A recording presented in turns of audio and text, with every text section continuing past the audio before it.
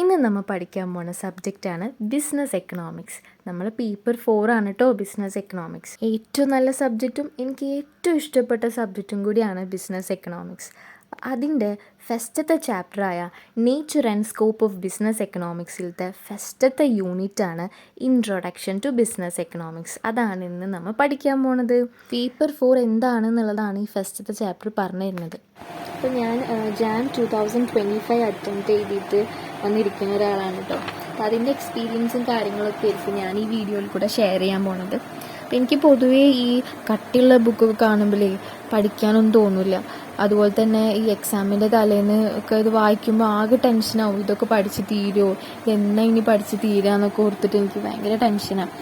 അപ്പം ഞാൻ ആലോചിച്ചു എന്തായാലും CAക്കൊക്കെ വന്നു, ഇനി എൻ്റെ ഈ അപ്രോച്ച് ഒന്ന് മാറ്റി പിടിച്ചാലോ എന്നൊക്കെ വെച്ചിട്ട് ഞാൻ എന്ത് ചെയ്തു, ഈ ഒരു പ്രശ്നത്തിന് ഓവർകം ചെയ്യാൻ വേണ്ടിയിട്ട് എനിക്ക് വേണ്ടിയിട്ട് കണ്ടുപിടിച്ചൊരു ടെക്നിക്കാണ് ഞാൻ ഇന്ന് നിങ്ങളായിട്ട് ഷെയർ ചെയ്യാൻ പോണത്. അപ്പം ഞാൻ എക്സാമിൻ്റെ തലേദിവസം ഇത് മാത്രമേ നോക്കിയിട്ടുള്ളൂ കേട്ടോ, വേറെ ഒന്നും നോക്കിയിട്ടില്ല. എനിക്ക് തോന്നണില്ല ഇതിലും നന്നായിട്ട് ഇനി എക്കണോമിക്സ് എനിക്ക് പഠിക്കാൻ പറ്റുന്നു. അത്ര അടിപൊളിയാണ് ഈ ഒരു ടെക്നിക്ക് സത്യമായിട്ടും. അപ്പം ഈ ഒരു വീഡിയോ കണ്ടിട്ട് ഇതിൽ ഒരാൾക്കെങ്കിലും ഉപകാരപ്പെട്ടാൽ ഞാൻ ജയിച്ചില്ലേ, അത് മതി എനിക്ക്. അപ്പോൾ നമുക്ക് നോക്കാം. പിന്നെ ഈ വീഡിയോയുടെ ലാസ്റ്റിൽ ഞാൻ ഈ അറ്റംപ്റ്റിൽ ഈ ചാപ്റ്ററിൽ നിന്ന് വന്ന ക്വസ്റ്റ്യൻസും എൻ്റെ ഈ ബുക്ക്ലെറ്റും കാര്യങ്ങളൊക്കെ എൻ്റെ ബുക്ക്ലെറ്റില്ലേ അതൊക്കെ ഞാൻ എന്ത് ചെയ്യുന്നുണ്ട്, ഡിസ്കസ് ചെയ്യുന്നുണ്ട്, കാണിക്കാനൊക്കെ ഉണ്ട്. ബുള്ളറ്റ് നോട്ട്സൊക്കെ ഞാൻ ടെക്സ്റ്റ് വായിച്ചതിന് ശേഷം എനിക്ക് വേണ്ടി പ്രിപ്പയർ ചെയ്തതാണ്. ഇതിൽ നിന്ന് വന്ന ക്വസ്റ്റ്യൻസ് ഒക്കെ എനിക്ക് ഇപ്പോഴും ഓർമ്മയുണ്ട്. CC എന്ന് പറഞ്ഞിട്ട് എഴുതിയത് ഓർഡറിൽ നിന്ന്, ഓരോ ചാപ്റ്ററിൻ്റെ ഓർഡറിൽ നിന്ന് എൻ്റെ ക്വസ്റ്റ്യൻ പേപ്പറിൽ ക്വസ്റ്റ്യൻ വന്നത്. അപ്പോൾ ഞാൻ എല്ലാതും ഈ ചാപ്റ്ററിൽ നിന്ന് വന്ന ക്വസ്റ്റ്യൻ മുഴുവൻ ഞാൻ അറ്റൻഡ് ചെയ്തു. എനിക്ക് അറിയാം അതിൽ ഞാൻ ഫുള്ള് കറക്റ്റ് ആക്കിയിട്ടുണ്ടെന്ന്. ബിസിനസ് എക്കണോമിക്സ് നമ്മുടെ പേപ്പർ 4 അതെന്താണ് എന്നുള്ളത് നമുക്ക് അറിയണ്ടേ. അപ്പോൾ ആദ്യം തന്നെ ബിസിനസ് എന്ന് പറഞ്ഞാൽ എന്താ? അതൊരു എക്കണോമിക് ആക്ടിവിറ്റി ആണ് അല്ലേ. സാമ്പത്തിക പ്രവർത്തനങ്ങളെയാണ് ബിസിനസ് എന്ന് പറയുന്നത്. എന്തിനാണ് ബിസിനസ് എന്ന് പറയുന്നത്? സാമ്പത്തികമായ പ്രവർത്തനങ്ങളെയാണ് ബിസിനസ് എന്ന് പറയുന്നത്. അതാണ് ഇക്കണോമിക് ആക്ടിവിറ്റി, സാമ്പത്തികമായ പ്രവർത്തനങ്ങൾ. സോ ബിസിനസ്സും പിന്നെ എക്കണോമിക്സും ഇത് രണ്ടും ഒന്നിക്കുമ്പോഴാണല്ലേ ബിസിനസ് എക്കണോമിക്സ് വരുന്നത്. അപ്പോൾ ആദ്യം തന്നെ എല്ലാവർക്കും അറിയുന്നതല്ലേ ബിസിനസ്. ഇപ്പോൾ ഞാനൊരു ഹോം ബേക്കറാണ്, ഞാനൊരു ബിസിനസ് ചെയ്യുന്ന ആളാണ്. അപ്പം ബിസിനസ് എന്ന് പറയുന്നത് ഇക്കണോമിക് ആക്ടിവിറ്റി ആണ്. നമ്മൾ സാമ്പത്തികമായി പല ഇടപാടുകളും നടത്തും, പ്രവർത്തനങ്ങൾ ചെയ്യും. അപ്പം അതാണ് എന്ത് ബിസിനസ് കേട്ടോ, എക്കണോമിക് ആക്ടിവിറ്റി. ഇനി അതിൻ്റെ എസെൻസ് ഓഫ് ഇക്കണോമിക് ആക്ടിവിറ്റി എന്ന് പറഞ്ഞാൽ എന്താ? ഒരു ബിസിനസ്സിൽ അല്ലെങ്കിൽ എക്കണോമിക് ആക്ടിവിറ്റിയിൽ നമ്മൾ മെയിനായിട്ട് എന്താ ചെയ്യുക? Transforming set of inputs into set of outputs ആണല്ലേ ചെയ്യുക.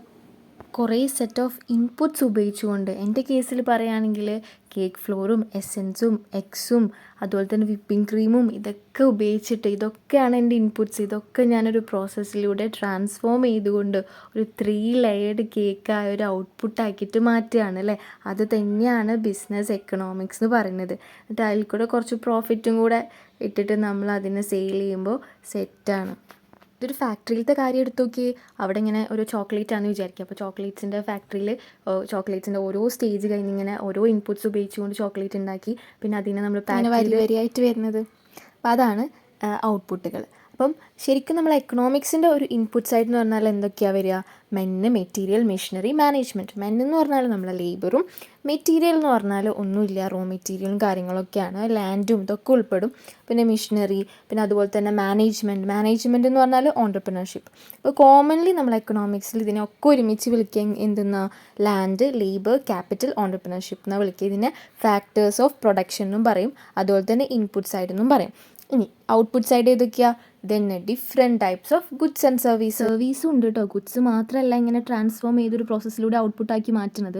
അപ്പോൾ ചോദിക്കും ടീച്ചർ ഇത്ര നേരം ഗുഡ്സ് അല്ലേ പറഞ്ഞത്, എന്നിട്ട് എന്തെങ്കിലും സർവീസ് എന്നൊക്കെ പറയുന്നത് എന്ന് ചോദിക്കും. അപ്പോൾ ഞാൻ ചോദിക്കട്ടെ, അപ്പോൾ നമ്മളൊരു എഡ്യൂക്കേഷണൽ ഇൻസ്റ്റിറ്റ്യൂഷനിൽ പോയി അവിടെ നമുക്ക് എന്താ കിട്ടുക? നമ്മളാണ് അവിടുത്തെ ഇൻപുട്സ്. അപ്പോൾ നമ്മളെ അവർ എഡ്യൂക്കേഷനും നോളജും അറിവും എല്ലാം തന്നുകൊണ്ട് നമ്മളെ നല്ല ഔട്ട്പുട്ട്സ് ആക്കിയിട്ട് മാറ്റുകയാണ് അല്ലേ.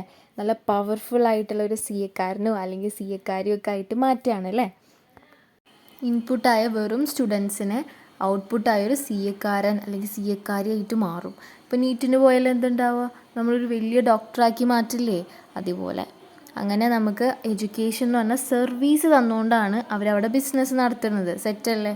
ഇനി നമുക്ക് ഗുഡ്സ് ഏതൊക്കെ ഉണ്ടെന്ന് നോക്കാം. മെറിറ്റ് ഗുഡ്സും നോൺ മെറിറ്റ് ഗുഡ്സും നോക്കാം. മെറിറ്റ് ഗുഡ്സ് എന്ന് പറഞ്ഞാൽ എസെൻഷ്യൽ ഗുഡ്സാണ്, അത്യാവശ്യമായിട്ടുള്ള ഗുഡ്സാണ്, ഒരിക്കലും ഒഴിച്ചുകൂടാൻ പറ്റാത്ത ഗുഡ്സാണ്. ഇപ്പോൾ നമ്മൾ ഇട്ടിരിക്കുന്ന ഡ്രസ്സ് ഇതില്ലെങ്കിൽ ഒന്ന് ആലോചിച്ച് നോക്കിയേ, അങ്ങനത്തെ അത്യാവശ്യമായിട്ടുള്ള ഗുഡ്സ്. നെസസറി ഗുഡ്സ് ഒന്നും കൂടി പറയും മെറിറ്റ് ഗുഡ്സിനെ. ഇനി നോൺ മെറിറ്റ് ഗുഡ്സ് ആണെങ്കിലോ അനാവശ്യമായിട്ടാണ്, ഒരിക്കലും നമുക്ക് ആവശ്യമില്ല, ഒരു എസെൻഷ്യലും അല്ല, നമുക്ക് തീരെ ആവശ്യമില്ലാത്ത ഗുഡ്സിൽ സിഗരറ്റ്സ് പോലെയുള്ള ലിക്കർ പോലെയുള്ളതൊക്കെ അങ്ങനത്തെ ഗുഡ്സാണ്. നമുക്ക് നോൺ ഡ്യൂറബിൾ ഗുഡ്സ് നോക്കാം. നോൺ ഡ്യൂറബിൾ ഗുഡ്സ് പറഞ്ഞാൽ സിംഗിൾ യൂസ് ഗുഡ്സ് ആണ്, അല്ലെങ്കിൽ വൺ ടൈം യൂസ് ഗുഡ്സ് ആണ്. അതായത് നമുക്കിങ്ങനെ ഈട് നിൽക്കാത്ത ഗുഡ്സ് ഉണ്ടാവുമല്ലോ, ഒരൊറ്റ പ്രാവശ്യം നമ്മൾ ഉപയോഗിക്കും. ഈ ഡിസ്പോസിബിൾ ഗ്ലാസ് ഒക്കെ കണ്ടിട്ടില്ലേ, ഈ പേപ്പർ ഗ്ലാസ് ഒക്കെ കണ്ടിട്ടില്ലേ, അതുപോലെ തന്നെ ഈ ടിഷ്യൂ നമ്മൾ ജസ്റ്റ് ഫേസ് ഒക്കെ ഒന്ന് വൈപ്പ് ചെയ്ത് ജസ്റ്റ് നമ്മൾ ഒരൊറ്റ യൂസിൽ നമ്മൾ കളയുന്ന സംഭവങ്ങൾ, അതാണ് ഈ സിംഗിൾ യൂസ് ഗുഡ്സ് അല്ലെങ്കിൽ നോൺ ഡ്യൂറബിൾ ഗുഡ്സ് എന്ന് പറഞ്ഞാൽ. ഇനി ഡ്യൂറബിൾ ഗുഡ്സ് ഉണ്ട്. ഡ്യൂറബിൾ ഗുഡ്സ് എന്ന് പറഞ്ഞാൽ ഒന്നുമില്ല, മൾട്ടിപ്പിൾ യൂസ് ചെയ്യാൻ പറ്റും. ഈട് നിൽക്കുന്ന കുറച്ച് കാലത്ത് ഇങ്ങനെ ഈട് നിൽക്കുന്ന ഗുഡ്സ് ആണ് ഡ്യൂറബിൾ ഗുഡ്സ്. ഫോർ എക്സാമ്പിൾ നമ്മളെ ഫോൺ തന്നെ നമ്മൾ എത്ര വട്ടം യൂസ് ചെയ്യും, മൾട്ടിപ്പിൾ യൂസ് നമുക്ക് ഉണ്ടാവില്ലേ. അതുപോലെ തന്നെ നമ്മൾ വീട്ടിലെ ഒരു വാഷിംഗ് മെഷീൻ എടുത്തോ, അതുപോലെ തന്നെ എന്തൊക്കെ ഒരു സിസേഴ്സ് എടുത്തോ, അല്ലെങ്കിൽ കുറച്ച് കാലം ഈട് നിൽക്കുന്ന ഗുഡ്സിനെയാണ് ഡ്യൂറബിൾ ഗുഡ്സ് എന്ന് പറയുന്നത്. അപ്പോൾ ഇങ്ങനെയൊക്കെ നമ്മൾ അറിഞ്ഞിരിക്കണം. എക്കണോമിക്സ് പഠിക്കുന്ന ഒരു കുട്ടി അറിഞ്ഞിരിക്കണം ഗുഡ്സ് ഏതൊക്കെ ഉണ്ട്. മെറിറ്റ് ഉണ്ട്, നോൺ മെറിറ്റ് ഉണ്ട്, ഡ്യൂറബിൾ ഉണ്ട്, നോൺ ഡ്യൂറബിൾ ഉണ്ട്. ഡ്യൂറബിൾ എന്ന് പറഞ്ഞാൽ മൾട്ടിപ്പിൾ യൂസ് ഉണ്ട്, നോൺ ഡ്യൂറബിൾ എന്ന് പറഞ്ഞാൽ ഒറ്റ വട്ടം ഉപയോഗിക്കാൻ പറ്റുള്ളൂ. നമ്മളിത് കണ്ടിട്ടില്ലേ, ഒരു പ്ലാസ്റ്റിക്കിൻ്റെ സദ്യയിലേക്ക് കണ്ടിട്ടില്ലേ, ഒറ്റ വട്ടം ഉപയോഗിക്കാൻ പറ്റുള്ളൂ കേട്ടോ. ഓക്കെ, ഇനി നമുക്ക് ബിസിനസ്. ബിസിനസ് എന്ന് പറഞ്ഞാൽ എന്തായിരുന്നു, സാമ്പത്തിക പ്രവർത്തനത്തിനെയാണ് ബിസിനസ് എന്ന് പറഞ്ഞാൽ അല്ലേ. സോ എക്കണോമിക് ആക്ടിവിറ്റി അല്ലെങ്കിൽ ബിസിനസ്, അതിൻ്റെ സോൾ പർപ്പസ് എന്താണ് എന്ന് വെച്ചാൽ അതിൻ്റെ എയിം എന്താണെന്നാണ്, ഒന്നുമില്ല, സർപ്ലസ് അല്ലെങ്കിൽ പ്രോഫിറ്റ് ആണ് അതിൻ്റെ എയിം അല്ലേ. അതായത് ഒരു ബിസിനസ് ചെയ്യുമ്പോൾ നമുക്ക് കിട്ടുന്ന ഇൻകം എന്ന് പറയുന്നത് പ്രോഫിറ്റാണ്. ഇപ്പോൾ ഒരാൾ സർവീസ് കൊടുത്തു, ഫോർ എക്സാമ്പിൾ ഇപ്പോൾ CA-കാരൻ ഒരു സർവീസ് കൊടുക്കുമ്പോൾ അയാൾ കിട്ടുന്ന ഇൻകം എന്താണ്, സാലറി രൂപത്തിലാണല്ലോ ഇൻകം കിട്ടുന്നത് അല്ലേ. ഒരാൾ എല്ലാ ദിവസവും കൂലിപ്പണി കൊടുക്കുകയാണ്, അപ്പോൾ അയാൾക്ക് എല്ലാ ദിവസവും കിട്ടുന്ന ഇൻകം എന്താണെന്ന് പറയുക, വേജ് ആണ്. അതുപോലെ ഒരു ബിസിനസ് നടത്തുന്ന ആൾക്ക് കിട്ടുന്ന ഒരു ഇൻകം എന്താണെന്ന് പറയുക, പ്രോഫിറ്റ് ആണ്. അപ്പം ഒരു ബിസിനസ് അല്ലെങ്കിൽ ഈ ഒരു സാമ്പത്തിക പ്രവർത്തനം ചെയ്യുന്ന ആളുടെ ഇൻകം അല്ലെങ്കിൽ അയാളുടെ സോൾ പർപ്പസ് എന്ന് പറയുന്നത് എന്താണ്, പ്രോഫിറ്റ് ആണ് കേട്ടോ. പ്രോഫിറ്റ് അല്ലെങ്കിൽ സർപ്ലസ് ആണ്. അപ്പോൾ ഇപ്പോൾ ഒരു സർവീസ്, ഇപ്പോൾ ഒരു CA-കാരൻ്റെ ഏറ്റവും വലിയ സോൾ പർപ്പസ് എന്താ, നമുക്ക് സാലറി കിട്ടാന്നല്ലേ. അതുപോലെ business economic activity sole purpose profit എന്ന് പറഞ്ഞാൽ വരുമാനം കിട്ടുക എന്നുള്ളതാണ്. അപ്പോൾ നോൺ പ്രോഫിറ്റ് ഓർഗനൈസേഷൻസ് നമുക്കുണ്ട്. നോൺ പ്രോഫിറ്റ് ഓർഗനൈസേഷൻസ് എന്ന് പറഞ്ഞാൽ വോളണ്ടറി ഓർഗനൈസേഷൻ ആണ്, അല്ലെങ്കിൽ NGOs എന്ന് പറയുന്ന എക്സാമ്പിൾ എന്ന് വെച്ചാൽ എന്താണെന്ന് അറിയോ, നോൺ ഗവൺമെന്റൽ ഓർഗനൈസേഷൻസ് ആണ് NGOs എന്ന് പറഞ്ഞാൽ. ഇവരുടെ എയിം എന്താ, ഇവരുടെ പർപ്പസ് എന്താ, പ്രൈവറ്റ് പ്രോഫിറ്റേ അല്ല ഇവരുടെ പർപ്പസ്. ഇവരുടെ പർപ്പസ് എന്ന് പറഞ്ഞാൽ സോഷ്യൽ വെൽഫെയർ ആണ്. ഇവരുടെ പർപ്പസ് എന്താ, സോഷ്യൽ വെൽഫെയർ ആണ്, പുരോഗതിയാണ്, അല്ലെങ്കിൽ സോഷ്യൽ ബെനിഫിറ്റ്സ് ആണ്. ആളുകൾക്ക് കുറച്ചും കൂടെ നല്ല രീതിയിൽ ജീവിക്കാൻ പറ്റുന്ന കാര്യങ്ങൾ ചെയ്യുന്നതാണ് ഇവർ. പക്ഷേ ഞാൻ ചോദിക്കട്ടെ, ഇതിൻ്റെ ഒരു എക്സാമ്പിൾ പറഞ്ഞിട്ട് ഞാൻ ചോദിക്കട്ടെ, ഒരു മെഡിക്കൽ ഫെസിലിറ്റീസ് ഒക്കെ എന്ത് ചെയ്യാണ്, നമ്മൾ ഫ്രീ ആയിട്ട് പ്രൊവൈഡ് ചെയ്യാണ്. ഓക്കെ, അവിടെ പ്രോഫിറ്റേ ഇല്ല, പക്ഷേ അവിടെ എന്ത് സംഭവിക്കുന്നുണ്ട്, അവിടെ ഡോക്ടർമാരുണ്ടല്ലേ, ഈ ഡോക്ടർമാർക്ക് നഴ്സസിനൊക്കെ നമ്മൾ സാലറി കൊടുക്കുന്നുണ്ട്, ഇവർക്കൊക്കെ സാലറി കൊടുക്കുന്നുണ്ട്. പിന്നെ ഈ മരുന്നുകളൊക്കെ കൊടുക്കുന്നുണ്ട് ഫ്രീ ആയിട്ട് തന്നെ. ഈ മരുന്നുകൾ നമ്മൾ മാനുഫാക്ചർ ചെയ്യുന്നവരിൽ നിന്ന് വാങ്ങണ്ടേ. അങ്ങനെ നമ്മൾ മരുന്നുകൾ വാങ്ങുമ്പോഴും അവിടെ എന്തുണ്ട്, നമ്മൾ അവിടെ സാമ്പത്തികമായിട്ടുള്ള പ്രവർത്തനങ്ങൾ നടക്കുന്നുണ്ടല്ലേ. അവിടെ ഈ നോൺ പ്രോഫിറ്റ് ഓർഗനൈസേഷനിലും സാമ്പത്തികമായി പ്രവർത്തനം നടക്കുന്നുണ്ട്. സാമ്പത്തികമായ പ്രവർത്തനത്തിന്റെ ഇംഗ്ലീഷ് എന്താണ്, ഇക്കണോമിക് ആക്ടിവിറ്റി അല്ലേ. അപ്പം ഇക്കണോമിക് ആക്ടിവിറ്റി നടക്കണം. ഇക്കണോമിക് ആക്ടിവിറ്റി എന്ന് പറഞ്ഞാൽ എന്താ, ബിസിനസ്. അപ്പം ഈ നോൺ പ്രോഫിറ്റ് ഓർഗനൈസേഷനിലും ബിസിനസ് നടക്കുന്നുണ്ട് എന്ന് പറഞ്ഞാൽ നീ സമ്മതിക്കണം. അപ്പം ബിസിനസ് നടക്കുന്നുണ്ട്. കാരണം എന്തുകൊണ്ടാണ്, നമുക്ക് ചാരിറ്റബിൾ ട്രസ്റ്റിൽ നിന്ന് നമുക്ക് ഒരു സം ഓഫ് മണിയൊക്കെ കിട്ടും, അല്ലെങ്കിൽ ഗവൺമെന്റിൽ നിന്നൊക്കെ നമുക്ക് ഒരു സം ഓഫ് മണി കിട്ടും. അത് ഉപയോഗിച്ചിട്ട് നമ്മൾ അവിടെ സാമ്പത്തികമായ പ്രവർത്തനങ്ങൾ നടത്തിക്കുമ്പോഴാണ് അവിടെ ഒരു ബിസിനസ് ഉണ്ട് എന്ന് പറയുന്നത്. നിങ്ങൾ വിചാരിക്കും ഈ ടീച്ചർ എന്താ ഇതൊക്കെ ഇങ്ങനെ പറയുന്നത്. പറഞ്ഞിട്ട് ഇതൊരു ക്വസ്റ്റൻ ആയിരുന്നു കേട്ടോ, നമ്മൾക്ക് പഠിക്കാനുള്ള ടെക്സ്റ്റിൽ ഒരു ക്വസ്റ്റൻ ആണ്. Which of the following is an economic activity, ഏതാണ് ഇതിൽ സാമ്പത്തിക പ്രവർത്തനം അല്ലെങ്കിൽ ബിസിനസ് എന്നാണ് ചോദിക്കുന്നത്. നോക്കിക്കോട്ടോ, listening to music on radio, teaching one's own son at home, പിന്നെ medical facilities rendered by a charitable dispensary, അല്ലെങ്കിൽ housewife doing house duties. So അത് ഹൗസ് വൈഫ് ഡൂയിങ് ഹൗസ് ഡ്യൂട്ടീസും നമ്മളെ ഉമ്മമാരൊക്കെ എപ്പോഴും പറയുന്നല്ലേ, രാവിലെ തൊട്ട് വൈകുന്നേരം വരെ കഷ്ടപ്പെട്ടിട്ട് ഒരു രൂപ പോലും കിട്ടുന്നില്ല എന്ന്. അപ്പോൾ ഡെഫിനറ്റ്ലി നമുക്കറിയാം അവിടെ എന്തില്ല, എക്കണോമിക് ആക്ടിവിറ്റി നടക്കണില്ല എന്നറിയാം അല്ലേ. പിന്നെ medical facilities rendered by a charitable dispensary, അതും നമുക്കറിയാമല്ലേ. ഈ മെഡിക്കൽ ഫെസിലിറ്റീസ് ചാരിറ്റബിൾ ഇങ്ങനെ കൊടുക്കുമ്പോൾ എന്താ, അവിടെ ഒരു ബിസിനസ് ഒന്നും നടക്കണമെന്നില്ല അല്ലേ. ബിസിനസ് എന്ന് പറഞ്ഞാൽ എന്താ, ശരിക്കും പ്രോഫിറ്റ് ആണല്ലോ. അപ്പോൾ പിന്നെ അവിടെ ബിസിനസ് ഇല്ല. പിന്നെ teaching one's own son at home, അവിടെയും നമുക്ക് പൈസ ഒന്നും കിട്ടില്ല. പിന്നെ listening to music on the radio, ഇങ്ങനെ റേഡിയോയിൽ പാട്ട് വെക്കുമ്പോൾ നമുക്ക് എന്ത് പൈസ കിട്ടുക, അങ്ങനെയില്ല. അങ്ങനെയാണ് ഞാൻ ഇത്രയും കാലം ഈ പോയിന്റ്സ് 4 കാണുമ്പോൾ ഞാനിങ്ങനെ വിചാരിച്ചത്. പിന്നെ അല്ലേടാ ഞാൻ അങ്ങനെ വിചാരിച്ചിരുന്നത്, പിന്നെയാണ് മനസ്സിലായത്. അപ്പം എൻ്റെ ക്ലാസ് കേട്ട കുട്ടിക്ക് ഇപ്പോൾ തന്നെ കത്തിയുണ്ടാവും എന്ത്, ആ 3ാമത്തെ point, medical facilities rendered by a charitable dispensary എന്ന് പറഞ്ഞാൽ എന്താ, നോൺ പ്രോഫിറ്റ് ഓർഗനൈസേഷൻ ആണ്. നോൺ പ്രോഫിറ്റ് ഓർഗനൈസേഷനിൽ ബിസിനസ് നടക്കുന്നുണ്ട്, അതായത് എക്കണോമിക് ആക്ടിവിറ്റി എന്ന് പറഞ്ഞാൽ സാമ്പത്തിക ഇടപാടുകൾ നടക്കുന്നുണ്ട്. അവിടെ ഡോക്ടേഴ്സിന് പൈസ കൊടുക്കുന്നുണ്ട്, സർവീസ് പ്രൊവൈഡ് ചെയ്ത ഓരോരുത്തർക്കും വരെ പൈസ കൊടുക്കുന്നുണ്ട്. പിന്നെ നമ്മൾ മരുന്നുകൾ വാങ്ങുമ്പോൾ പൈസ കൊടുക്കുന്നുണ്ട്, അവിടെയൊക്കെ സാമ്പത്തിക ഇടപാടുകൾ നടക്കുന്നുണ്ട്. അപ്പോൾ എന്താ, medical facilities rendered by charitable dispensary ആണ് ഒരു എക്കണോമിക് ആക്ടിവിറ്റി കേട്ടോ. അപ്പം എൻ്റെ ക്ലാസ് കേട്ട ഒരു കുട്ടിക്ക് ഒരിക്കലും ഇത് തെറ്റില്ല, എനിക്ക് ഉറപ്പാണ്. ഓക്കെ, നമുക്ക് നോക്കാം ഇക്കണോമിക് ഡിസിഷൻസ് എന്തൊക്കെയാണെന്ന് നോക്കാം. എക്കണോമിക് ഡിസിഷൻസ് എന്ന് പറഞ്ഞാൽ നമ്മൾ ഈ സാമ്പത്തിക തലത്തിൽ നമ്മൾ കുറേ തീരുമാനങ്ങൾ എടുക്കേണ്ടി വരും. ഓക്കെ, ഡിസിഷൻസ് നമ്മൾ എടുക്കേണ്ടി വരുന്ന തീരുമാനങ്ങൾ. ഓക്കെ, നമ്മൾ ലൈഫിൽ കുറേ തീരുമാനങ്ങൾ എടുക്കേണ്ടി വരും, അത് വേറെ. അതുപോലെ തന്നെ സാമ്പത്തികപരമായിട്ട് നമ്മൾ തീരുമാനങ്ങൾ എടുക്കേണ്ടി വരും. അത് എന്തൊക്കെ, what, when, whom and why എന്നുള്ള ക്വസ്റ്റ്യൻസ് ആണ് നമുക്ക് വരിക. To produce. ഓക്കെ, അതായത് നിങ്ങളുടെ കയ്യിൽ ഇപ്പോൾ ഒരു 3000 രൂപ ഉണ്ട്. ഈ 3000 രൂപ വെച്ചിട്ട് എന്ത് തുടങ്ങണം? അപ്പോൾ ഞാൻ അങ്ങനെയാണ് തുടങ്ങിയത്. ഞാൻ പറഞ്ഞു ഞാൻ കേക്കിൻ്റെ ബിസിനസ് ചെയ്യുന്നുണ്ടെന്ന്. അപ്പം ഈ കേക്കിൻ്റെ ബിസിനസ് ചെയ്യുമ്പോൾ എനിക്ക് ആദ്യം എൻ്റെ കയ്യിൽ ഒരു 3000 രൂപ ഉണ്ടായിരുന്നു. അപ്പോൾ ഇത് വെച്ചിട്ട് എന്ത് ചെയ്യണം, ഇത് വെച്ചിട്ട് എന്ത് പ്രൊഡ്യൂസ് ചെയ്യണം, അങ്ങനെയാണ് ഞാൻ ആദ്യം വിചാരിച്ചത്. അപ്പോൾ എന്നുള്ളതായിരുന്നു. അപ്പോൾ ഞാൻ മനസ്സിലാക്കി കേക്കാണ്. അപ്പോൾ മനസ്സിലാക്കി ഇത് ട്രെൻഡിങ് ആണ്, ഇപ്പോൾ തന്നെ തുടങ്ങണം. ഞാൻ ആർക്ക് വേണ്ടിയിട്ടാണ്? കേക്ക് ലവേഴ്സിന് വേണ്ടിയിട്ട്. ആൻഡ് വൈ, എന്തിനാണ് ഈ 3000 രൂപ എനിക്ക് ഇങ്ങനെ ഒന്ന് പെരുപ്പിച്ചിട്ട് കൂടെ ഒരു പൈസയ്ക്ക് ഉണ്ടാക്കണം എന്നുള്ളൊരു രീതിക്കാണ് തുടങ്ങിയത്. പിന്നെ മാത്രമല്ല, അത് മാത്രമേ ഇരുന്നില്ല കേട്ടോ. ഇങ്ങനെ ഞാൻ ജസ്റ്റ് ഒരു വട്ടം കേക്ക് ഉണ്ടാക്കിയപ്പോൾ എല്ലാവർക്കും ഭയങ്കര ഇഷ്ടപ്പെട്ടു. അപ്പോൾ എല്ലാവരും ചോദിക്കുക ഒന്ന് പ്ലീസ് എൻ്റെ ഫ്രണ്ടിൻ്റെ ബർത്ത്ഡേ ആണ്, ഒന്ന് ഉണ്ടാക്കി തരുമോ എന്നൊക്കെ ചോദിച്ചിട്ട് എൻ്റെ അടുത്തേക്ക് ഇങ്ങനെ അപ്രോച്ച് ചെയ്യാം. അപ്പോൾ ഞാൻ വിചാരിച്ചു വൈ നോട്ട്, നമുക്ക് ഉണ്ടാക്കാം അല്ലേ എന്നുള്ളൊരു രീതിയിൽ വന്നു. അപ്പോൾ ഇവർക്ക് വേണ്ടിയിട്ടും അതുപോലെ തന്നെ ചെറിയ രീതിയിലൊരു വരുമാനം, ഒരു പ്രോഫിറ്റ് ഉണ്ടാക്കാൻ വേണ്ടിയിട്ട് തുടങ്ങിയതാണ്. അപ്പോൾ what to produce, when to produce, whom and why എന്നുള്ള ഒരു പ്രശ്നമാണ്. നമ്മുടെ കയ്യിൽ പൈസ വരുമ്പോൾ ഒരു എക്കണോമിക് ഡിസിഷൻ, ഒരു എക്കണോമിക് പരമായിട്ടൊരു തീരുമാനങ്ങൾ നമ്മൾ എടുക്കൂലേ. അപ്പോൾ ഒരു 3000 രൂപേൻ്റെ കയ്യിൽ ഉണ്ടാകുമ്പോൾ ഈ സാമ്പത്തികപരമായുള്ള തീരുമാനങ്ങൾ, അതാണ് ഇവിടെ പറഞ്ഞത് കേട്ടോ. അപ്പം each decision problem represent an area of choice എന്നാണ് പറയുന്നത്. ഒന്നുമില്ലണം. അതായത് ഈ ഈച്ച് ഡിസിഷൻസ്, ഇപ്പോൾ നമ്മൾ എടുക്കുന്ന ഓരോ തീരുമാനം എടുക്കണം എന്നുള്ളത് ശരിക്കും ഒരു പ്രോബ്ലമാണ് കേട്ടോ. ഇത് റിപ്രസെൻറ്റ് ചെയ്യുന്നത് എന്തിനാണെന്നറിയോ? ചോയ്സിനെയാണ്. അതായത് നിങ്ങൾ മുമ്പിൽ ഇങ്ങനെ വെറൈറ്റീസ് നിരത്തി വെക്കുക. ഇപ്പോൾ ഫോർ എക്സാമ്പിൾ ഒരു മഞ്ഞ പെൻസിലുണ്ട്, നീലുണ്ട്, ബ്ലൂ ഉണ്ട്, വൈറ്റ് ഉണ്ട്, ഗ്രീൻ ഉണ്ട്, ബ്ലാക്ക് ഉണ്ട്. അപ്പോൾ ഇങ്ങനെ വെറൈറ്റീസ് നിങ്ങൾ മുന്നിൽ വെക്കുമ്പോൾ നമുക്ക് എന്ത് ചെയ്യണം? നമുക്കൊരു ഡിസിഷൻ എടുക്കണമല്ലോ. ഇതിലേത് പെന്ന് ഞാൻ ചൂസ് ചെയ്യണം, അല്ലെങ്കിൽ ഏത് പെൻസിൽ ഞാൻ ഇതിൽ നിന്ന് എടുക്കണം എന്നുള്ള ഒരു വലിയ തീരുമാനം. അല്ലെങ്കിൽ നമുക്ക് ശരിക്കും നമുക്കൊരു എല്ലാം എടുക്കാൻ നമുക്ക് തോന്നില്ല. അപ്പോൾ അങ്ങനെ നമുക്ക് തീരുമാനത്തിൻ്റെ ഒരു പ്രശ്നം വരും അവിടെ, അല്ലേ? തീരുമാനത്തിൻ്റെ ഒരു പ്രശ്നം വരും. അതാണ് ഡിസിഷൻ പ്രോബ്ലം എന്ന് പറയുന്നത്. ഇപ്പോൾ നമ്മളൊരു ഷർട്ട് എടുക്കാൻ വേണ്ടി പോയി. അപ്പോൾ ഷർട്ട് എടുക്കാൻ വേണ്ടി പോകുമ്പോൾ അവിടെ കുറേ കളേഴ്സ് ഉണ്ടാവില്ലേ? പർപ്പിൾ ഉണ്ടാവും, ബ്ലൂ ഉണ്ടാവും, വൈറ്റ് ഉണ്ടാവും, ആഷ് ഉണ്ടാവും, ഗ്രീൻ ഉണ്ടാവും. അപ്പോൾ നമുക്ക് ആകെ എല്ലാം എടുക്കാൻ തോന്നും നമുക്ക്. പക്ഷേ ഇങ്ങനെ വെറൈറ്റീസ്, ഇങ്ങനെ ചോയ്സ് വരുമ്പോഴാണ് നമുക്ക് അവിടെ ഒരു തീരുമാനം എടുക്കേണ്ടി വരുന്നത്. അല്ലേ? ആണല്ലോ, ചോയ്സ് വരുമ്പോഴാണ് നമ്മൾ തീരുമാനങ്ങൾ എടുക്കേണ്ടി വരിക. ചോയ്സ് എന്ന് പറഞ്ഞാൽ വെറൈറ്റീസ് വരുമ്പോഴാണ് നമ്മൾ അവിടെ നിന്ന് ഇങ്ങനെ ചൂസ് ചെയ്യേണ്ടി വരുന്നത്. അപ്പോഴാണ് ശരിക്കും ഈ ഒരു തീരുമാനം വരെ എടുക്കേണ്ടി വരുന്നത്. അപ്പോഴാണ് അല്ലേ? അപ്പോൾ അതായത് ഇപ്പോൾ ഫോർ എക്സാമ്പിൾ ഞാനിപ്പോൾ ജീവിക്കുന്ന ഈ ഒരു സമൂഹത്തിൽ കേക്ക് മാത്രമേ ഉണ്ടാക്കുന്നുള്ളൂ. അപ്പോൾ എനിക്ക് വല്ല എക്കണോമിക് ഡിസിഷൻ എടുക്കേണ്ട ആവശ്യമുണ്ടോ? ഇല്ല. എൻ്റെ കയ്യിൽ ഒരു 3000 രൂപ ഉണ്ടെങ്കിൽ ഞാൻ എന്ത് ചെയ്യും? ഞാൻ നേരെ കേക്ക് ഉണ്ടാക്കുന്ന ബിസിനസ് അങ്ങോട്ട് തുടങ്ങും. കാരണം വേറൊരു ചോയ്സ് ഇല്ല അവിടെ. അപ്പോൾ അവിടെ ഒരു പ്രോബ്ലം ഇല്ല അവിടെ. ഓക്കെ, അപ്പം ഡിസിഷൻ മേക്ക് ചെയ്യേണ്ട ഒരു ആവശ്യമില്ല നമുക്ക് അവിടെ. കാരണം ചോയ്സ് ഇല്ല, വെറൈറ്റീസ് ഇല്ല. അപ്പം എന്താണ്? Each decision problem represent an area of choice എന്നാണ് പറഞ്ഞത് കേട്ടോ. മറക്കരുത്. നിങ്ങൾ പറയും ഇതൊക്കെ എന്തിനാണ് ടീച്ചർ ഇങ്ങനെ എക്സ്പ്ലെയിൻ ചെയ്യണം? നോക്കിക്കോ, ഇതും ടെക്സ്റ്റിലത്തെ ഒരു ക്വസ്റ്റ്യൻ ആയിരുന്നു. The economy which of the following is true എന്നാണ് ചോദിക്കുന്നത്. The economy has unlimited resources. അതിലേക്ക് നമ്മൾ വരും കേട്ടോ. എന്നാൽ ഞാൻ പറഞ്ഞുതരാം, ഒരു എക്കോണമിയിൽ അൺലിമിറ്റഡ് ആയിട്ട് റിസോഴ്സ് ഉണ്ടെന്നാണ് പറയുന്നത്. ഒരിക്കലും ഇല്ല. നമ്മൾ ചെറുപ്പം തൊട്ട് പഠിച്ചതാണ്. എക്കോണമിയിൽ അൺലിമിറ്റഡ് ആയിട്ട് റിസോഴ്സ് ഇല്ല. നമ്മുടെ ആഗ്രഹങ്ങളാണ് അൺലിമിറ്റഡ്. അതിനനുസരിച്ചുള്ള റിസോഴ്സ് ഒന്നും ഇവിടില്ല. കാരണം population is increasing day by day. ഓരോ needs are increasing day by day അല്ലേ? അപ്പോൾ അതുകൊണ്ട് തന്നെ നമ്മുടെ ആഗ്രഹങ്ങൾക്ക് അനുസരിച്ചിട്ടുള്ള റിസോഴ്സ് ഒന്നും ഈ ഭൂമിയിൽ ഇല്ല എന്നാണ് കേട്ടോ. അപ്പം എക്കോണമി ഹാസ് അൺലിമിറ്റഡ് അല്ല, ശരിക്കും ലിമിറ്റഡ് റിസോഴ്സ് ആണ് ഉള്ളത് എക്കോണമിക്ക്. അപ്പോൾ അതെന്താണ്? അൺലിമിറ്റഡ് എന്നാണ് ഇവിടെ പറഞ്ഞത്. ഫോൾസ് ആണ് കേട്ടോ. നമ്മളൊരു ട്രൂ സ്റ്റേറ്റ്മെന്റ് തപ്പിയെടുക്കാനാണ് പറഞ്ഞത്.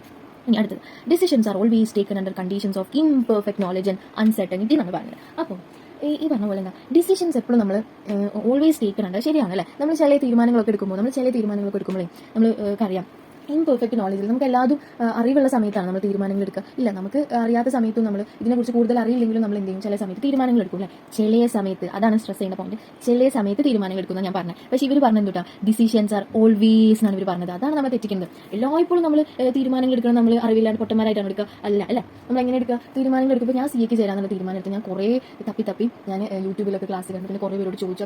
അപ്പം ഞാൻ എന്താ നല്ല ഒരു പെർഫെക്റ്റ് നോളജ് ഒന്നും ഇല്ലെങ്കിലും എനിക്ക് നോളജ് ഉണ്ട് അതിനെ പറ്റിയിട്ട്. അപ്പോഴാണ് ഞാൻ ഈ തീരുമാനം എടുത്തത്. അപ്പോൾ എല്ലായ്പ്പോഴും നമ്മൾ എന്തെങ്കിലും, ഇപ്പോൾ നമ്മളൊരു ഹോസ്പിറ്റൽ തിരഞ്ഞെടുക്കുകയാണ്, ഒരു നല്ല ഡോക്ടർ നമ്മൾ തിരഞ്ഞെടുക്കുകയാണ്. അപ്പം ആ ഡോക്ടറിനെ പറ്റി അല്ലാതെ അന്വേഷിച്ചിട്ടല്ലേ നമ്മൾ പോവുക അല്ലേ? അപ്പോൾ അങ്ങനെയാണ് ആ ഡോക്ടറിന് ഇത്രയും വെറൈറ്റി ഓഫ് ഡോക്ടേഴ്സ് ഉണ്ട് നമുക്ക്. അപ്പോഴാണ് നമുക്ക് എന്ത് ഉണ്ടാവുക? പ്രോബ്ലം വരിക അല്ലേ? നമുക്ക് ഒരു ഡോക്ടറെ ചൂസ് ചെയ്യണം എന്നുള്ളൊരു ഡിസിഷൻ, ഒരു തീരുമാനം എടുക്കണം എന്നുള്ളൊരു ഡിസിഷൻ പ്രോബ്ലം വരാം. അപ്പോൾ നമ്മൾ എന്ത് ചെയ്യാണ്? നമ്മൾ ഇതിനെക്കുറിച്ചൊക്കെ അറിവിൽ നമ്മൾ എന്ത് ചെയ്യും? ഒരു ഡോക്ടറിനെ ചൂസ് ചെയ്യും. അപ്പോൾ എല്ലായ്പ്പോഴും നമ്മൾ തീരുമാനങ്ങൾ എടുക്കുമ്പോൾ എങ്ങനെയാണ്? നോളജ് ഇല്ലാണ്ട് എടുക്കുക അല്ല. അപ്പം ചിലപ്പോഴൊക്കെ നമ്മൾ എന്താ തീരുമാനങ്ങൾ എടുക്കുമ്പോൾ അങ്ങനെയല്ല വരാം. അപ്പം ചിലപ്പോഴൊക്കെ നമ്മൾ തീരുമാനങ്ങൾ എടുക്കുമ്പോൾ ഇംപെർഫെക്റ്റ് നോളജും അൺസർട്ടനിറ്റിയും ഒക്കെ ആയിരിക്കും. അതാണ് ഇവിടെ പറയുന്നത് കേട്ടോ.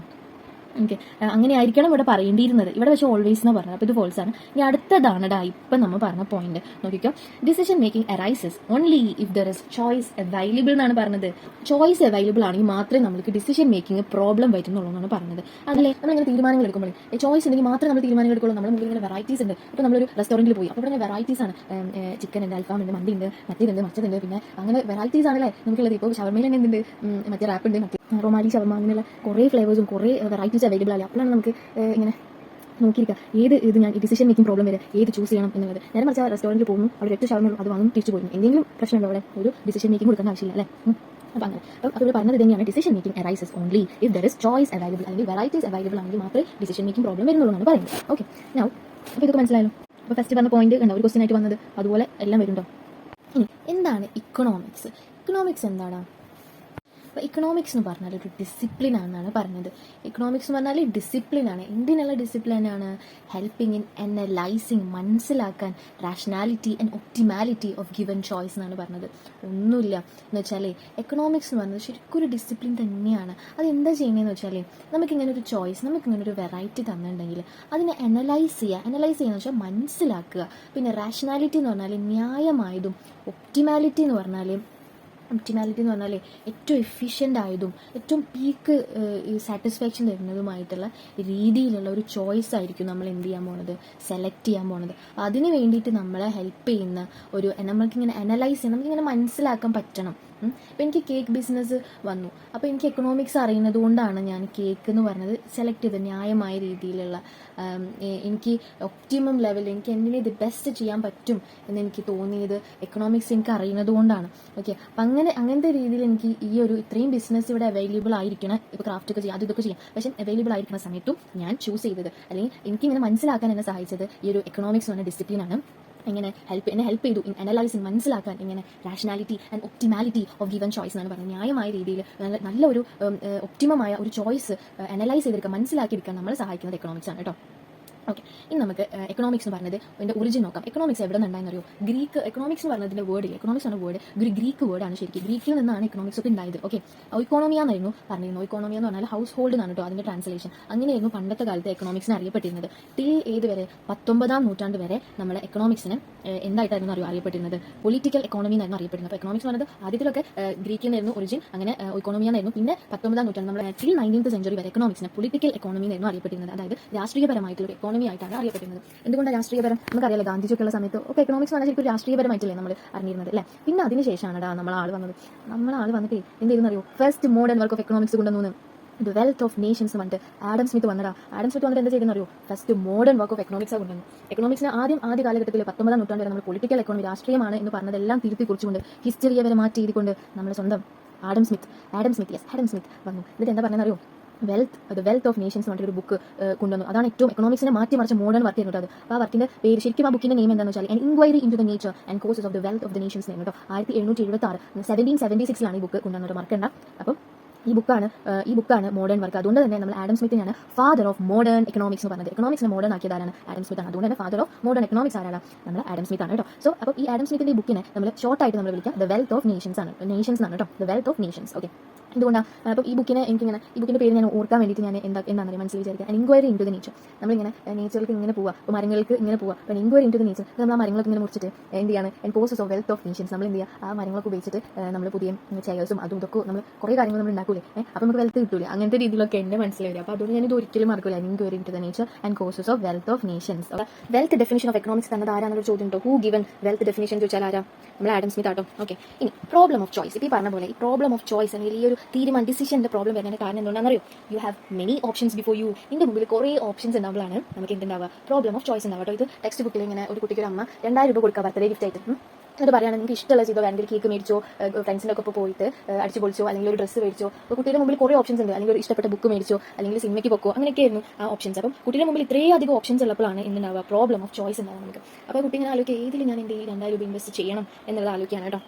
ഓക്കെ, അപ്പം അങ്ങനെ ഇനി ആഫ്റ്റർ ഇവാലുവേഷൻ ഓഫ് ഓപ്ഷൻസ്. അപ്പോൾ ഞാൻ പറഞ്ഞു ഇങ്ങനെ ഡിസിഷൻ മേക്കിംഗ് പ്രോബ്ലം ഉണ്ടാവുക, അല്ലെങ്കിൽ ഇങ്ങനെ പ്രോബ്ലം ഓഫ് ചോയ്സ് ഉണ്ടാവുന്നതിൻ്റെ കാരണം എന്താണെന്ന് വെച്ചാൽ ഇങ്ങനെ ഓപ്ഷൻസ്, ഇങ്ങനെ ചോയ്സുകൾ ഇങ്ങനെ നമ്മൾ മുമ്പിൽ ഇങ്ങനെ നിരത്തി വെക്കുമ്പോഴാണ് അല്ലേ? അതായത് ഇപ്പോൾ നമുക്ക് ഒരു മിഠായി ഉണ്ട്, നമ്മളിങ്ങനെ പോപ്പിൻസ് മിഠായി അറിയില്ല, എല്ലാ കളേഴ്സ് ഉണ്ടല്ലേ? ഏതൊക്കെ ഉണ്ട്?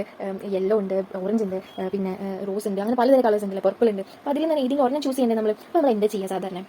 After evaluation of the options, choose one that will give you the greatest satisfaction. നിങ്ങൾക്ക് ഏറ്റവും കൂടുതൽ സാറ്റിസ്ഫാക്ഷൻ തരുന്ന ഒരെണ്ണത്തിന് നീ ചൂസ് ചെയ്യും അല്ലേ? എനിക്ക് ഏറ്റവും കൂടുതൽ അതിൽ ഇഷ്ടപ്പെട്ടത് ഓറഞ്ച് കളർ. അപ്പോൾ ഞാൻ എന്ത് ചെയ്തു? ഓറഞ്ച് എടുത്തു. അപ്പോൾ ആഫ്റ്റർ ഇവാലുവേഷൻ ആണ്, വിലയിരുത്തിയതിന് ശേഷം എന്ത് ചെയ്യും? നമ്മൾ choose one that will give you the greatest satisfaction. അങ്ങനെയാണോ ചെയ്യുക സാധാരണ? ഓക്കെ, അപ്പം അങ്ങനെ ഇനി ഞാൻ പറയാൻ പോകുന്നത് ഏറ്റവും ഇമ്പോർട്ടൻ്റ് ആയിട്ടുള്ള കാര്യം ഫണ്ടമെന്റൽ ഫാക്ട്സ് അല്ലെങ്കിൽ പ്രിമൈസസ് എന്നാണ് പറയാൻ പോകുന്നത്. പ്രിമൈസിനെ കുറിച്ചാണ് ഞാൻ പറയാൻ പോകുന്നത്. അതായത് നമ്മുടെ എക്കണോമിക്സ് എന്ന് പറയുന്നത് ഒരു വീടാണ്. ഈ വീടിന് 2 തൂണുകളുണ്ട്. ഇതിൽ ഏതെങ്കിലും ഒരു തൂണ് വീണോ നമ്മുടെ വീട് മുഴുവൻ ഇടിഞ്ഞു പൊളിഞ്ഞു വീഴും. അതുപോലെ എന്താണ് നമ്മുടെ വീട് മുഴുവനും എന്തെങ്കിലും വീടും, ഒരു തൂണ് പോയി കഴിഞ്ഞാൽ അങ്ങനത്തെ 2 പ്രിമൈസസിനെ കുറിച്ചിട്ടാണ് പറയുന്നത്. ഈ പ്രിമൈസസിലാണ് എക്കണോമിക്സ് എന്ന് പറയുന്ന ഒരു സബ്ജക്ട് നിലനിന്ന് പോകുന്നത് കേട്ടോ. എക്കണോമിക്സിൽ ത്രൂ ഔട്ട് നമ്മൾ ഡിസ്കസ് ചെയ്യുമ്പോഴും ഈ 2 ഫണ്ടമെന്റൽ ഫാക്ട്സ് ആയിരിക്കും നമ്മൾ ഡിസ്കസ് ചെയ്യാൻ പോകുന്നത്. അല്ലെങ്കിൽ ഈ ഫണ്ടമെന്റൽ ഫാക്ട്സ് എപ്പോഴും ഇൻക്ലൂഡഡ് ആയിരിക്കും. ഓക്കെ, എന്ന് വെച്ചാൽ ആദ്യത്തേതാണ് ഹ്യൂമൻ ബീങ്സ്. HB പെൻസിൽ അല്ല കേട്ടോ, ഹ്യൂമൻ ബീങ്സ് ആണ്. Human beings have unlimited wants എന്നാണ് പറഞ്ഞത്. ഹ്യൂമൻ ബീങ്സിന് എന്തുണ്ട്? അൺലിമിറ്റഡ് അല്ലെങ്കിൽ കോമ്പീറ്റിംഗ് അല്ലെങ്കിൽ ഇൻഫൈനൈറ്റ് വാണ്ട്സ് എന്നാണ് പറഞ്ഞത്. എന്ന് വെച്ചാൽ ഒന്നുമില്ല, നമ്മൾക്ക് എന്തുണ്ട്? നമ്മുടെ വാണ്ട്സ്, നമ്മുടെ ആഗ്രഹങ്ങൾ എത്രത്തോളം ഉണ്ട്? നമുക്ക് അൺലിമിറ്റഡ് ആണ്, നമുക്ക് എണ്ണാൻ പറ്റും നമ്മുടെ ആഗ്രഹങ്ങൾ. ഇപ്പോൾ ഞാൻ പറഞ്ഞ പോലെ തന്നെ ഞാനിപ്പോൾ ഒരു ഫോർ എക്സാമ്പിൾ പറയുമെങ്കിൽ ഞാനിപ്പോൾ ഒരു ഷോപ്പിൽ പോയി, ഞാനിപ്പോൾ ഒരു ടെക്സ്റ്റൈൽ ഷോപ്പിൽ പോയിട്ട് അവിടുത്തെ ഡ്രസ്സുകൾ നോക്കാം. അവിടെ ഡ്രസ്സുകൾ നോക്കുമ്പോൾ അവിടെ പർപ്പിൾ ഉണ്ട്, ബ്ലൂ ഉണ്ട്, ബ്ലാക്ക് ഉണ്ട്, ഓരോന്ന് ഇടുമ്പോൾ എനിക്ക് എല്ലാം വേണം കേട്ടോ. എല്ലാ ഡ്രസ്സുകളും എനിക്ക് വേണം. അപ്പോൾ നമുക്ക് അൺലിമിറ്റഡ് ആയിട്ടുള്ള വാണ്ട്സ് ആണല്ലേ നമുക്കുള്ളത്. അല്ലെങ്കിൽ നമുക്ക് പറയാം കോമ്പീറ്റിംഗ്. അതായത് എൻ്റെ കൂടെ ഒരു കുട്ടി ജീൻസ് ഇട്ടു, അപ്പോൾ എനിക്ക് ജീൻസ് വേണം. അല്ലെങ്കിൽ അവൾ പട്ടിയാലിട്ടോ, അപ്പോൾ എനിക്ക് എന്ത് വേണം? എനിക്ക് പലാസ വേണം. അപ്പോൾ അങ്ങനെയുള്ള നമുക്ക് കോമ്പീറ്റിംഗ് ആയിട്ടുള്ള നമ്മുടെ ആഗ്രഹങ്ങൾ വരിക, അല്ലെങ്കിൽ നമുക്ക് അങ്ങനത്തെ ആഗ്രഹം. അപ്പോൾ അതുപോലെ തന്നെ ഇൻഫൈനൈറ്റ് ആണ് നമ്മുടെ വാണ്ട്സ്. നമ്മുടെ വാണ്ട്സ് എന്താണ്? നമ്മുടെ കയ്യിൽ ഒതുങ്ങുന്ന വാണ്ട്സ് ആണോ നമ്മുടെ കയ്യിലുള്ളത്? അതായത് ഫൈനൈറ്റ് എന്ന് പറഞ്ഞാൽ നമ്മുടെ കയ്യിൽ നമ്മൾ കൗണ്ടബിൾ ആണ്. പക്ഷേ നമ്മുടെ ആഗ്രഹങ്ങളൊക്കെ കൗണ്ടബിൾ അല്ല, ഇൻഫൈനൈറ്റ് ആണ്. ഓക്കെ, അപ്പോൾ എനിക്കൊരു ഡ്രസ്സിൻ്റെ ഓപ്ഷൻസ് എൻ്റെ മുമ്പിൽ വരുമ്പോൾ എല്ലാം എടുക്കാൻ എനിക്ക് തോന്നുന്നു. അപ്പോൾ ഇൻസ്റ്റയിലൊക്കെ കണ്ടിട്ടില്ല എന്തോരം വെറൈറ്റി ഡ്രസ്സസ് അല്ല. അത് ഐഫോണിൽ എടുക്കുമ്പോൾ അടിപൊളി ചോയ്സ്. ഐഫോണിൽ എടുക്കുമ്പോൾ എല്ലാ ഡ്രസ്സും നമുക്ക് എടുക്കാൻ തോന്നും. സത്യം എൻ്റെ കാര്യത്തിലൊക്കെ അങ്ങനെ നല്ല ഭംഗിയുള്ള ഫോട്ടോസ് അല്ലേ. അപ്പോൾ അത് ഒരു ഡ്രസ്സ് തന്നെ ഇരിക്കും, പക്ഷേ വെറൈറ്റി 5 കളർ ഉണ്ടെങ്കിൽ 5 എനിക്ക് എടുക്കാൻ തോന്നും. അപ്പോൾ എന്താ നമ്മുടെ വാണ്ട്സ്, നമ്മുടെ ആഗ്രഹങ്ങളൊക്കെ എന്താണ്? അൺലിമിറ്റഡ് ആണെന്നാണ് പറയുന്നത് കേട്ടോ. ഓക്കെ, അപ്പം അങ്ങനെ ഇനി മീൻസ് ടു സാറ്റിസ്ഫൈ. രണ്ടാമത്തെ കാര്യം പറയുകയാണെങ്കിലോ, അപ്പം ഒരു കാര്യം കൂടി പറയാൻ പറഞ്ഞു. വാണ്ട്സിനെ തന്നെ നമ്മൾ എന്തെന്ന് പറയും? എൻസ് എന്നും കൂടി പറയും. വാണ്ട്സിനെ എന്തെന്ന് പറയും? Ends. Means to satisfy unlimited wants are relatively scarce എന്നാണ് പറഞ്ഞത്. എന്ന് വെച്ചാൽ മീൻസ് എന്ന് പറഞ്ഞാൽ നമ്മൾ ഈ അൺലിമിറ്റഡ് വാണ്ട്സ് ആണെന്നുള്ള സമ്മതിച്ചില്ലേ? അൺലിമിറ്റഡ് വാണ്ട്സ് ടു സാറ്റിസ്ഫൈ ഈ സാറ്റിസ്ഫൈ ഈ അൺലിമിറ്റഡ് വാണ്ട്സ്. ഇപ്പോൾ ഞാൻ പറഞ്ഞ പോലെ ഇപ്പോൾ എനിക്കൊരു അഡിഡാസിൻ്റെ വൈറ്റ് ഷൂ വാങ്ങണം. അപ്പോൾ അതിൻ്റെ വലിയൊരു ആഗ്രഹം. അപ്പം അത് വാങ്ങാൻ വേണ്ടിയിട്ട് എന്ത് ചെയ്യണം? ഇത് വാങ്ങാൻ എന്തുകൊണ്ടാണ് വേണ്ടത്? മീൻസ് വേണ്ടേ നമുക്ക്? ഇത് വാങ്ങാൻ എന്താ വേണ്ടത്? മീൻസ് അല്ലെങ്കിൽ റിസോഴ്സ് വേണമല്ലേ? എന്തുകൊണ്ട് റിസോഴ്സ്? മണി, ക്യാഷ് വേണമല്ലേ? 2000 rupees ആ ഷൂസിന്. അപ്പം അത് വാങ്ങാനായിട്ട് എന്ത് വേണം? മീൻസ് വേണമല്ലേ? മീൻസ് ടു സാറ്റിസ്ഫൈ ഈ അൺലിമിറ്റഡ് വാണ്ട്സ് എന്ന് പറയുന്നത് എന്താണ്? റിലേറ്റീവ്ലി സ്കേഴ്സ് ആണ്, അല്ലെങ്കിൽ ലിമിറ്റഡ് ആണ്. എൻ്റെ കയ്യിൽ ഈ 2000 രൂപ എന്ന് പറഞ്ഞത് ഇല്ല. ഓക്കെ, കുറേ ആഗ്രഹങ്ങളുണ്ടെങ്കിൽ നമുക്ക് അത് മേടിക്കാൻ വേണ്ടിയിട്ടുള്ള നമ്മൾ ഈ റിസോഴ്സ് എന്ന് പറയുന്നത് എന്താണ്? എപ്പോഴും ലിമിറ്റഡ് ആണ്, റിലേറ്റീവ്ലി സ്കേഴ്സ് എന്നാണ് കേട്ടോ പറയുന്നത്. അതായത് ലിമിറ്റഡ് ആണ് അല്ലെങ്കിൽ ഫൈനൈറ്റ്. മണി എപ്പോഴും ലിമിറ്റഡ് അല്ലേ, ഫൈനൈറ്റ് ആണ്. മണി കൊണ്ട് നമുക്ക് കുറേ കാര്യങ്ങൾ ചെയ്യാനുണ്ടല്ലേ. അപ്പം അതും ഇമ്പോർട്ടൻ്റ് ആണ് കേട്ടോ. അതായത് ഇവിടെ പറഞ്ഞത് എന്താണെന്ന് വെച്ചാൽ മീൻസ് അല്ലെങ്കിൽ resource to satisfy unlimited wants are relatively scarce എന്നാണ് പറഞ്ഞത് കേട്ടോ. Unlimited wants are relatively scarce എന്നാണ് പറഞ്ഞത്. എന്താ പറഞ്ഞത്? റിലേറ്റീവ്ലി സ്കേഴ്സ് എന്നാണ് പറഞ്ഞത്, വെറും സ്കേഴ്സ് എന്നല്ല പറഞ്ഞത്. റിലേറ്റ് ചെയ്ത് നോക്കുമ്പോൾ ഈ മീൻസ് എന്ന് പറഞ്ഞത് എന്താണ്? To satisfy the unlimited wants പറഞ്ഞാൽ എന്താണ്? റിലേറ്റീവ്ലി ആണ് കേട്ടോ സ്കേഴ്സ്. അത് മറക്കരുത്. എന്ന് വെച്ചാൽ ശരിക്കും നമ്മൾ പൈസ അല്ലെങ്കിൽ ശരിക്കും ഈ ലോകത്തിലുള്ള റിസോഴ്സുകൾ, ഈ ലോകം ഒന്ന് ആലോചിക്കുക എന്തൊരു വലുതല്ലേ. ഇവിടുത്തെ റിസോഴ്സുകൾ എല്ലാതും, ഈ ലോകം ഒന്ന് ആലോചിക്കുക എന്തൊരു വലുതല്ലേ. ഇവിടുത്തെ റിസോഴ്സുകൾ എല്ലാതും ശരിക്കും നമ്മൾ കോമൺലി നമ്മൾ ചിന്തിക്കുമ്പോൾ എല്ലാ റിസോഴ്സുകളും അൺലിമിറ്റഡ് ആയിട്ടല്ലേ നമുക്ക് തോന്നുക. ഈ ലോകത്തിലുള്ള എന്തൊക്കെ കാര്യങ്ങളുണ്ടെങ്കിൽ അതൊക്കെ അൺലിമിറ്റഡ് ആയിട്ടല്ലേ തോന്നുക. പക്ഷേ ശരിക്കും ലിമിറ്റഡ് ആണെന്നാണ് ഇവിടെ പറയുന്നത്. കാരണം എന്തുകൊണ്ടാണ്? നമ്മുടെ വാണ്ട്സ്, നമ്മുടെ ആഗ്രഹങ്ങൾ എന്താണ്? അത്രയ്ക്കുണ്ടല്ലേ. നമ്മുടെ ആഗ്രഹങ്ങൾ കുറേ ഉണ്ട്. നമ്മുടെ ആഗ്രഹങ്ങൾ അൺലിമിറ്റഡ് ആണ്. നമ്മളെ ആഗ്രഹങ്ങളെ വെച്ച് നോക്കുമ്പോൾ നമ്മളെ കയ്യിലുള്ള പൈസ എന്താണ്? അതെന്താണ്? സ്കേഴ്സ് ആണെന്നാണ് പറയുന്നത്. റിലേറ്റീവ്ലി നമ്മൾ ആഗ്രഹത്തിന് റിലേറ്റ് ചെയ്ത് നോക്കുമ്പോൾ നമ്മളെ കയ്യിലുള്ള പൈസ എന്താണ്?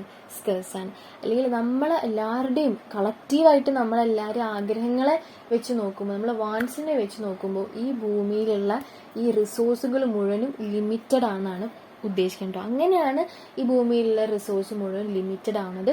അല്ലെങ്കിൽ ശരിക്കും എന്താണ്? റിസോഴ്സൊക്കെ അൺലിമിറ്റഡ് അല്ലേടാ, അല്ലേ? പക്ഷെ നമ്മളെ ആഗ്രഹങ്ങളെ വെച്ച് നോക്കുമ്പോൾ നമ്മൾ റിസോഴ്സുകൾ, ഫോർ എക്സാമ്പിൾ മണി തന്നെ നോക്കിയാൽ മതി, അതൊക്കെ എന്താണ്? റിലേറ്റീവ്ലി സ്കേഴ്സ് ആണ്. അതായത് ക്ഷാമമാണ് മൊത്തത്തിൽ. അതായത് അങ്ങനെയാണ്, റിലേറ്റീവ്ലി ആണ് കേട്ടോ സ്കേഴ്സ്. ഇത് ഞാൻ സ്ട്രെസ് ചെയ്ത് പറയാൻ കാരണം ഒരു ക്വസ്റ്റ്യൻ ഉണ്ടടാ, ഞാൻ ഞെട്ടിപ്പോയി. ക്വസ്റ്റ്യൻ ഇങ്ങനെയായിരുന്നു. അപ്പം നമ്മൾ റിസോഴ്സസ് ഒക്കെ സ്കേഴ്സ് ആണെന്ന് പറയുന്നുണ്ട്. അത് എന്ത് സ്കേഴ്സ് ആണ്? റിലേറ്റീവ്ലി സ്കേഴ്സ് ആണോ, അബ്സല്യൂട്ട് സ്കേഴ്സ് ആണോ, കണക്റ്റഡ് സ്കേഴ്സ് ആണോ, അതോ മറ്റേ സ്കേഴ്സ് ആണോ എന്ന് ഇവർ ചോദിച്ചത്. അപ്പോൾ ഏതാ? റിലേറ്റീവ്. അപ്പം ഞാൻ ഞെട്ടിപ്പോയി. അതെന്താ അങ്ങനെ? അബ്സല്യൂട്ട് ആണോ ഇനി കണക്റ്റഡ് ആണോ? അങ്ങനെ ആകെ കൺഫ്യൂസ്ഡ് ആയിപ്പോയി. അത് നിങ്ങൾക്ക് അങ്ങനത്തെ ഒരു അവസ്ഥ വരരുത്. റിലേറ്റീവ്ലി സ്കേഴ്സ് ആണ്. എന്തുകൊണ്ടാണ് റിലേറ്റീവ്ലി സ്കേഴ്സ് ആണ്? നമ്മൾ ആഗ്രഹങ്ങൾക്കനുസരിച്ചിട്ട്, നമ്മൾ അൺലിമിറ്റഡ് ആഗ്രഹങ്ങൾക്കനുസരിച്ചിട്ട് നമ്മളുടെ റിസോഴ്സസ് എന്താണ്? ലിമിറ്റഡ് ആണ് കേട്ടോ. നമ്മുടെ റിസോഴ്സ് എന്താണ്? ലിമിറ്റഡ് ആണ്. ഓക്കെ, സെറ്റല്ലേ? അപ്പോൾ economics is closely connected with scarcity എന്നാണ് കേട്ടോ പറഞ്ഞത്. Economics is closely connected with dash എന്താണ്? സ്കേഴ്സിറ്റി ആട്ടോ. അപ്പം ഇത് 2 പ്രിമൈസുകളാണ്. അപ്പോൾ ഇതിൽ ഞാൻ ഇനി പറയാൻ പോകുന്ന കാര്യം എന്ന് പറഞ്ഞാൽ, ഇപ്പം ഞാൻ പറഞ്ഞു എനിക്കൊരു അഡിഡാസിൻ്റെ വൈറ്റ് ഷൂസോ മേടിക്കുന്ന ആഗ്രഹം ഉണ്ടെന്ന് ഞാൻ പറഞ്ഞില്ലേ. അതാണ് എന്ത് എൻഡ് അല്ലേ. അതായത് അതാണ് എൻ്റെ ഒരു ആഗ്രഹം. അപ്പം ഇത് സാറ്റിസ്ഫൈ ചെയ്യാൻ വേണ്ടിയിട്ട് ഉള്ള മീൻസ് എന്ന് പറഞ്ഞാൽ എന്താണ്? ക്യാഷ് ആണല്ലോ. ഇത് സാറ്റിസ്ഫൈ ചെയ്യാനുള്ള മീൻസ് എന്ന് പറഞ്ഞാൽ എന്താ? ക്യാഷ് ആണല്ലേ. അപ്പം ഫസ്റ്റ് ഈ മീൻസ് വേണം അല്ലേ എനിക്ക്. ഈ മീൻസ് വേണം അല്ലേ. ഈ മീൻസ് ഉപയോഗിച്ചിട്ട് വേണം, ഈ റിസോഴ്സ് ഉപയോഗിച്ചിട്ട് വേണം എനിക്ക് എൻ്റെ അഡിഡാസ് എന്ന് പറഞ്ഞ ഈ എൻഡ് പ്രൊഡക്റ്റ് എന്ന് പറഞ്ഞാൽ എൻ്റെ ഈ ഒരു ആഗ്രഹം എനിക്ക് സാധിപ്പിച്ചെടുക്കാൻ വേണ്ടിയിട്ട്. അതുകൊണ്ടാണ് വാണ്ട്സിനെ എൻഡ്സ് എന്ന് വിളിക്കുന്നത്. മീൻസ് ഉപയോഗിച്ചിട്ട് എൻഡിലാണ് അല്ലേ എനിക്ക് എന്ത് കിട്ടുക, എനിക്ക് ആ ഒരു ഷൂസ്, പെയർ ഓഫ് ഷൂസ് എൻ്റെ സ്വന്തമാവുക അല്ലേ. അപ്പം വാണ്ട്സ് എന്ന് പറയുന്നത് എന്താണ്, എൻഡ്സ് ആണ്. ഇത് സാറ്റിസ്ഫൈ ചെയ്യാനുള്ള ഈ ഒരു റിസോഴ്സിന് മീൻസ് എന്നാണ് പറയാട്ടോ, മറക്കരുത്. വാണ്ട്സ് എന്ന് പറഞ്ഞാൽ എൻഡ്സ് ആണ്, അതുപോലെ തന്നെ മീൻസ് ആണ് എന്ത്, റിസോഴ്സ് എന്ന് പറയുന്നത്. ഓക്കെ, റിലേറ്റീവ്ലി സ്കേഴ്സ് റിസോഴ്സ്, അതായത് നമ്മൾ ഈ മണി ഉപയോഗിച്ചുകൊണ്ട് നമ്മൾ എന്തിനെ അലോക്കേറ്റ് ചെയ്യാണ്, നമ്മൾ സാറ്റിസ്ഫൈ ചെയ്യാൻ വേണ്ടിയിട്ട് അലോക്കേറ്റ് ചെയ്യാണ്. നമ്മൾ unlimited wants of human beings അല്ലേ. നമ്മൾ അൺലിമിറ്റഡ് വാണ്ട്സ്, നമ്മൾ അൺലിമിറ്റഡ് ആയിട്ടുള്ള വാണ്ട്സിനെ സാറ്റിസ്ഫൈ ചെയ്യാൻ വേണ്ടിയിട്ട് നമ്മൾ ഈ റിലേറ്റീവ്ലി സ്കേഴ്സ് റിസോഴ്സ് ഉപയോഗിക്കുന്ന ഈ ഒരു പ്രോസസ്സിനെയാണ് എന്തെന്ന് പറയുന്നത്, എക്കണോമിക്സ് എന്ന് പറയുന്നത്. ഇതിനെ മൊത്തത്തിൽ വിളിക്കുന്നതാണ് domain of modern neo classical micro economics analysis. ഒന്നുമില്ല, സിമ്പിളാണ്. ഈ മോഡേൺ ആയിട്ടുള്ള നിയോ ക്ലാസിക്കൽ മൈക്രോ എക്കണോമിക്സ് അനാലിസിസ് ആണ്. അതായത് മൈക്രോ എന്ന് പറഞ്ഞാൽ നമ്മൾ ഓരോ ഇൻഡിവിജ്വലിന്റെ ആഗ്രഹങ്ങളെ പറ്റിയിട്ടല്ലേ ഇവിടെ പറഞ്ഞത്, അതുകൊണ്ടാട്ടോ മൈക്രോ എക്കണോമിക് അനാലിസിസ് എന്ന് പറയുന്നത്. ജസ്റ്റ് മനസ്സിലാക്കിയാൽ മതി, ഒന്നുമില്ല. അപ്പൊ ഈ വാണ്ട്സിന് മറക്കരുത്, വാണ്ട്സ് അൺലിമിറ്റഡ് ആണ്. കേട്ടിട്ടില്ലേ ഏതൻ തോട്ടത്തില് ആദ്യമുണ്ടായിരുന്നു. അപ്പൊ ആദ്യമിന് നമ്മുടെ ദൈവം കാണിച്ചു കൊടുത്തു, നല്ല ഭംഗിയുള്ളൊരു ഒരു വലിയ മരം കാണിച്ചു കൊടുത്തു. അതിന് നിറച്ച് ഫ്രൂട്ട്സ്. അപ്പൊ ആദ്യം കണ്ടപ്പോൾ ആ ഫ്രൂട്ട്സ് ഒക്കെ നിനക്ക് തിളങ്ങും, നല്ല ഭംഗിയാണ്. അപ്പൊ ആദ്യം കണ്ടപ്പോൾ ദൈവം പ്ലീസ് എന്നെ അവിടെ എത്തിക്കുമെന്ന് പറഞ്ഞു. അപ്പൊ ദൈവം അവിടെ എത്തിച്ചു. കുറച്ച് കഴിഞ്ഞപ്പോൾ അപ്പോൾ ദൈവത്തിന് അറിയാം ഇവർക്ക് അൺലിമിറ്റഡ് വാണ്ട്സ് ആണുള്ളതെന്ന് അറിയാം. അപ്പൊ ദൈവം ഒരു സൂത്രത്തിൽ അപ്പുറത്ത് അതിങ്ങനെ അവിടെ നിന്ന് കാണാൻ പറ്റുമോ, അവിടെ ഇങ്ങനെ ഒരു പഴഞ്ഞ പറിച്ച് തിന്നുള്ളൂ. അപ്പോഴേക്കും എന്ത് ചെയ്തു, അപ്പുറത്ത് വേറൊരു നല്ല ഭംഗിയുള്ള, അതിലും ഭംഗിയുള്ള, നല്ല കണ്ണും മൂക്ക് വരെയുള്ള നല്ല ഭംഗിയുള്ള ഒരു മരം. ആ മരത്തുണ്ടല്ലോ ഒരു വെറൈറ്റി ഒരു ഫ്രൂട്ട്സ് എല്ലാം ഉള്ളത്, പലതരം ബനാനാസ് ഉണ്ട്, അതുപോലെ തന്നെ അവൽ തന്നെ അനാറുണ്ട്, അങ്ങനെ പലതരം ഫ്രൂട്ട്സ്, ഇങ്ങനെ ആപ്പിൾ ഉണ്ട്, നല്ല ഭംഗിയുള്ള രീതിയിലുള്ള ഫ്രൂട്ട്സ് ആയിട്ട് അവലുള്ളത്. അതുകൊണ്ട് അത് മാത്രമല്ല, അതിന് ഈ നമ്മളിങ്ങനെ ഇമാജിൻ ചെയ്യുന്ന പോലെയല്ല, പലതരം കോമ്പിനേഷൻ ആണ്. കേക്കൊക്കെ ഇങ്ങനെ വെക്കില്ല, പല കളറിലും അതുപോലെയുള്ള നല്ല ഭംഗിയുള്ള ഒരു ചെടിയാണ്, അല്ലെങ്കിൽ നല്ല ഭംഗിയുള്ള ഒരു ട്രീയാണ്. അതിന്റെ ആദ്യം പറഞ്ഞു ദൈവം എന്നെ ഇത് ഒരു ചാൻസ് കൂടി എനിക്ക് അവിടെയും കൂടെ പോകണം പ്ലീസ്, ഞാൻ ചോദിക്കില്ല എന്ന് പറഞ്ഞു. അപ്പൊ ദൈവം വേറെ അതിലും ബ്യൂട്ടിഫുൾ ആയിട്ടുള്ള ട്രീ കാണിച്ചു കൊടുക്കും. അപ്പൊ അതിന് അവിടേക്ക് പോകണമെന്ന് പറയും. അപ്പൊ അങ്ങനെ നമ്മൾക്ക് എന്തൊക്കെ പുതിയത് കാണിച്ചു തരുന്നു അതൊക്കെ നമുക്ക് വേണമല്ലേ. അപ്പൊ നമ്മൾ വാണ്ട്സ് എല്ലാതും അൺലിമിറ്റഡ് ആണ്, ഇനി മറക്കരുത് കേട്ടോ. അതുപോലെ തന്നെ economics cannot ensure that all problems will be appropriately tackled എന്നാണ് പറയുന്നത്. It would enable a student to examine a problem in its right perspective. അത് ഏറ്റവും ഇമ്പോർട്ടൻ്റ് ആട്ടോ, ഇതൊരു ക്വസ്റ്റ്യൻ ആയിരുന്നു, അതാണ് ഞാനിത് ടെക്സ്റ്റിൽ നിന്ന് തന്നെ ഉള്ളൊരു പോയിൻ്റാണിത്. അത് ഇമ്പോർട്ടൻ്റ് ആയതുകൊണ്ടാണ് ഞാനിവിടെ ഇതിലൊരു ക്ലിപ്പ് ഇട്ടത് കേട്ടോ. അപ്പോൾ ക്വസ്റ്റ്യൻ നോക്കിക്കോ, കണ്ടോ. The benefit of economic studies it ensures that all problems will be appropriately tackled. കണ്ടോ, ഓൾ പ്രോബ്ലംസ് അങ്ങനെയൊന്നും എൻഷുർ ചെയ്യുന്നില്ല അല്ല, അതിൽ തന്നെ പറയുന്നുണ്ട് it cannot tackle all problems എന്ന് പറയുന്നുണ്ട്. It helps in identifying problems, അതൊക്കെയാണ്. പക്ഷേ it enables to examine a problem in its right perspective, അതാണ് ആൻസർ. അപ്പോൾ ഏറ്റവും ബെസ്റ്റ് ആൻസർ പിക്ക് ചെയ്യുക. എല്ലാ പ്രോബ്ലംസും ടാക്കിൾ ചെയ്യുന്നു അല്ലെങ്കിൽ എക്സാക്റ്റ് സൊല്യൂഷൻ കിട്ടുന്നൊന്നും എക്കണോമിക്സ് ഉറപ്പ് തരുന്നില്ല. പക്ഷേ ഒരു പ്രോബ്ലം കണ്ടാൽ അതിനെ റൈറ്റ് പെർസ്പെക്റ്റീവിൽ അതിനെ കൈകാര്യം ചെയ്യാനുള്ള ഒരു പക്വതൊക്കെ നമുക്ക് തരും എക്കണോമിക്സ്. സെറ്റ്. പിന്നെ ഡിസിഷൻ മേക്കിംഗ്, യെസ്, തീരുമാനം എടുക്കുന്നത് എങ്ങനെയാണ്, അതൊരു പ്രോസസ്സാണ് അല്ലേ. ചൂസിങ്, സെലക്ടിങ്, ഇവാലുവേറ്റിംഗ്, അല്ലെങ്കിൽ നമ്മൾ പറയാം വിലയിരുത്തുക അല്ലേ. നമുക്ക് വിലയിരുത്തുന്ന ഒരു പ്രോസസ്സാണ് അല്ലേ. ഇത് ഡിസിഷൻ മേക്കിംഗ് എന്ന് പറഞ്ഞാൽ ഒന്നുമില്ല, ഒരു പ്രോസസ്സാണ്. ഇത് ചൂസിംഗ് ആണ്, സെലക്ടിംഗ് ആണ്, ഇവാലുവേറ്റിംഗ് ആണ്. എന്തിനെ, ഒരു പർട്ടിക്കുലർ, ഒരു അപ്രോപ്രിയേറ്റ് അല്ലെങ്കിൽ ഒരു ഓൾട്ടർനേറ്റീവ്. എന്ത് ഓൾട്ടർനേറ്റീവ് ആണ്, ഫീസിബിൾ, നമുക്ക് ഇണങ്ങിയ. ഫീസിബിൾ എന്ന് പറഞ്ഞാൽ എന്താ, നമുക്ക് ഇണങ്ങിയ ഒരു മോസ്റ്റ് എഫിഷ്യന്റ് സൂട്ടബിൾ ആയിട്ടുള്ള ഒരു നല്ല ഒരു ഇത്രയും വെറൈറ്റീസിൽ നിന്നും പറഞ്ഞില്ല, വെറൈറ്റീസ് നമുക്ക് ഉണ്ട്, ചോയ്സ് ഉണ്ട്, അതിൽ നമ്മൾ എന്ത് ചെയ്യണം, ചൂസ് ചെയ്യാണ് അല്ലെ, സെലക്ട് ചെയ്യാണ്. മെയിൻ ആയിട്ട് ഫോക്കസ് ചെയ്യുന്നത് സെലക്ടിംഗ് ആണ്. സെലക്ടിംഗ് ആണ് നമ്മൾ ചെയ്യുന്നത്. എന്ത്, ഫീസിബിൾ, നമുക്ക് ഇണങ്ങുന്ന രീതിയിൽ. ഇപ്പോൾ നമ്മൾ ഷർട്ട് എടുക്കാൻ പോയി, നമുക്ക് ഇണങ്ങുന്ന, നമ്മൾ ഇട്ട് നോക്കുമ്പോൾ ഇണങ്ങുന്ന രീതിയിലുള്ള നമ്മളിങ്ങനെ ചൂസ് ചെയ്യാണല്ലേ. ഇത്രയും ഷർട്ടുകളിൽ നിന്ന് ഒരു ഷർട്ട് നമ്മൾ ചൂസ് ചെയ്യണം എന്താണ്. അപ്പോൾ അത് മോസ്റ്റ് എഫിഷ്യന്റ് ആയിരിക്കും, നമുക്ക് അത്രയും എഫിഷ്യന്റ്, അത്രയും സൂട്ടബിൾ ആയിരിക്കും നമുക്ക്. അങ്ങനെ നമ്മൾ എന്ത് ചെയ്യും, ഒരു ഷർട്ട് മേടിക്കണം എന്നുള്ളൊരു ആഗ്രഹം, ഒരു ഡിസൈർ നമ്മൾ അറ്റൈൻ ചെയ്യും. എന്റെ പ്രോഡക്റ്റ് നമ്മൾ എന്ത് ചെയ്യും, അറ്റൈൻ ചെയ്യും. എന്ത് മീൻസ് ഉപയോഗിച്ചിട്ട്, റിസോഴ്സ്, നമ്മുടെ കയ്യിൽ മണി എന്ന് പറഞ്ഞ മീൻസ് ഉപയോഗിച്ച് നമ്മൾ ഒരു എൻഡ് ഡിസൈർ നമ്മൾ എന്ത് ചെയ്യും, നമ്മൾ സാറ്റിസ്ഫൈ ചെയ്യും. അപ്പോൾ നമ്മൾ അവിടെ ചെയ്യുന്നത് എന്താ, റാഷണൽ ജഡ്ജ്മെന്റ് ആണല്ലേ നമ്മൾ ചെയ്യുക. ഒരു ന്യായവിധി നിർണ്ണയിക്കുകയാണ് നമ്മൾ ചെയ്യുക. ന്യായമായ ഒരു റാഷണൽ പറഞ്ഞാൽ ന്യായമായ ഒരു ജഡ്ജ്മെന്റ് ആണ് നമ്മൾ അതിന് എടുക്കുക. നമുക്ക് എല്ലാം എടുക്കുന്നുണ്ടാവും, പക്ഷേ നമ്മൾക്ക് അതിൽ ഏറ്റവും കൂടുതൽ സാറ്റിസ്ഫൈ ആയിട്ടുള്ള ഒരു ഷർട്ടാണ് ചൂസ് ചെയ്യുക. അത്രേ ഉള്ളൂ, അതാണ് സെലക്ട് ചെയ്യുക, അതാണ് ഡിസിഷൻ മേക്കിംഗ്. ഒരു ക്വസ്റ്റൻ ഉണ്ടായിരുന്നു, ഞാൻ പറയാം. ക്വസ്റ്റൻസൊക്കെ നമുക്ക് വരാട്ടോ, ക്വസ്റ്റൻസൊക്കെ ഞാൻ കാണിച്ചു തരാട്ടോ. ഓക്കെ, ഇനി എക്കണോമിക്സിൽ എന്താണ് ശരിക്കും, ഇപ്പോൾ നമ്മൾ ഇതൊക്കെ നമ്മൾ പൊതുവേ ജീവിതത്തിൽ ഉള്ള കാര്യമാണ് പറഞ്ഞത്. ഇനി എക്കണോമിക്സിൽ എങ്ങനെയാണ് ഈ പ്രോബ്ലം ഓഫ് ചോയ്സ് റൈസ് ചെയ്യുന്നത്, അതായത് ഒരു കമ്പനി അല്ലെങ്കിൽ ഒരു ഫാക്ടറി ഇതിലൊക്കെ എങ്ങനെയാണ് ഒരു problem of choice, economic problem വരുന്നത് നമുക്ക് നോക്കാം. ഈ പ്രൊഡക്റ്റീവ് റിസോഴ്സിൽ അത് ലിമിറ്റഡ് ആണ് കേട്ടോ. റിസോഴ്സ് ലിമിറ്റഡ് ആണെന്ന് അറിയാലോ. പ്രൊഡക്റ്റീവ് റിസോഴ്സ് ഇതൊക്കെയാണ് ലാൻഡ്, ലേബർ, ക്യാപിറ്റൽ മാനേജ്മെന്റ്, ഇതൊക്കെ നമുക്ക് എന്താ പറയുക, അതൊക്കെ ലിമിറ്റഡ് ആണെന്ന് അറിയാലോ.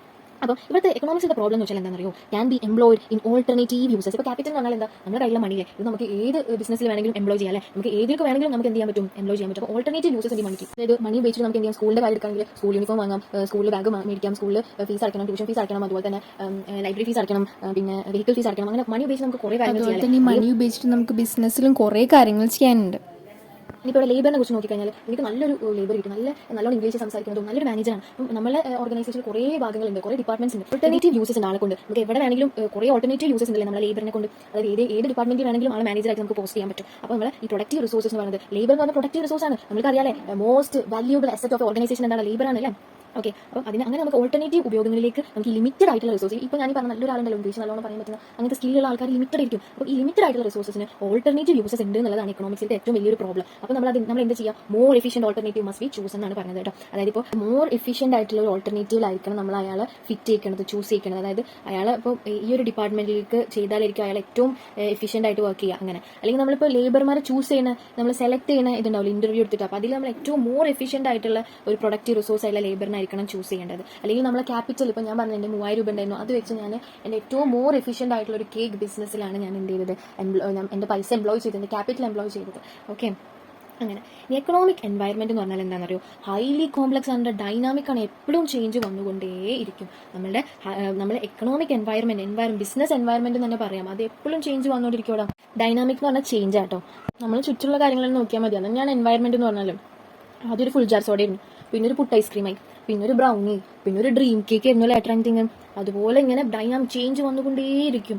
ഓക്കെ, കേക്സിലായാലും എല്ലാത്തിലും. ഓക്കെ, ഇനിയാണ് നമ്മൾ പേപ്പർ 4 പറ്റി പഠിക്കുന്നത്, business economics. Yes, business economics എന്ന് പറഞ്ഞത് ഇന്റഗ്രേറ്റ് ചെയ്യുന്നു എന്തിനെ, ഇക്കണോമിക് തിയറിനെ വിത്ത് ബിസിനസ് പ്രാക്ടീസുമായിട്ട് ഇന്റഗ്രേറ്റ് ചെയ്യുന്നു എന്നാണ് പറയുന്നത്. ഒന്നുമില്ല, ബിസിനസ് എക്കണോമിക്സ് എന്ന് പറഞ്ഞാൽ അത് ഇക്കണോമിക് തിയറി. ഇപ്പം നമ്മൾ ഈ പഠിക്കുന്ന ഇക്കണോമിക് തിയറിനെ മൊത്തത്തിൽ നമ്മൾ എന്ത് ചെയ്യാണ്, ബിസിനസ് പ്രാക്ടീസ് ചെയ്യുമ്പോൾ നമ്മൾ എക്കണോമിക് തിയറിനെയും കൂടെ നമ്മളെ ബിസിനസ് പ്രവർത്തനങ്ങളിലോട്ട് ലിങ്ക് ചെയ്യിക്കുന്നതിനെയാണ് ബിസിനസ് എക്കണോമിക്സ് എന്ന് പറയുന്നത്. ശരിക്കും ബിസിനസ് എക്കണോമിക്സ് ഒക്കെ ഉണ്ട് കേട്ടോ. ഞാൻ പറഞ്ഞില്ലേ, ഞാൻ കേക്ക് ബിസിനസ് ചെയ്യുന്നുണ്ട്, ഞാൻ ഹോം ബേക്കറാന്ന് പറഞ്ഞില്ലേ.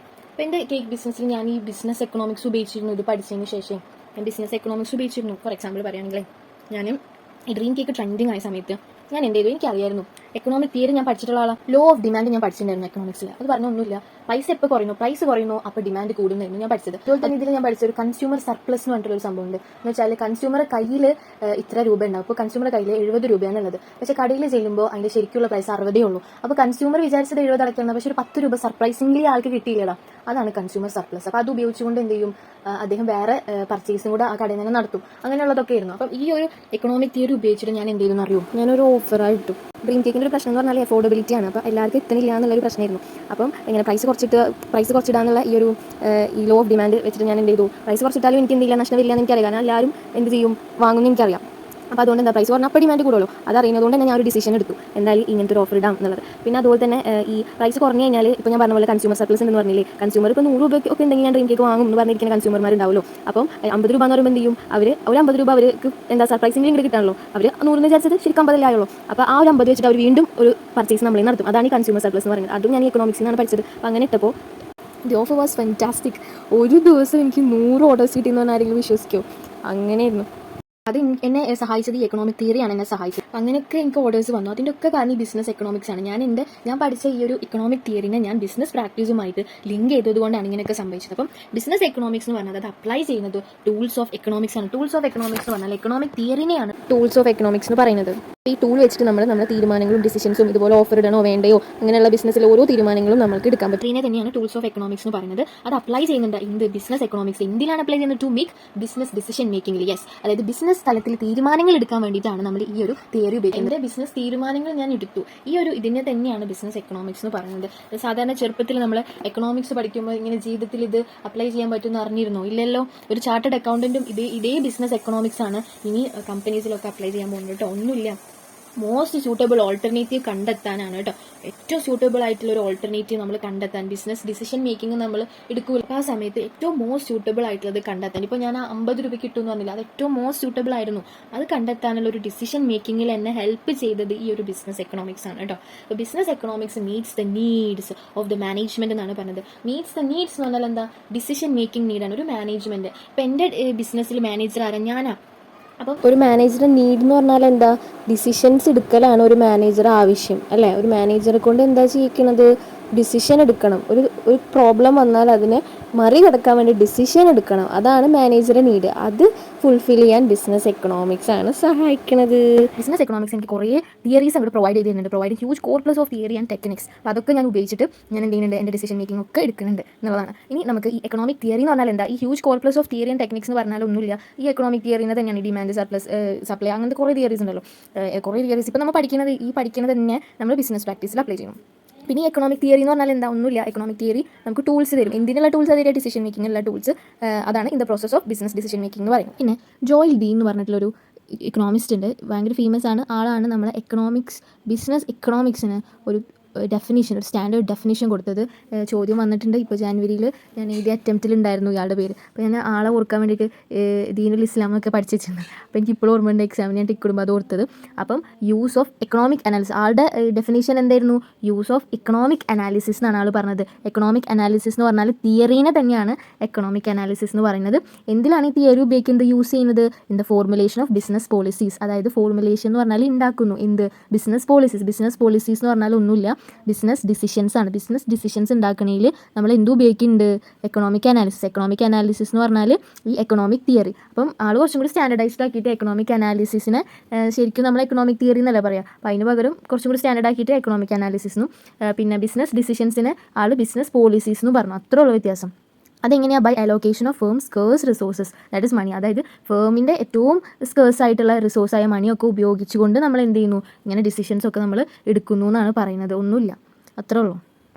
ഈ ബിസിനസ് എക്കണോമിക്സിനെ ജോയൽ ഡീൻ പറയുകയാണ് അതൊരു കോമ്പോണൻ്റ് ആണ്, അതായത് ഇൻഗ്രീഡിയൻ്റ് ആണ്, എന്തിൻ്റെ ഇൻഗ്രീഡിയൻ്റ് ആണ്, ഓഫ് അപ്ലൈഡ് എക്കണോമിക്സിൻ്റെ ഒരു കോമ്പോണൻ്റ് ആണ്. എന്തുകൊണ്ടാണ് അങ്ങനെ പറഞ്ഞതെന്ന് അറിയോ, as it includes application of selected quantitative ടെക്നിക്സിന്.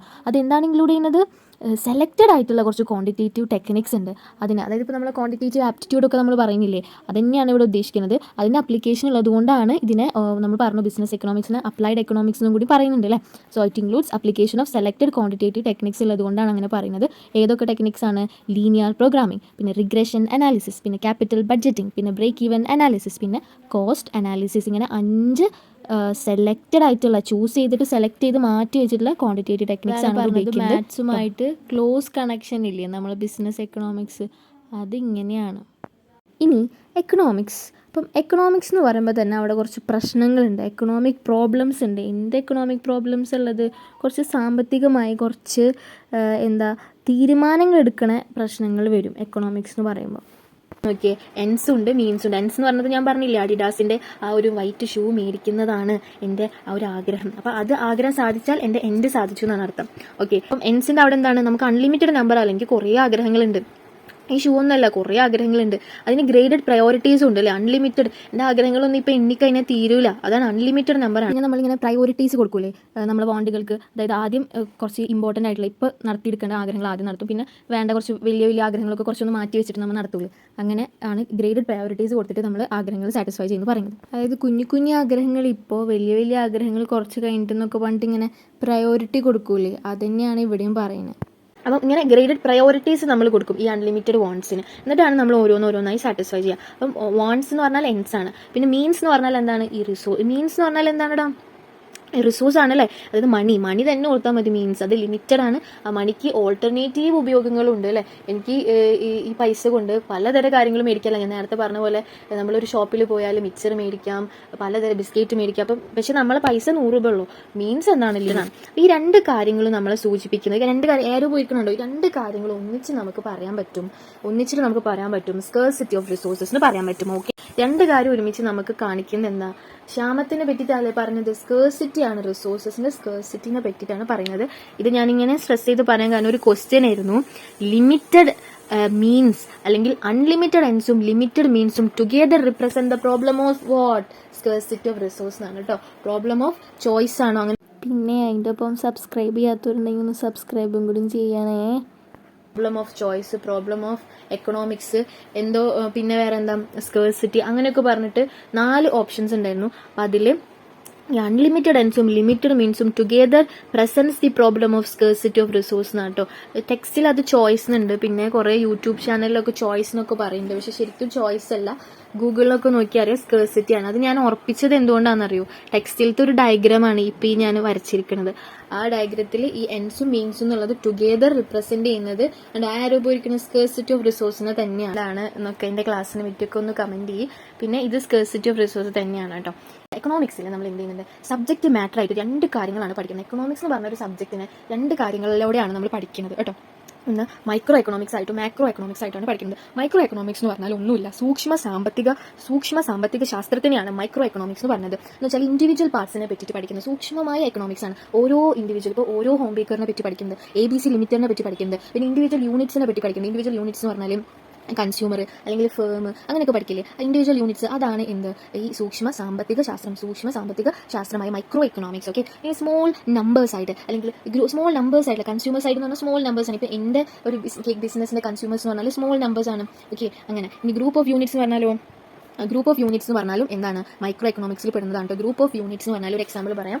ഇപ്പോൾ നമ്മൾ കേരളത്തിൽ തന്നെ ഡിസ്ട്രിക്റ്റുകൾ ഉണ്ട് അല്ലേ, അതിനെയാണ് 14ഓളം ജില്ലകൾ കേരളത്തിലുണ്ടല്ലേ, അതിനെ നമുക്ക് യൂണിറ്റ്സ് എന്ന് പറയാം. ഓക്കെ ആണോ? തൃശ്ശൂരുണ്ട്, മലപ്പുറം ഉണ്ട്, പിന്നെ വയനാടുണ്ട്, കോഴിക്കോടുണ്ട്, കണ്ണൂരുണ്ട്, കാസർഗോഡുണ്ട് ഇല്ലേ. അപ്പോൾ അങ്ങനത്തെ യൂണിറ്റ്സ് എന്ന് പറയാം. ഇതിനെ ഗ്രൂപ്പ് ചെയ്ത് ഈ യൂണിറ്റ്സിനെ ഗ്രൂപ്പ് ചെയ്യുമ്പോൾ നമുക്ക് കിട്ടുന്നതാണ് സ്റ്റേറ്റ് അല്ലേ. നമുക്ക് കിട്ടുന്നത് എന്താണ്, കേരളം എന്ന് പറഞ്ഞൊരു ഗ്രൂപ്പ് ഓഫ് യൂണിറ്റ്സിനെയാണ് നമുക്ക് കിട്ടുന്നത് അല്ലേ. ഗ്രൂപ്പ് ഓഫ് യൂണിറ്റ് ആയിട്ടുള്ള ഒരു സ്റ്റേറ്റ് കേരളത്തിനെയാണ് നമുക്ക് കിട്ടുന്നത്. എന്തിൽ നിന്നും? ഈ 14 ജില്ലകളെ എന്നാണ് യൂണിറ്റ്സിനെ ഒന്നിച്ചപ്പോൾ നമുക്ക് കിട്ടുന്നത് കേരളമാണ് അല്ലേ. അപ്പം അങ്ങനെ ഗ്രൂപ്പ് ഓഫ് യൂണിറ്റ്സിനെ ഇപ്പം ഞാൻ പറയാണ് സ്റ്റേറ്റിനെ പറ്റിയിട്ടുള്ള സ്റ്റഡി എന്താണ്, മൈക്രോ എക്കണോമിക്സ് ആണ്. കാരണം ഗ്രൂപ്പ് ഓഫ് യൂണിറ്റ്സ് ആണ് അത്. ഓക്കെ, സെറ്റ് ആണല്ലോ അത്. പിന്നെ അതുപോലെ തന്നെ ഈ ഡിമാൻഡ്, അതുപോലെ തന്നെ ഈ സപ്ലൈ, അതിനൊക്കെ പറ്റി പഠിക്കേണ്ട രീതിയിലാണ് മൈക്രോ എക്കണോമിക്സിലായിട്ട്. അങ്ങനത്തെ ഒരു ക്വസ്റ്റൻ ഉണ്ടായിരുന്നു കേട്ടോ. പിന്നെ മാക്രോ എന്ന് പറഞ്ഞാൽ എന്താണ്, എക്കോണമി ആസ് എ ഹോൾ, ഈ രാജ്യത്തിനെ പറ്റി പഠിക്കുന്നതാണ്. ഓവറോൾ എക്കണോമിക് ഫിനോമിനെ പറ്റിയിട്ട് അല്ലെങ്കിൽ എൻവയറമെന്റിനെ പറ്റിയിട്ട്, മില്യൺസ് ഓഫ് ഡിഫറെന്റ് കൺസ്യൂമേഴ്സ് പ്രൊഡ്യൂസേഴ്സിനെ പറ്റിയിട്ട്, അതുപോലെ തന്നെ വൈഡർ എക്കണോമിക് എൻവയറമെന്റിനെ പറ്റിയിട്ടൊക്കെ പഠിക്കുന്നതാണ്. ഇപ്പോൾ അൺഎംപ്ലോയ്മെന്റ് അല്ലെങ്കിൽ ഈ വലിയ ഇതില്ലേ, ഇൻഫ്ലേഷൻ, ഡിഫ്ലേഷൻ, രാജ്യത്തിന്റെ മൊത്തം പ്രശ്നങ്ങളെ പറ്റി പഠിക്കുന്നതാണ് മാക്രോ എക്കണോമിക്സ്. ഈ ട്രേഡ് ഇതില്ലേ, ഫോറിൻ എക്സ്ചേഞ്ച്, അതൊക്കെ രാജ്യത്തിന്റെ മൊത്തമല്ല. അങ്ങനെ ഇതിൽ പറയുന്നതാണ് കമ്പൈൻഡ് ഗ്രൂപ്പ് ഓഫ് യൂണിറ്റ്സ്. അതായത് ഞാൻ പറഞ്ഞു ഗ്രൂപ്പ് ഓഫ് യൂണിറ്റ്സ് എന്ന് പറഞ്ഞാൽ സ്റ്റേറ്റ് ആണെന്ന് പറഞ്ഞു, കേരള എന്ന് പറഞ്ഞു. ഇനി ഓരോ ഗ്രൂപ്പ് ഓഫ് യൂണിറ്റ്സ് സ്റ്റേറ്റ്സ് ആണ്. അപ്പോൾ ഈ കമ്പൈൻഡ് ഗ്രൂപ്പ് ഓഫ് യൂണിറ്റ്സ് എന്ന് പറഞ്ഞാൽ എന്താ, ഓരോ സ്റ്റേറ്റുകളെയും നമ്മുടെ രാജ്യത്തുള്ള 28 സ്റ്റേറ്റുകളെയും ഒന്ന് കമ്പൈൻ ചെയ്യുമ്പോൾ എന്താണ് കിട്ടുന്നത്? യെസ്, കമ്പൈൻ ചെയ്യുമ്പോൾ നമുക്ക് കിട്ടുന്നതാണ് നമുക്ക് ഇന്ത്യനെ കിട്ടും അല്ലേ. അപ്പം ഇന്ത്യനെ പറ്റി പഠിക്കുന്നതാണ് മാക്രോ എക്കണോമിക്സ്. കത്തിയോ? അതായത് ഇപ്പം നമ്മൾ പറഞ്ഞല്ലേ, ഗ്രൂപ്പ് ഓഫ് യൂണിറ്റ്സ് എന്ന് പറഞ്ഞത് എന്താ, കേരള ആണ് അല്ലെങ്കിൽ ഒരു സ്റ്റേറ്റ് ആണ്. അങ്ങനത്തെ ഓരോ ഗ്രൂപ്പിനെയും നമ്മളൊന്ന് കമ്പൈൻ ചെയ്യുമ്പോൾ നമുക്ക് 28 സ്റ്റേറ്റ്സുകളൊന്ന് കമ്പൈൻ ചെയ്യുമ്പോൾ നമുക്ക് കിട്ടുന്നതാണ് ഇന്ത്യ. അതിനെയാണ് എന്ന് പറയുന്നത് മാക്രോ എക്കണോമിക്സ് സ്റ്റഡിയിൽ വരുന്നത് combined group of units. Large economic അഗ്രിഗേറ്റ്സിനെ പറ്റി പഠിക്കുന്നത്, അഗ്രിഗേറ്റ്സ്. അതുകൊണ്ട് തന്നെ നമ്മളെ മാക്രോ എക്കണോമിക്സിന് അഗ്രിഗേറ്റ് എക്കണോമിക്സ് എന്നൊക്കെ പറയും കേട്ടോ. ഓക്കെ, അഗ്രിഗേറ്റിനെ പറ്റി പഠിക്കുന്നതുകൊണ്ടാണ്. അപ്പോൾ ഇന്ത്യനെ പറ്റി പഠിച്ചാൽ അത് മാക്രോ എക്കണോമിക്സ്. അപ്പോൾ ഇപ്പം ഞാൻ നേരത്തെ പറഞ്ഞു ഡിമാൻഡും സപ്ലൈയും മൈക്രോ എക്കണോമിക് വിഷയമാണെന്ന് പറഞ്ഞു അല്ലേ. പക്ഷേ ഈ പറഞ്ഞ പോലെ അഗ്രിഗേറ്റ് ഡിമാൻഡും അഗ്രിഗേറ്റ് സപ്ലൈയും ഏത് വിഷയമാണെടാ?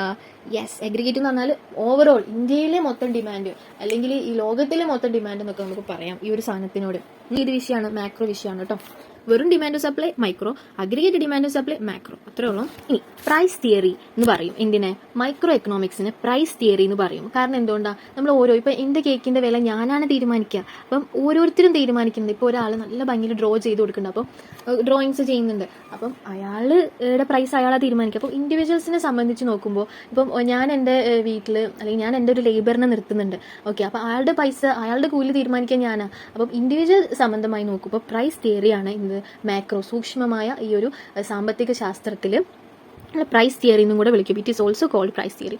ഇനി മറ്റേതാണെങ്കിലോ ഇൻകം തിയറി എന്നാണ് വിളിക്കുക. ഇതൊരു ക്വസ്റ്റ്യൻ ആയിരുന്നു കേട്ടോ. അപ്പം ഇൻകം തിയറി എന്നാണ് എന്തിനെ വിളിക്കുക, മാക്രോ എക്കണോമിക്സിന് ഇൻകം തിയറി എന്നാണ് വിളിക്കുക, രാജ്യത്തിന്റെ മൊത്തം വരുമാനം. അപ്പം അതൊക്കെ കൂട്ടുമ്പോഴാണല്ലേ നമുക്ക് എന്ത് കിട്ടുന്നത്, NI കിട്ടുന്നത്, നാഷണൽ ഇൻകം കിട്ടുന്നത്. അതൊക്കെ നാഷണൽ ഇൻകം ഒക്കെ മാക്രോ വിഷയമാണ്. ഓക്കെ, ഇനി സ്റ്റഡി ഓഫ് ബിഹേവിയർ ഓഫ്, അപ്പം പ്രൈസ് തിയറിയുടെ അടുത്തേക്ക് വരുമ്പോൾ എന്താ, study of behaviour of different individuals അല്ലെങ്കിൽ ഓർഗനൈസേഷൻസിനെയാണ് ABC ലിമിറ്റഡ് കൊണ്ട് ഉദ്ദേശിക്കുന്നത്. എന്തെന്നാ പറഞ്ഞത്, study of behaviour of individual, study of behaviour of different individuals അല്ലെങ്കിൽ organisations. Example ABC limited. Within an economic സിസ്റ്റത്തിന്റെ ഉള്ളിലുള്ള ഓരോ കാര്യങ്ങളെ പറ്റിയിട്ട് പഠിക്കുന്നത് ഏതാണ്, അപ്പോൾ ഇൻഡസ്ട്രിയിൽ സ്റ്റീൽ ഇൻഡസ്ട്രീനെ പറ്റി സ്പെസിഫിക്കലി അല്ലെങ്കിൽ മാംഗോ പ്ലാന്റ് ഇതിനെ പറ്റി സ്പെസിഫിക്കലി പറയുകയാണെങ്കിൽ അത് മൈക്രോ ആണ് കേട്ടോ. മാക്രോ എന്ന് പറഞ്ഞാലോ അതിനെ അഗ്രിഗേറ്റ് എക്കണോമിക്സ് എന്നും കൂടെ വിളിക്കുന്നുണ്ട്, ഞാൻ പറഞ്ഞില്ല നേരത്തെ. അപ്പം അങ്ങനെ ഇനി കൺസെപ്റ്റ് സ്റ്റഡിയുടെ നോക്കാം. മൈക്രോ എക്കണോമിക്സിൽ നമ്മൾ പഠിക്കുന്ന കൺസെപ്റ്റുകൾ ഏതൊക്കെയാണെന്ന് വെച്ചാൽ economic conditions of a section of people, അതായത് നമ്മൾക്കറിയാലോ റിച്ച് ഉണ്ട്, മിഡിൽ ക്ലാസ് ഉണ്ട്, പുവർ ഉണ്ട്. അപ്പം അങ്ങനെ സെക്ഷൻ ഓഫ് പീപ്പിൾ ഉണ്ടാവുമല്ലോ, അവരുടെ കണ്ടീഷൻസിനെ പറ്റി പഠിക്കുന്നത് മൈക്രോ ആണ്. സൂക്ഷ്മമായ ഈ ഒരു സാമ്പത്തിക ശാസ്ത്രമാണ് പഠിക്കുന്നത്. അതുപോലെ തന്നെ ഇതിൽ പഠിക്കുന്ന കൺസെപ്റ്റാണ് പ്രൈസിംഗ് എന്ന് പറയും. പ്രൈസിംഗ് എന്ന് പറഞ്ഞാൽ എന്താ? പ്രൈസിംഗ് എന്ന് പറഞ്ഞാൽ പ്രൊഡക്റ്റ് പ്രൈസിംഗ് ഉണ്ട്, ഫാക്ടർ പ്രൈസിംഗ് ഉണ്ട്. പ്രൊഡക്റ്റ് എന്ന് പറഞ്ഞാൽ ഞാൻ ഉണ്ടാക്കുന്ന കേക്കിന്റെ എന്റെ പ്രൊഡക്റ്റാണ് കേക്ക് അല്ലേ, അപ്പം ഈ പ്രൊഡക്റ്റിന് ഈ വസ്തുക്കളുടെ പ്രൈസ് നിർണ്ണയിക്കുന്നത് ആരാണ്? ഒരു ഇൻഡിവിജ്വൽ ആയിരിക്കും അല്ലേ നിർണ്ണയിക്കുന്നത്, ഓരോ ഇൻഡിവിജ്വൽസിന്റെ കാര്യമാണ് അല്ലേ അത്. അതുപോലെ തന്നെ ഫാക്ടർ പ്രൈസിംഗ്, ഒരു ഫാക്ടേഴ്സ് ഓഫ് പ്രൊഡക്ഷൻ അല്ലെങ്കിൽ പ്രൊഡക്റ്റീവ് റിസോഴ്സസ് എന്നൊക്കെ പറഞ്ഞത് ഏതാണ്? ലാൻഡ്, ലേബർ, ക്യാപിറ്റൽ, ഓൺട്രപ്രണർഷിപ്പ് അല്ലേ. അപ്പം അതിൽ ഈ ഫാക്ടേഴ്സിന്റെ പ്രൈസ്, ഇപ്പം ഞാൻ പറഞ്ഞ പോലെ ലേബറിന്റെ പ്രൈസ് നിർണ്ണയിക്കുന്ന ആരാ? ഞാനായിരിക്കും എൻ്റെ ഇതിൽ. അപ്പം അതൊക്കെ മൈക്രോ വിഷയങ്ങളാണ്. അപ്പോൾ പ്രൈസിങ് തന്നെ രണ്ട് രീതിയിലുണ്ട്, പ്രൈസിംഗ് ഓഫ് പ്രൊഡക്റ്റും പ്രൈസിംഗ് ഓഫ് ഫാക്ടറും. അതിനുശേഷം ലൊക്കേഷൻ ഓഫ് ഇൻഡസ്ട്രി. ഒന്നുമില്ലടാ, ലൊക്കേഷൻ ഓഫ് ഇൻഡസ്ട്രി എന്ന് പറഞ്ഞാൽ എന്തോ? ലൊക്കേഷൻ ഓഫ് ഇൻഡസ്ട്രി എന്ന് പറഞ്ഞാൽ നിന്റെ ഇൻഡസ്ട്രി എവിടെ വെക്കണം. ഇപ്പം ഞാൻ ഹോം ബേക്കറി ആണ് തുടങ്ങി, എൻ്റെ വീട്ടിൽ തന്നെ തുടങ്ങി. ഓക്കെ, അപ്പം അതുപോലെ തന്നെ എനിക്കിനിപ്പോൾ ഇത് കുറച്ചും കൂടെ അടിപൊളിയാക്കണമെങ്കിൽ അത് ഞാൻ എവിടെ തുടങ്ങണം, ഇവിടെ എടുത്ത് പുറത്ത് തുടങ്ങണോ, എവിടെ തുടങ്ങണം എന്നുള്ളത് എൻ്റെ വിഷയമല്ലേ, അത് മൈക്രോ വിഷയമാണ്. ഓക്കെ, ഓരോ ഇൻഡിവിജ്വലിനെ ഡിപ്പെൻഡ് ചെയ്യുന്ന വിഷയമാണ്. അപ്പോൾ location of industry, resource allocation. എൻ്റെ ഈ റിസോഴ്സ്, എൻ്റെ കയ്യിലുള്ള എത്ര റിസോഴ്സ് ഉപയോഗിക്കുന്ന, ഒരു 10 ലക്ഷമൊക്കെ വേണ്ടല്ലേ ഒരു സ്ഥലം എടുത്ത് അവിടെ ഒരു ചെറിയ നല്ല സെറ്റപ്പ് ഒക്കെ കേക്കിൻ്റെ തുടങ്ങണമെങ്കിൽ ഒക്കെ കുറച്ച് അത്യാവശ്യം പ്രൈസൊക്കെ വേണമല്ലേ നമുക്ക്. അപ്പം അങ്ങനെയൊക്കെ വേണമെങ്കിൽ അപ്പം എൻ്റെ റിസോഴ്സാണ് ഞാൻ അലോക്കേറ്റ് ചെയ്യുന്നത്. ആ തീരുമാനം എടുക്കുന്നത് ആരാ? ഞാനാണ്. അപ്പം അതേപോലെ തന്നെയാണ് ഓരോ ഇൻഡിവിജ്വൽസും തീരുമാനങ്ങൾ എടുക്കുന്നത് അല്ലേ. അപ്പം ലൊക്കേഷൻ ഓഫ് ഇൻഡസ്ട്രിയും മൈക്രോ വിഷയമാണ് കേട്ടോ. ഇതൊക്കെ ചോദിച്ചിട്ടുണ്ട്. ലൊക്കേഷൻ ഓഫ് ഇൻഡസ്ട്രിയിൽ വരുന്നതാണ് അലോക്കേഷൻ ഓഫ് റിസോഴ്സ്. എൻ്റെ മണി ഞാൻ അലോക്കേറ്റ് ചെയ്യുന്നത്, ഞാൻ തീരുമാനിക്കുന്ന വിഷയം. അപ്പം അത് എന്താണ്? അപ്പം അതെന്താണ്? അപ്പം നിങ്ങൾ ഓരോരുത്തരും അങ്ങനെയല്ലേ തീരുമാനിക്കുക. അപ്പം ആ വിഷയം വരുന്നത് allocation of resource comes under micro macro എന്നൊക്കെ ചോദിച്ചിട്ട് ഒരു ക്വസ്റ്റ്യൻ ഉണ്ടായിരുന്നു. എപ്പോഴും റിപ്പീറ്റഡ് ക്വസ്റ്റ്യൻ ആണ്, അത് മൈക്രോയിലാണ് കേട്ടോ, മറക്കണ്ട. ഇനി അടുത്തതാണ് ബിഹേവിയർ, പെരുമാറ്റങ്ങൾ നമ്മൾ പഠിക്കും. ആരെ പെരുമാറ്റങ്ങളെ പഠിക്കുക? ഫേംസിന്റെയും കൺസ്യൂമേഴ്സിന്റെയും പെരുമാറ്റങ്ങളെ പറ്റി നമ്മൾ പഠിക്കും. ഫേംസിന്റെ പെരുമാറ്റത്തിനെ പറ്റി പഠിക്കുന്നതിന്റെ പേരാണ് സപ്ലൈ എന്ന് പറയും. അപ്പോൾ മൈക്രോ വിഷയമാണ് സപ്ലൈ. ബിഹേവിയർ ഓഫ് കൺസ്യൂമറിന്റെ ബിഹേവിയറിനെ പഠിക്കുന്നതിന്റെ പേരെന്താണ്? ഡിമാൻഡ് എന്നാണ് പറയാം. ഓക്കെ, ഡിമാൻഡും നമ്മൾ എവിടെ പഠിക്കുക? മൈക്രോയിലാണ് പഠിക്കാം. ഓക്കെ, നമ്മൾ അഗ്രിഗേറ്റ് ഡിമാൻഡ് ഒക്കെ ആണെങ്കിലും അഗ്രിഗേറ്റ് സപ്ലൈ ആണെങ്കിലും അത് മാക്രോ വിഷയമാണ് കേട്ടോ. ഓക്കെ, ഇനി മാക്രോ എക്കണോമിക്സ് എന്ന് പറഞ്ഞാൽ മൊത്തമാണ്, രാജ്യത്തിന്റെ ആണ്, ഓവറോൾ ലെവൽ ഓഫ് ഔട്ട്പുട്ട് ആണ്. ഓവറോൾ ലെവൽ ഓഫ് ഔട്ട്പുട്ടിനെ NDP എന്നല്ല പറയാ, നാഷണൽ ഡൊമസ്റ്റിക് പ്രൊഡക്റ്റ് എന്നല്ല പറയാ. ഓവറോൾ ലെവൽ ഓഫ് ഔട്ട്പുട്ട് ആണെങ്കിൽ നേരെ മറിച്ച് level of output of our country, നമ്മളെ കൺട്രി മാത്രമാണെങ്കിലോ, നേഷൻ അല്ല, നമ്മളെ കൺട്രി മാത്രമാണെങ്കിൽ GDP ആണ്, ഗ്രോസ് ഡൊമസ്റ്റിക് പ്രൊഡക്റ്റ് ആണ്. പക്ഷേ ഇത് ഓവറോൾ ആണ്, നേഷന്റെ ആയതുകൊണ്ട് തന്നെ NDP ആണ് കേട്ടോ. അപ്പം അങ്ങനെ അതും നമ്മളെ കൺട്രിയുടെ പറയുകയാണെങ്കിലും നമുക്ക് എന്ത് പറയാം, അത് ഭയങ്കര വലുതല്ല. ഇന്ത്യനെ പറ്റി പഠിക്കുന്നത് മാക്രോ ആണെന്ന് ഞാൻ പറഞ്ഞില്ല, രാജ്യത്തിനെ പറ്റി, നിന്റെ രാജ്യം ഇന്ത്യ, ഇന്ത്യനെ പറ്റി പഠിക്കുന്നത് മുഴുവനും macro. Okay, overall economic phenomena, unemployment of economy, total consumption, total investment, export import, total savings. Export ഇമ്പോർട്ടും എല്ലാവരെയും പറ്റിയിട്ടാണ് പറയാം, എക്സ്പോർട്ട് ഇമ്പോർട്ടും. ഓക്കെ, അപ്പം ഫിഷിന്റെ ഇൻഡസ്ട്രിയിൽ എക്സ്പോർട്ട് എന്ന് പറഞ്ഞാൽ എല്ലാവരും എക്സ്പോർട്ട് ചെയ്യുന്നതാ പറയാം അല്ലേ. അപ്പം അല്ലെങ്കിൽ ഗുഡ്സിന്റെ കാര്യമായാലും എല്ലാവരും എക്സ്പോർട്ട് ചെയ്യുന്നതാ പറയാം. അതൊക്കെ എക്സ്പോർട്ട് ഇമ്പോർട്ടൊക്കെ മാക്രോ വിഷയം. Economic conditions in and economy, കണ്ടോ, economic conditions of a section of people പഠിച്ചത് മൈക്രോയിലാണ് പഠിച്ചതെങ്കിൽ നമ്മൾ മാക്രോയിൽ എക്കണോമിക് കണ്ടീഷൻസ് ഇൻ ആൻഡ് ഇക്കോണമിയാണ് കേട്ടോ പഠിക്കുന്നത്. ഒരു ഇക്കോണമിയുടെ conditions, for example unemployment, inflation, deflation, അതുപോലെ തന്നെ പണപ്പെരുപ്പ്, അതൊക്കെ അല്ലേ, ഇൻട്രസ്റ്റ് റേറ്റ്, അതൊക്കെ economic conditions in an economy ആണെങ്കിൽ അതേതാണ്? മാക്രോ ആണ്. പക്ഷെ സെക്ഷനെ പറ്റിയിട്ടാണെങ്കിലോ, ഓരോരുത്തരെ പറ്റിയിട്ടാണെങ്കിലോ അത് മൈക്രോ വിഷയമാണ്. പിന്നെ ടോട്ടൽ സേവിങ്, ഫോറിൻ ഇൻവെസ്റ്റ്മെന്റ് ഉണ്ട്. ഫോറിൻ ഇൻവെസ്റ്റ്മെന്റ്, പുറത്തുനിന്ന് ആളുകൾ നമ്മളെ ഇതിലേക്ക് ഇൻട്രസ്റ്റഡ് ആയിട്ട്, നമ്മളെ കൺട്രിയിലേക്ക് ഇൻട്രസ്റ്റഡ് ആയിട്ട് ഇൻവെസ്റ്റ് ചെയ്യുമ്പോഴാണ് ഫോറിൻ ഡയറക്റ്റ് ഇൻവെസ്റ്റ്മെന്റ് ഒക്കെ വരുന്നത്. അപ്പോൾ അവരുടെ അട്രാക്ട് ചെയ്യിക്കാൻ വേണ്ടിയിട്ട് നമ്മൾ എന്ത് ചെയ്തിട്ടുണ്ട്? സ്പെഷ്യൽ എക്കണോമിക് സോൺ, സെസ് ഒക്കെ നമ്മൾ കൊണ്ടുവന്നിട്ടുണ്ട് അല്ലേ. അപ്പം ഫോറിൻ ഇൻവെസ്റ്റ്മെന്റ് അതൊക്കെ എന്ത് വിഷയമാണ്? മാക്രോ വിഷയമാണ്. ബിഹേവിയർ ഓഫ് ലാർജ് ഇക്കണോമിക് അഗ്രിഗേറ്റിനെ പറ്റി പഠിക്കുന്നത് മാക്രോ ആണ് കേട്ടോ അല്ലേ. പിന്നെ മാക്രോ ഇല്ലേ, നമ്മൾ പറഞ്ഞു എന്താ, how these aggregate shift over time എന്നാണ്. ഈ അഗ്രിഗേറ്റ് നമ്മൾ പറഞ്ഞില്ലേ, എക്കണോമിക് അഗ്രിഗേറ്റ്സിനൊക്കെ പറ്റി പഠിക്കും. അപ്പോൾ ഇതെങ്ങനെ ഓവർ ടൈമിൽ ഈ അഗ്രിഗേറ്റുകൾ ഷിഫ്റ്റ് ചെയ്യുന്നു എന്നുള്ളതാണ് നമ്മൾ പഠിക്കുന്നത്. അതിന്റെ വേറെ പേരാണ് ബിസിനസ് സൈക്കിൾ എന്ന് പറയുന്നത്. ഈ അഗ്രിഗേറ്റുകൾ ഓവർ ടൈമിൽ ഷിഫ്റ്റ് ചെയ്യുന്നത്, അതായത് ഈ പുറത്തുള്ള എംപ്ലോയ്മെന്റ്, വ്യാപാരം, എംപ്ലോയ്മെന്റ് എന്ന് പറഞ്ഞാൽ എന്താ, തൊഴിലവസരങ്ങൾ അല്ലേ, തൊഴിലവസരങ്ങൾ, കാര്യങ്ങളൊക്കെ എങ്ങനെയാണ് ഷിഫ്റ്റ് ചെയ്യുന്നത്, ആൾക്കാരുടെ കയ്യിലുള്ള മണി, ഇൻഫ്ലേഷൻ, ഈ കാര്യങ്ങളൊക്കെ എങ്ങനെയാണ്, അതുപോലെ തന്നെ ഇൻട്രസ്റ്റ് റേറ്റ്, അതുപോലെ തന്നെ എക്സ്ചേഞ്ച് റേറ്റ്, കൈമാറ്റം നിരക്കും, ഇൻട്രസ്റ്റ് റേറ്റ്, ഇതൊക്കെ എങ്ങനെയാണ്, ഇതൊക്കെ അഗ്രിഗേറ്റുകളാണ്. ഇതൊക്കെ എങ്ങനെയാണ് ഒരു ടൈമിൽ ഷിഫ്റ്റ് ചെയ്യുന്നത് എന്നൊക്കെ പറഞ്ഞാണ് ബിസിനസ് സൈക്കിൾ എന്ന് പറയുന്നത്. അപ്പോൾ ബിസിനസ് സൈക്കിൾ എന്ത് വിഷയമാണ്? മാക്രോ വിഷയമാണ്. കാര്യം ഞങ്ങൾക്ക് എടുക്കുന്ന സമയത്ത് സാറ് മൈക്രോ സാർ തന്നെ ബിസിനസ് സൈക്കിൾ എടുത്തിരുന്നു. അപ്പോൾ ഞാൻ വിചാരിച്ചത് ബിസിനസ് സൈക്കിൾ എന്ന് പറഞ്ഞത് മൈക്രോ വിഷയമാണ്, പക്ഷേ അല്ല കേട്ടോ. ബിസിനസ് സൈക്കിൾ എന്ന് പറഞ്ഞത് മാക്രോ വിഷയമാണ് കേട്ടോ. ഇനി കൺസെപ്റ്റ്സ് ഇൻ മാക്രോ എക്കണോമിക്സ് എന്ന് പറഞ്ഞാൽ നാഷണൽ ഇൻകം ഔട്ട്പുട്ട് ആണ്. നാഷണൽ ഇൻകമും നാഷണൽ ഔട്ട്പുട്ടും NI-യും അതുപോലെ തന്നെ NDP-യും GDP-യും പഠിക്കുന്നുണ്ടോ, ഒക്കെ എന്താണ് മാക്രോ വിഷയമാണ്. External value of currency, yes, കറൻസിയുടെ value. External value of currency എന്ന് പറഞ്ഞാൽ എന്താ, ഫോറിൻ എക്സ്ചേഞ്ച് ആണല്ലേ. അതായത് $1 ഇവിടേക്ക് വരുമ്പോൾ എത്ര രൂപയാണ്, അതുപോലെ തന്നെ ഖത്തർ ദിനാർ ഇവിടേക്ക് വരുമ്പോൾ എന്താണ്, റിയാൽ ഇവിടേക്ക് വരുമ്പോൾ എന്താണ് എന്നൊക്കെയുള്ളതാണ് നമ്മൾ എക്സ്ചേഞ്ച് റേറ്റ് എന്ന് പറഞ്ഞത്. ഓക്കെ, പിന്നെ അതുപോലെ തന്നെ ജനറൽ പ്രൈസ് ലെവൽ പറയുന്നുണ്ട് കേട്ടോ. ജനറൽ പ്രൈസ് ലെവൽ എന്ന് പറഞ്ഞാൽ പൊതുവെ സാധനങ്ങൾക്കൊക്കെയുള്ള പൈസ നിരക്ക്, പിന്നെ ഇൻട്രസ്റ്റ് റേറ്റുകളുണ്ട്, പലിശ നിരക്ക്, ഇൻഫ്ലേഷൻ ഉണ്ട്, ഡിഫ്ലേഷൻ ഉണ്ട്, അതുപോലെ തന്നെ level of employment, rate of economic growth, ഇതൊക്കെ തന്നെയാണ് അഗ്രിഗേറ്റ് ഷിഫ്റ്റ് ഓവർ ടൈം, അത് ബിസിനസ് സൈക്കിൾ. പിന്നെ ഈ പറഞ്ഞ പോലെ BOP കേട്ടിട്ടില്ലേ, ഇത് ബാലൻസ് ഓഫ് ട്രേഡും ബാലൻസ് ഓഫ് പേയ്മെന്റും ആണത്. അതും ഒക്കെ വരുന്ന വിഷയം ഏതാണ്, അത് ട്രേഡിൽ, അതായത് നമ്മൾ എക്സ്പോർട്ട് ഇമ്പോർട്ടും നമ്മുടെ വിഷയമാണ് ഈ ബാലൻസ് ഓഫ് ട്രേഡും ബാലൻസ് ഓഫ് പേയ്മെന്റും ഒക്കെ കേട്ടോ. ഇനി നമുക്ക് റേറ്റ് ഓഫ് എക്കണോമിക് ഗ്രോത്ത് നോക്കാം. അതും എന്താണ്, മാക്രോ വിഷയമാണ്. എത്രത്തോളം എക്കണോമിക് ഗ്രോത്ത് ഉണ്ടായി എന്നൊക്കെ പഠിക്കുന്നത് മാക്രോ വിഷയമാണ്. ഓവറോൾ ലെവൽ ഓഫ് സേവിങ്സും ഇൻവെസ്റ്റ്മെന്റ് ഒക്കെയാണ് കേട്ടോ.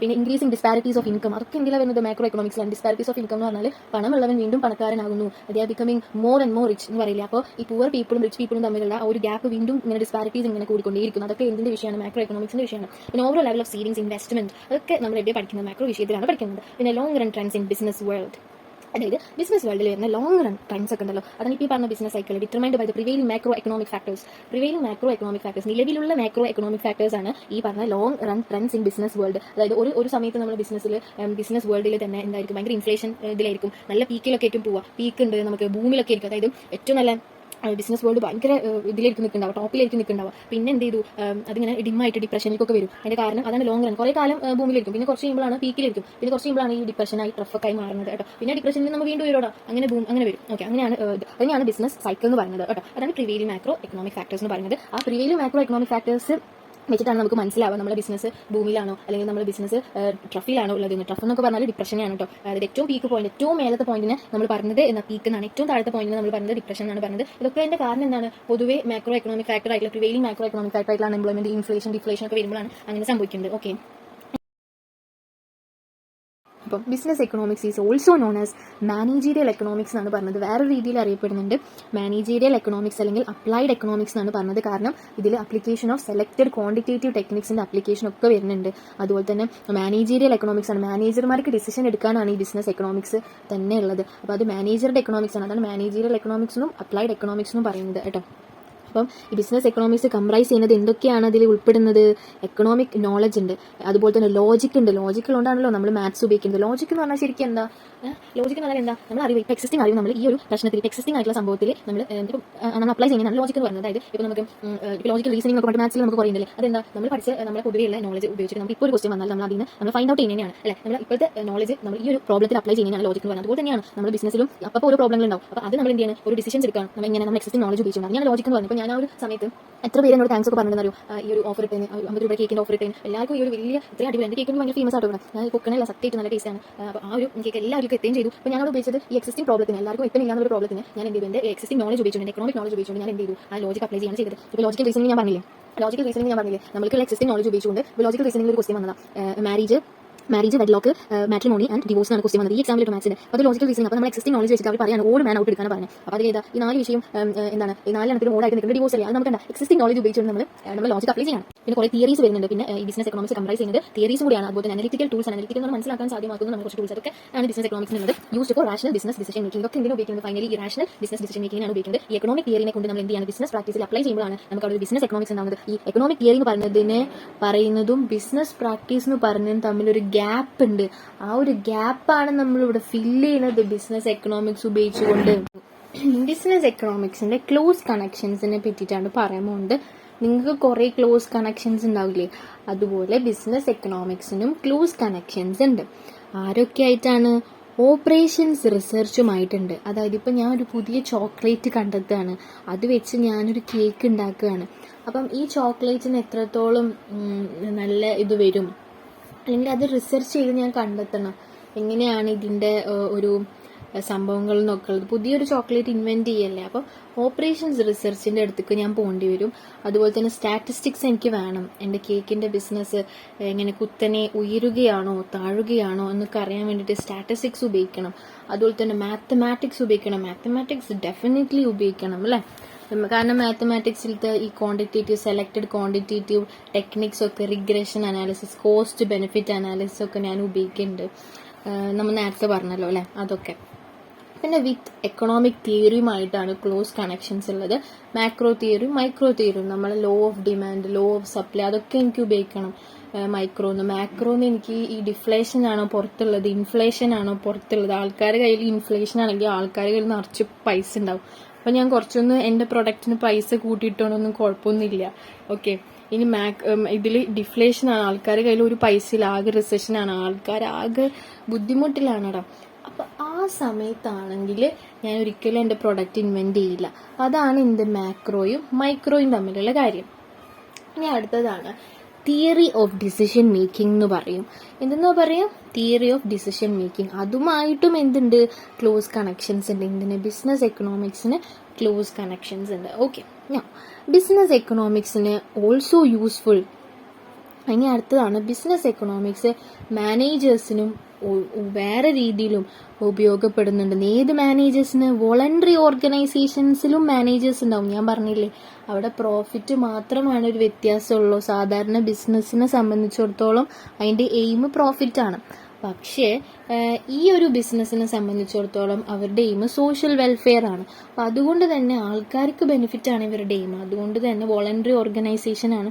അപ്പം അത് മാത്രമേ ഇവർ തമ്മിലുള്ള വ്യത്യാസമുള്ളൂ എന്ന് മനസ്സിലായോ. പ്രോഫിറ്റ് ഇല്ല, ഒന്നിൽ പ്രോഫിറ്റ് ഇല്ല, ഒന്നിൽ പ്രോഫിറ്റ് ഉണ്ട്. മാനേജേഴ്സ് രണ്ടിലുണ്ടെന്ന്. അപ്പം അതുപോലെ സാമ്പത്തിക പ്രവർത്തനം, ബിസിനസ് രണ്ടിലുണ്ട് എന്നാണ് ഇവിടെ പറയുന്നത്. അവിടുത്തെ ഈ വോളണ്ടറി ഓർഗനൈസേഷൻസിലത്തെ മാനേജേഴ്സിനും ഉപകാരപ്രദമാണ് ഈ പറഞ്ഞ ബിസിനസ് എക്കണോമിക്സ് കേട്ടോ. അവരും ഉപയോഗിക്കലുണ്ട് കേട്ടോ. ഇനി ബിസിനസ് എക്കണോമിക്സ് അല്ലെങ്കിൽ മാനേജീരിയൽ എക്കണോമിക്സ് അഥവാ അപ്ലൈഡ് എക്കണോമിക്സിന് നമുക്കൊരു ഡെഫിനിഷൻ കൊടുത്താലോ, it is use of economic analysis ആണ് കേട്ടോ. എന്ന് വെച്ചാൽ എന്താ, യൂസ് ഓഫ് എക്കണോമിക് അനാലിസിസ് ആണ്. ഞാൻ പറഞ്ഞ പോലെ എക്കണോമിക് വിശകലനങ്ങളാണ്. എക്കണോമിക് വിശകലനത്തിന്റെ വേറെ പേരാണ് economic theory. To make key business decision makings. Yes, നമ്മൾ കീ ആയിട്ടുള്ള ബിസിനസ് ഡിസിഷൻസ് ബൈ മാനേജേഴ്സ് എടുക്കാൻ വേണ്ടിയിട്ട് ഈ എക്കണോമിക് അനാലിസിസ് ഉപയോഗിക്കുന്നതിൻ്റെ പേരാണ് ബിസിനസ് എക്കണോമിക്സ് എന്ന് പറയുന്നത്. Involving the best use of limited resources. അതിൽ നമ്മൾ ലിമിറ്റഡ് ആയിട്ടുള്ള പൈസകളല്ലാതും നമ്മൾ എന്ത് ചെയ്യുന്നുണ്ട്, ഏറ്റവും ബെസ്റ്റായിട്ട് നമ്മൾ ഉപയോഗിക്കുന്നുണ്ട് ലിമിറ്റഡ് ആയിട്ടുള്ള റിസോഴ്സസ്. അപ്പം ബിസിനസ് എക്കണോമിക്സ് എന്ന് പറഞ്ഞാൽ ഒന്നുമില്ലടാ, choosing the best course of action. Best course of action നമ്മൾ ചൂസ് ചെയ്യാം from different alternative actions available to the decision makers. ശരിയാണ്. അതായത് ഞാൻ പറഞ്ഞിട്ടുണ്ടായിരുന്നു അല്ലേ, ഇങ്ങനെ എനിക്കിങ്ങനെ എനിക്ക് കുറേ ഓപ്ഷൻസ് ഉണ്ടായിരുന്നു. ഇപ്പോഴത്തെ ഇതിൽ കണ്ടിട്ടില്ല, മിഠായി കൊടുക്കേണ്ടത് എൻഗേജ്മെന്റിന്, അതുപോലെ തന്നെ കുറേ ക്രാഫ്റ്റ് വർക്കും, അങ്ങനെ കുറേ കാര്യങ്ങൾ എനിക്ക് യൂട്യൂബിലും ഒക്കെ എനിക്ക് ചെയ്യായിരുന്നു. അപ്പോൾ അങ്ങനെ ഡിഫറെൻറ്റ് ഓൾട്ടർനേറ്റീവ് ആക്ഷൻസ് അവൈലബിൾ ആയ സമയത്ത് എനിക്ക് ബിസിനസ് എക്കണോമിക്സ് അറിയുന്നത് കൊണ്ട് തന്നെയാണ് ഞാൻ ചൂസ് ചെയ്തു the best course of action. ഞാൻ ചൂസ് ചെയ്തത് എന്താണെന്ന് അറിയോ, ബെസ്റ്റ് കോഴ്സ് ഓഫ് ആക്ഷൻ ആണ്. എനിക്ക് കേക്ക് ഡിസൈൻ ചെയ്യാനും കേക്ക് ഉണ്ടാക്കാനും കേക്ക് തന്നെ എനിക്ക് ഭയങ്കര ഇഷ്ടം. അപ്പം എന്ത് ചെയ്തു, choosing the best course of action from different alternative courses of actions available. അങ്ങനെ ചെയ്തു. ആർക്കാണിത്, ഡിസിഷൻ മേക്കേഴ്സിന്. അപ്പം എൻ്റെ തലത്തിൽ, എൻ്റെ ഒരു ഇൻഡിവിജ്വൽ നോക്കുകയാണെങ്കിൽ ഞാൻ സോൾ പ്രൊപ്രൈറ്റർ ആണ്. അപ്പം എൻ്റെ ഡിസിഷൻ മേക്കിംഗ് എന്ന് പറഞ്ഞത്, മാനേജർ എന്ന് പറയുന്നത് ഞാൻ തന്നെയാണ്. അപ്പം choosing the best course of action from different alternative courses of actions available എന്നുള്ളത് തന്നെയാണ് ബിസിനസ് എക്കണോമിക്സ് അല്ലെങ്കിൽ നമ്മളെ പേപ്പർ 4ന്റെ ഡെഫിനിഷൻ. ഓക്കെ, സെറ്റല്ലേ. ഇനി എക്കണോമിക് തിയറീസ് എന്ന് പറഞ്ഞാൽ എന്താണ്, അത് ഹൈപ്പോത്തറ്റിക്കൽ ആണ്. ഹൈപ്പോത്തറ്റിക്കൽ എന്ന് പറഞ്ഞാൽ നമുക്ക് പഠിക്കാൻ ഈസിന് വേണ്ടിയിട്ട് അവർ ഇമാജിനറി കാര്യങ്ങളൊക്കെ വെച്ച് പറയുന്നതാണ് എക്കണോമിക് തിയറീസ്. അതുപോലെ തന്നെ സിംപ്ലിസിറ്റി നേച്ചർ ആണ്. പിന്നെ അൺറിയലിസ്റ്റിക് ആണ്. അൺറിയലിസ്റ്റിക് എന്ന് പറഞ്ഞാൽ ശരിക്കും റിയാലിറ്റിയുള്ള കാര്യങ്ങളാവില്ല ഇവർ പറയുന്നത്. ഓക്കെ, ഇപ്പോൾ ചില കാര്യങ്ങളൊക്കെ ഉണ്ട്, റിയാലിറ്റിയുള്ള കാര്യങ്ങളല്ല. അപ്പോൾ ഹൈപ്പോത്തറ്റിക്കൽ, ഇമാജിനറി ആണ്. ഇനി ഹൈപ്പോത്തറ്റിക്കൽ എക്കോണമി എന്നൊക്കെ പറഞ്ഞിട്ട് ക്വസ്റ്റ്യൻ വരില്ല എന്ന് വെച്ചാൽ ഇമാജിനറി എക്കോണമിയിൽ. അപ്പോൾ ഇത് അൺറിയലിസ്റ്റിക് ആണ്. പിന്നെ അബ്സ്ട്രാക്ട് ആണ്. നമുക്ക് പഠിക്കുന്ന കാര്യത്തിൽ മനസ്സിലാവാൻ വേണ്ടിയിട്ടാണ് എക്കണോമിക് തിയറി. പക്ഷേ അത് ബിസിനസ്സിൽ നമ്മൾ അത് പ്രാവർത്തികമാക്കുമ്പോൾ അതിനെ ബിസിനസ് എക്കണോമിക്സ് എന്ന് പറയും കേട്ടോ. ഓക്കെ, അപ്പോൾ എക്കണോമിക് തിയറി, എക്കണോമിക്സ് ആണെങ്കിൽ അതെന്താണ്, ഹൈപ്പോത്തറ്റിക്കൽ ആണ്, അൺറിയലിസ്റ്റിക് ആണ്. അൺറിയലിസ്റ്റിക് എവിടെ ഉപയോഗിച്ചോ അവിടെ അബ്സ്ട്രാക്ട് എന്ന് കൂടെ ഉപയോഗിക്കണം കേട്ടോ. അബ്സ്ട്രാക്ട് എന്ന് പറഞ്ഞാൽ അൺറിയലിസ്റ്റിക്കിനാണ് അബ്സ്ട്രാക്ട് എന്ന് പറയുന്നത് കേട്ടോ. ഓക്കെ, മറക്കണ്ട കേട്ടോ. അപ്പം എക്കണോമിക്സ് തിയറിനെ പറ്റി ഒരു ക്വസ്റ്റ്യൻ ആയിരുന്നു, ഞാൻ കുറേ കഷ്ടപ്പെട്ട് അതിൻ്റെ ആൻസർ കണ്ടെത്തിയത്. അതാണ് ഞാൻ പറയുന്നത്. അപ്പം അത് ഞാൻ ക്വസ്റ്റ്യൻ കാണിച്ചു തരാം കേട്ടോ. അപ്പോൾ ഇത് എക്കണോമിക് തിയറിനെ പറ്റിയിട്ടാണ് പറഞ്ഞത്. അതാണ് അൺറിയലിസ്റ്റിക് അല്ലെങ്കിൽ അബ്സ്ട്രാക്ട്. അൺറിയലിസ്റ്റിക് അപ്പോൾ ഉപയോഗിച്ചു, അപ്പോൾ അബ്സ്ട്രാക്റ്റും ഉപയോഗിക്കേണ്ടി വരും. ഓക്കെ, എപ്പോഴാണ് റിയലിസ്റ്റിക് ഉപയോഗിക്കുന്നത്, അപ്പോൾ അതിനെ നമ്മൾ ആക്യുറേറ്റ് എന്നാണ് പറയുക. റിയലിസ്റ്റിക് എന്ന് പറഞ്ഞാൽ ആക്യുറേറ്റ് ആണ്, അതേപോലെ അൺറിയലിസ്റ്റിക് ആണെങ്കിൽ അബ്സ്ട്രാക്ട് ആണ്. ഇനി ബേസ്ഡ് ഓൺ എക്കണോമിക് മോഡൽസ് ആണ്, ബിൽഡ് ഓൺ സിംപ്ലിഫൈങ് എസംഷൻസ് ആണ്. എസംഷൻസ് എന്ന് പറഞ്ഞാൽ സാങ്കല്പികമാണ് കേട്ടോ. ഓക്കെ, സങ്കല്പമാണ്, അതായത് സാങ്കല്പികതകളിലാണ് ഇത് ബിൽഡ് ചെയ്തിട്ടുള്ളത്. ഓക്കെ, അപ്പോൾ ഇനി അടുത്ത പോയിന്റ് ആണ് വെരി ഇമ്പോർട്ടൻറ്റ് ഒരു ക്വസ്റ്റൻ ആയിരുന്നു ടെക്സ്റ്റിൽ അതേ പോയിന്റ് എടുത്ത ക്വസ്റ്റൻ ആണ് propositions of economic theory. Propositions എന്ന് പറഞ്ഞാൽ എന്താ ഇംഗ്ലീഷിലൊക്കെ നമ്മൾ പഠിച്ചിട്ടില്ല, അതായത് ജസ്റ്റ് തിയറീസ്. അതാണ് തിയറി എന്ന് പറയുന്നത്. അത് bridge the gap between the practice കണ്ടോ happening in the real economic world. അതാണ് in the business economics enables application of logic and of analytical ടൂൾസും. ലോജിക്കും നമ്മൾ എക്സിസ്റ്റിംഗ് നോളജ് വെച്ചിട്ടുള്ള ഇപ്പോൾ നടക്കുന്ന ഈ ഒരു പ്രശ്നത്തിന് പരിഹരിക്കാനുള്ള നോളജും ലോജിക്കും അതുപോലെ തന്നെ ഈ അനലിറ്റിക്കൽ ടൂൾസും കൂടെ അപ്ലൈ ചെയ്യും. അങ്ങനെയാണ് നമ്മുടെ ബിസിനസ് എക്കണോമിക്സ് ബ്രിഡ്ജ് ചെയ്യുന്നത്. The gap between. ഇപ്പോൾ നമ്മൾ എന്ത് ചെയ്യണം, ഇപ്പോൾ നമുക്കൊരു ഇപ്പോൾ ഇവിടെ ഒരു പാലുണ്ട്, ഒരു ബ്രിഡ്ജ് ഉണ്ട്. ആ ബ്രിഡ്ജ് ഈ ഇവിടുത്തെ കടവും അവിടുത്തെ കടവും തമ്മിൽ ഒന്നിപ്പിക്കുന്നത്. അതെന്നെയാണ് ഇവിടെ ബിസിനസ് എക്കണോമിക്സ് ചെയ്യുന്നത് കേട്ടോ. അതായത് തിയറിയും അതുപോലെ തന്നെ പ്രാക്ടീസും തമ്മിലുള്ള ഒരു ഗ്യാപ്പാണ് നമ്മുടെ ബിസിനസ് എക്കണോമിക്സ് ഫില്ല് ചെയ്യുന്നത് കേട്ടോ. അതെങ്ങനെയാണ് അവർ ഫില്ല് ചെയ്യുന്നത്? അപ്ലിക്കേഷനിലൂടെ എന്ത് ലോജിക്കും അതുപോലെ തന്നെ അനലിറ്റിക്കൽ ടൂൾസും. ഒരു ക്വസ്റ്റ്യൻ പറയട്ടെ, നോക്കിയേ. Business economics enables application of economic logic and analytical tools to എന്താ പറഞ്ഞത് fill the gap between theory and practice and increase the implementation of science and increase the effectiveness എന്നാണ് പറഞ്ഞത്. ഒന്നുമില്ല, അപ്പോൾ ഈ പറഞ്ഞത് തന്നെയാണ് ബിസിനസ് എക്കണോമിക്സ് എനാബിൾ ചെയ്യുന്നു. എന്തിന് എനാബിൾ ചെയ്യുന്നു? Application of economic logic and analytical tools. എന്തിനാണ് ഇത് ചെയ്യുന്നത്? To fill the gap between theory and practice. ഉണ്ടോ? അതന്നെ ഇതേ ക്വസ്റ്റൻ അല്ലേ പറഞ്ഞത്. ഞാനിപ്പോൾ വരച്ചൊരു ഡയഗ്രം തിയറിയും പ്രാക്ടീസും തമ്മിൽ ഗ്യാപ്പ് ഫിൽ ചെയ്യാൻ വേണ്ടിയിട്ടാണ് ബിസിനസ് എക്കണോമിക്സ് എന്താ നമ്മളെ സഹായിക്കുന്നത്? എനാബിൾ ചെയ്യുന്നുണ്ട് application of logic and analytical tools. Okay, ഇനി അടുത്ത ക്വസ്റ്റൻ. അപ്പോൾ ഞാൻ നേരത്തെ പറഞ്ഞില്ലേ ഈ എക്കണോമിക് തിയറിനെ പറ്റിയൊരു ക്വസ്റ്റൻ ഉണ്ടെന്ന്, അതാണ് ഇവിടെ പറഞ്ഞത്. അതാണ് ഇവിടെ ഞാൻ എഴുതിയിരിക്കുന്നത്. Economic theories are accurate, hypothetical, real, factual എന്നാണ് ചോദ്യം. ഹൈപ്പോത്തറ്റിക്കൽ ആണ് അല്ലേ, റിയൽ അല്ല അല്ലേ. ഹൈപ്പോത്തറ്റിക്കൽ എന്ന് പറഞ്ഞാൽ എസെൻഷ്യൻസ് മേലെ ബിൽഡ് ചെയ്തിട്ടുള്ളതാണ്. ഈ മൈക്രോ എക്കണോമിക്സ് ഈസ് എന്നാണ് ചോദിച്ചത്. ഇനി അടുത്തൊരു ക്വസ്റ്റൻ ഉണ്ട്. ഇനി ഇത് സാധാരണ പൊതുവെ എക്കണോമിക്സിനെ പറ്റി പറഞ്ഞു. അപ്പോൾ എക്കണോമിക്സിന് രണ്ട് രീതിയിൽ തിരിച്ചാൽ അതിലൊരു മൈക്രോ ഉണ്ടെന്ന് പറഞ്ഞു. അതിൽ മൈക്രോ എക്കണോമിക്സിനെ നമ്മൾ അൺറിയലിസ്റ്റിക്കും തിയറിറ്റിക്കലും അബ്സ്ട്രാക്റ്റിനും ഒക്കെ നമ്മൾ പറയുന്നു. കാരണം എന്തുകൊണ്ടാണ് അതിന്റെ കാരണം എക്കണോമിക്സിന്റെ ഒരു ഭാഗമാണല്ലോ മൈക്രോ എക്കണോമിക്സ്. ഓക്കെ അല്ലേ. അതായത് ഇപ്പോൾ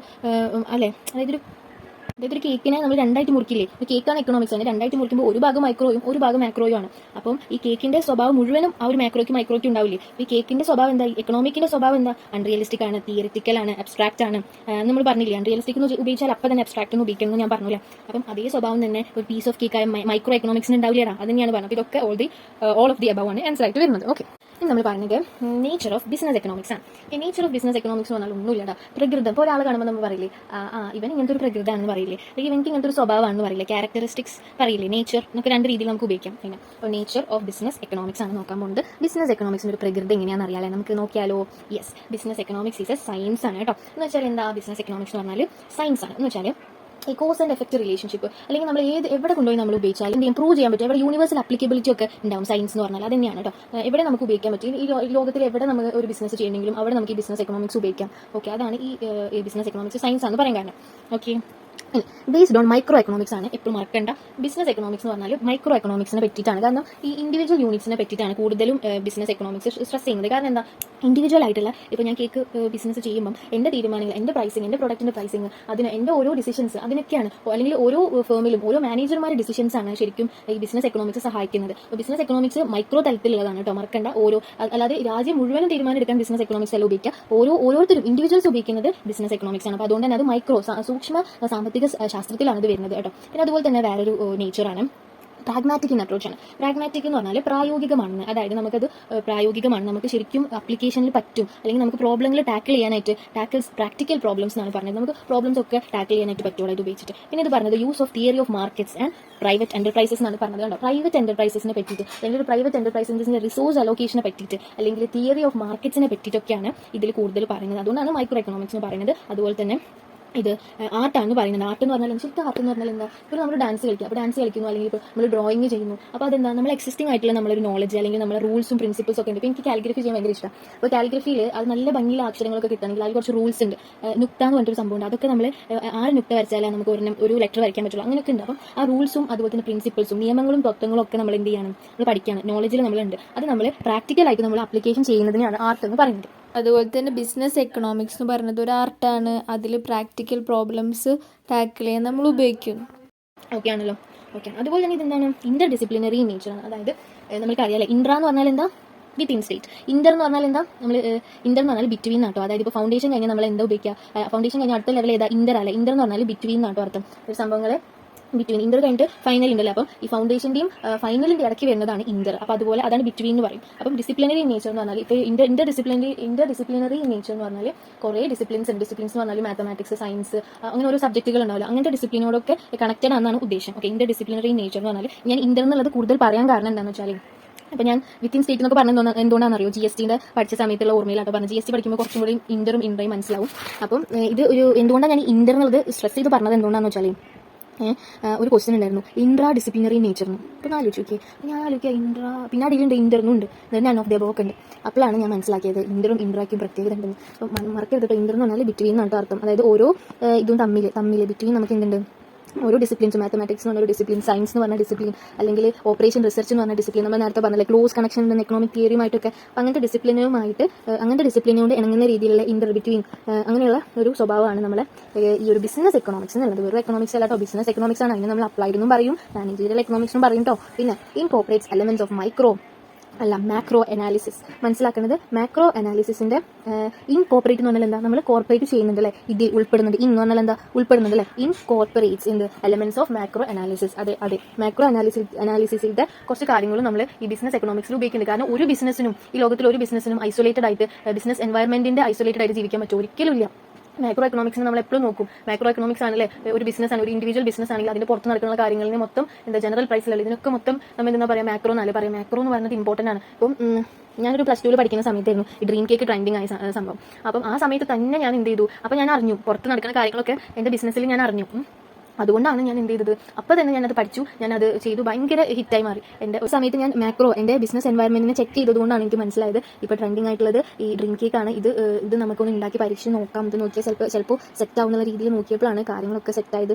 അന്ന് എനിക്ക് വന്ന് ഓർഡർ ഉണ്ടല്ലോ, ഒരു വീക്കിൽ തന്നെ എനിക്ക് തോന്നുന്നു 10-15 ഓർഡേഴ്സ് കിട്ടുന്നു. എനിക്ക് ഫോട്ടോ പോലും പോസ്റ്റ് ചെയ്യാൻ പറ്റില്ല, അത്രയ്ക്ക് ഓർഡേഴ്സ് ആയിരുന്നു.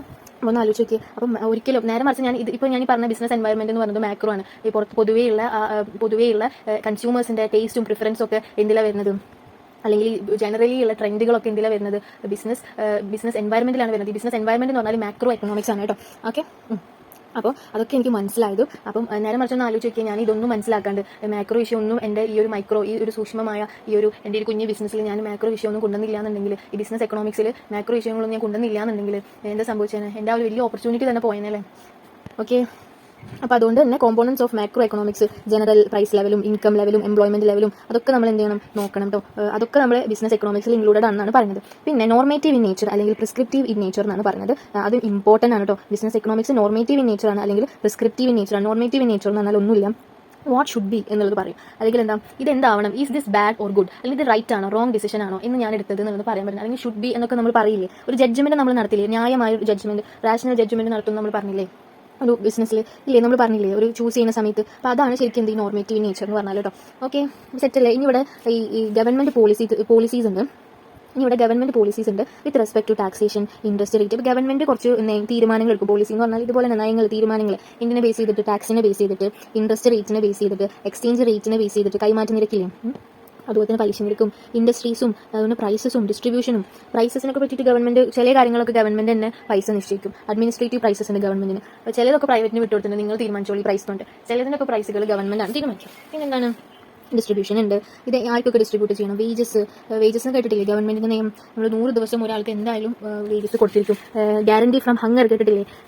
അപ്പോൾ അതൊക്കെ നമ്മളെ പ്രധാനമന്ത്രി ജൻധൻ യോജന, അതുപോലെ തന്നെ മഹാത്മാഗാന്ധി, മറ്റേ ഇതൊക്കെ കേട്ടിട്ടില്ലേ, MGNREG എന്ന് പറഞ്ഞിട്ട് കേട്ടിട്ടില്ലേ. മിനിമം നമ്മളൊരു 100 days എങ്കിലും വർക്ക് കൊടുക്കുന്നൊക്കെ അതൊക്കെ നമ്മളെ ഗവൺമെന്റിന്റെ ഡിസിഷൻസ് ആണ്. പിന്നെ റെഗുലേഷൻ ഓഫ് മോണോപോളീസ്, അതായത് ഇങ്ങനെ മോണോപോളീസിന്റെ കോമ്പറ്റീഷൻസ് ഉണ്ടാവും. ഒരു ഫേമിനെ ഡോമിനേറ്റഡ് ആയിട്ട് ഒരു ഫേം തന്നെ ഭയങ്കര ഇതായിട്ട് കോമ്പറ്റീഷൻ നടത്തൂലേ മറ്റുള്ളവരൊക്കെ ഇതാക്കിയിട്ട്. അതായത് ഇപ്പോൾ കുറേ ഇൻഡസ്ട്രീസ് ഒക്കെ ഉണ്ടല്ലോ, അതിൽ ഒരൊറ്റ ഇൻഡസ്ട്രി തന്നെ എന്തെങ്കിലുമൊക്കെ ഫൗളോ കാര്യങ്ങളൊക്കെ ചെയ്തിട്ട് മോണോപോളി കളിക്കുന്ന സമയത്ത്, അതായത് അവർ തന്നെയാണ് എല്ലാ ഇതും പിടിച്ചെടുക്കൂലേ. ഓക്കെ, അങ്ങനത്തെ സമയത്ത് അവരെ റെഗുലേറ്റ് ചെയ്യും. അവർ ചിലപ്പോൾ അൺഫെയർ മീൻസ് ഒക്കെ ഉപയോഗിച്ചിട്ടായിരിക്കും മറ്റുള്ള ആൾക്കാരെ ഡിഫീറ്റ് ചെയ്ത്, അല്ലെങ്കിൽ മറ്റുള്ള കമ്പനീസിനൊക്കെ ഇങ്ങനെ ചെയ്യുന്നൊക്കെ ഗവൺമെന്റ് കാണുകയാണെങ്കിൽ അതിനൊക്കെ റെഗുലേറ്റ് ചെയ്യും, നിയന്ത്രിക്കും ഗവൺമെന്റ്. അതൊക്കെയാണ് ഗവൺമെന്റിന്റെ പോളിസീസ് കേട്ടോ. അതൊക്കെ ഇതിലുള്ളതുകൊണ്ട് ജസ്റ്റ് പറഞ്ഞതേ ഉള്ളൂ, മാക്രോ വിഷയമാണ്. ഇനി ഏറ്റവും ഇമ്പോർട്ടൻ്റ് ആണ് കേട്ടോ, നോർമേറ്റീവ് എക്കണോമിക്സിനെയും പോസിറ്റീവ് എക്കണോമിക്സിനെയും തമ്മിലുള്ള വ്യത്യാസം. അപ്പോൾ നമ്മൾ പറഞ്ഞു ബിസിനസ് എക്കണോമിക്സ് നോർമേറ്റീവ് നേച്ചർ എന്ന് പറഞ്ഞു. അപ്പോൾ അതുപോലെ തന്നെ ബിസിനസ് എക്കണോമിക്സ് നോർമേറ്റീവ് നേച്ചർ എന്ന് പറഞ്ഞത്. അതുപോലെ തന്നെ വേറൊരു നേച്ചർ ഉണ്ട് പോസിറ്റീവ് എക്കണോമിക്സ് എന്ന് പറഞ്ഞത്. പക്ഷേ നമ്മുടെ ബിസിനസ് എക്കണോമിക്സ് നോർമേറ്റീവ് ആണ്. അപ്പോൾ ക്വസ്റ്റ്യൻസ് വരുമ്പോൾ അവരിങ്ങനെ ചോദിക്കലുണ്ട്, is this positive economics or normative economics എന്ന് ചോദിക്കലുണ്ട്. അപ്പോൾ എന്താണ് ഇത് രണ്ടും തമ്മിലുള്ള ഡിഫറൻസ് നമ്മൾ അറിയേണ്ടത്, അത്രയേ ഉള്ളൂ. യെസ്, അപ്പം വാല്യൂ ജഡ്ജ്മെന്റിനെയാണ് ഞാൻ പറഞ്ഞിട്ടുണ്ടായിരുന്നു. ന്യായവിധി അല്ലെങ്കിൽ നമ്മൾ ഇങ്ങനെ വിലയിരുത്തില്ലേ, ജഡ്ജ് ചെയ്യില്ലേ, റൈറ്റ് ആണ്, ഇത് റോങ് ആണ്, ഇത് ബാഡ് ആണ്, ഗുഡ് ആണ് എന്നൊക്കെ പറയില്ലേ. അത് എന്തിനാണ് അങ്ങനെ പറഞ്ഞത്, വെൽഫെയർ ഓഫ് പീപ്പിളിന് വേണ്ടിയിട്ടാണ്, ആളുകളുടെ പുരോഗതിക്ക് വേണ്ടിയിട്ട് അങ്ങനെ പറയുന്ന എക്കണോമിക്സിനെ നോർമേറ്റീവ് എക്കണോമിക്സ് എന്ന് പറയും. ഇനി എന്തായിരിക്കണം, വാട്ട് ഓട്ട് ടു ബി അല്ലെങ്കിൽ വാട്ട് ഷുഡ് ബി, അതായത് ഇപ്പം ഗവൺമെന്റ് എന്ത് ചെയ്തിരിക്കണം, ടാക്സുകൾ കൂടുതൽ കൊടുക്കണം ഈ ലിക്കറിൻ്റെ കാര്യങ്ങൾക്കൊക്കെ, അങ്ങനെ നമ്മൾ പറയും. അപ്പോൾ government should give more tax അങ്ങനെയൊക്കെ പറയില്ല, government should do like this and like that എന്നൊക്കെ പറയില്ലേ. അപ്പം ഗവൺമെന്റ് ഓട്ട് ടു ബി അങ്ങനെ ആയിരിക്കണം എന്നൊക്കെ പറയും. എന്തായിരിക്കണം എന്നൊക്കെ പറഞ്ഞത് എന്താണ് നോർമേറ്റീവ് എക്കണോമിക്സ് ആണ്. പിന്നെ അത് പ്രിസ്ക്രിപ്റ്റീവ് ഇൻ നേച്ചർ ആണ്, അതായത് നിർദ്ദേശങ്ങളാണ് തരാം, കുറച്ചായിരിക്കും അത്. അതായത് ഡോക്ടർ നമുക്ക് പ്രിസ്ക്രിപ്ഷൻ അല്ലേ തരാം, കുറച്ചല്ലേ തരുള്ളൂ. ഡിസ്ക്രിപ്ഷനിൽ ഡോക്ടർ പഠിച്ച എല്ലാ കാര്യങ്ങളും ഇങ്ങനെ ഫുള്ളായിട്ട് എഴുതിയിട്ട് മരുന്നുകളുടെ പേരും ഡീറ്റെയിൽസും ഫുള്ളായി എഴുതിയൊരു പേപ്പർ മൊത്തം നിറച്ചിട്ട് നമുക്ക് തരുമോ? ഇല്ല, കുറച്ച് പോയിന്റ്സ് ആണ് തരാം. അതായത് ഞാനിപ്പോൾ ഈ എക്കണോമിക്സിനെ ഈ കുഞ്ഞു കുഞ്ഞു പോയിന്റ്സ് ആയിട്ട് വിശേഷിപ്പിക്കുന്നില്ലേ, അതിനാണ് പ്രിസ്ക്രിപ്റ്റീവ് എന്ന് പറയുന്നത്. അപ്പോൾ നോർമേറ്റീവ് എന്ന് പറഞ്ഞാൽ പ്രിസ്ക്രിപ്റ്റീവ് ആണ്, മറക്കണ്ട കേട്ടോ. ഈ വെൽഫെയർ കൺസിഡറേഷൻ ആണ്, പുരോഗതിയുടെ കൺസിഡറേഷൻ ആണ് ഇതിൽ കൂടുതലുള്ളത്. Economics concerned with welfare proposition എന്ന് പറഞ്ഞത് ഏത് എക്കണോമിക്സ് ആണ്? നോർമേറ്റീവ് എക്കണോമിക്സ് ആട്ടോ. പിന്നെ വെൽഫെയർ ഓഫ് പീപ്പിൾ ആണ് എംബെഡഡ് ആയിട്ടുള്ളത്. എത്തിക്കൽ അല്ലെങ്കിൽ മോറൽ കൺസിഡറേഷൻ ആണ് ഇവിടെ ഉള്ളത് കേട്ടോ. എത്തിക്കൽ ഓർ മോറൽ എന്നാണ് അവിടെ എഴുതിയിരിക്കുന്നത്. എത്തിക്കൽ എന്ന് പറഞ്ഞാൽ ഞാൻ പറഞ്ഞില്ല, നല്ല രീതിക്ക് വേണ്ടിയിട്ട്, നല്ല പീപ്പിളിന് വേണ്ടിയിട്ടായിരിക്കും അത്. പിന്നെ ഡിറ്റർമൈനിങ് ഡിസൈഡിങ് ഒക്കെ ആയിരിക്കും അത്, അതായത് തീരുമാനങ്ങൾ ഡിറ്റർമൈൻ ചെയ്യുന്നതായിരിക്കും, അത് ഡിസൈഡിങ് ആയിരിക്കും. എന്ന് വെച്ചാൽ ഇങ്ങനെ ക്വസ്റ്റ്യൻസിൽ ഇങ്ങനെ കാണലുണ്ട് ഡിറ്റർമൈനിങ് അല്ലെങ്കിൽ ഡിസൈഡിങ് ഒക്കെയുള്ള വേർഡ്സ് ഉപയോഗിക്കുകയാണെങ്കിൽ അത് നോർമേറ്റീവ് ആട്ടോ. ഓക്കെ, ഇത് പറഞ്ഞത് ഈ നോർമേറ്റീവ് ആശയം പറഞ്ഞത് ആൽഫ്രഡ് മാർഷൽ ആണ്, മറക്കണ്ട കേട്ടോ. ഇനി ഇത് കണ്ടോ, അടിയത്തെ ക്വസ്റ്റ്യൻ കണ്ടോ, economics which is concerned with welfare proposition is called dash എന്ന് പറഞ്ഞിട്ട് പറയാണ് normative economics, capitalised economics, positive economics, socialise economics. അപ്പോൾ എന്താ, നോർമേറ്റീവ് എക്കണോമിക്സ് ആണ്. ഓക്കെ. ഇനി അടുത്തതാണ് പോസിറ്റീവ് എക്കണോമിക്സ് ഇൻ നേച്ചർ എന്ന് പറഞ്ഞാൽ അവിടെ ഒരു വാല്യൂ ജഡ്ജ്മെന്റ് ഒന്നുമില്ല, അത് ഭയങ്കര പ്യുവർ സയൻസ് അനാലിസിസ് ആണ്, മൊത്തം സയൻസ് ആണ്. സയൻസ് എന്ന് പറഞ്ഞാൽ ഫാക്റ്റുകളാണ് അവിടെ പറയുന്നത്, അല്ലെങ്കിൽ ജനറലൈസേഷൻ ആണ് അവിടെ പറയുന്നത്, അല്ലെങ്കിൽ വാട്ട് ഈസ് എന്താണെന്നാണ് അവിടെ പറയുന്നത്, അല്ലെങ്കിൽ ഡിസ്ക്രിപ്റ്റീവ് ഇൻ നേച്ചർ ആണ് പറയുന്നത്. അതായത് മൊത്തത്തിൽ എന്താ ഡിസ്ക്രിപ്റ്റീവ് കുറേ കാര്യങ്ങൾ പറയും. അതായത് ഫാക്റ്റുകളൊക്കെ നമ്മൾ പറയുമ്പോൾ എന്താണ്, this is Newton's law of motion, this is like this, കുറേ ഇങ്ങനെ നമ്മൾ പറയില്ല, ഒരു വിശദീകരിക്കില്ല നമ്മൾ. അതാണ് ശരിക്കും ജനറലി നമ്മൾ സംഭവിക്കുന്ന കാര്യം. നമ്മൾ പറയില്ല ഇതൊരു അൺഎംപ്ലോയ്മെന്റ് ഡ്യൂറിംഗ് റിസഷൻ, അങ്ങനെയൊക്കെ നമ്മൾ കുറേ കാര്യങ്ങൾ പറഞ്ഞു. This is because that factor has led to this factor, that is because of that, അങ്ങനെയൊക്കെ നമ്മൾ പറയില്ലേ. അങ്ങനെ കുറേ നമ്മളിങ്ങനെ പറയുന്നതൊക്കെ പോസിറ്റീവ് എക്കണോമിക്സ് ആണ്. അത് ജനറലൈസേഷൻ ആയിരിക്കും, ജനറലി നടക്കുന്നതായിരിക്കും, അത് ഫാക്ട് ആയിരിക്കും, അത് വിശദീകരണങ്ങളായിരിക്കും. ആൻഡ് ഇത് പറഞ്ഞത് നമ്മൾ ആഡം സ്മിത്ത് ചേട്ടനാട്ടോ, ഇത് പറഞ്ഞത് ആഡം സ്മിത്ത് ആണ് കേട്ടോ. ഈ ആശയം പറഞ്ഞതും ആഡം സ്മിത്ത് ആണ്. അപ്പം ഇതിൽ തെറ്റിക്കാൻ ചാൻസ് ഉള്ള എന്താണെന്ന് വെച്ചാൽ ഞാൻ കണ്ടെത്തിയതാ, പോസിറ്റീവിനെ നമ്മൾ ചിലപ്പോൾ പ്രിസ്ക്രിപ്റ്റീവ് എന്ന് പറയും, തെറ്റിക്കരുത്. പോസിറ്റീവ് അല്ല പ്രിസ്ക്രിപ്റ്റീവ്, പോസിറ്റീവ് ഡിസ്ക്രിപ്റ്റീവ് ആണ് കേട്ടോ. നോർമേറ്റീവ് ആണ് പ്രിസ്ക്രിപ്റ്റീവ് ഇൻ നേച്ചർ. ഓക്കെ.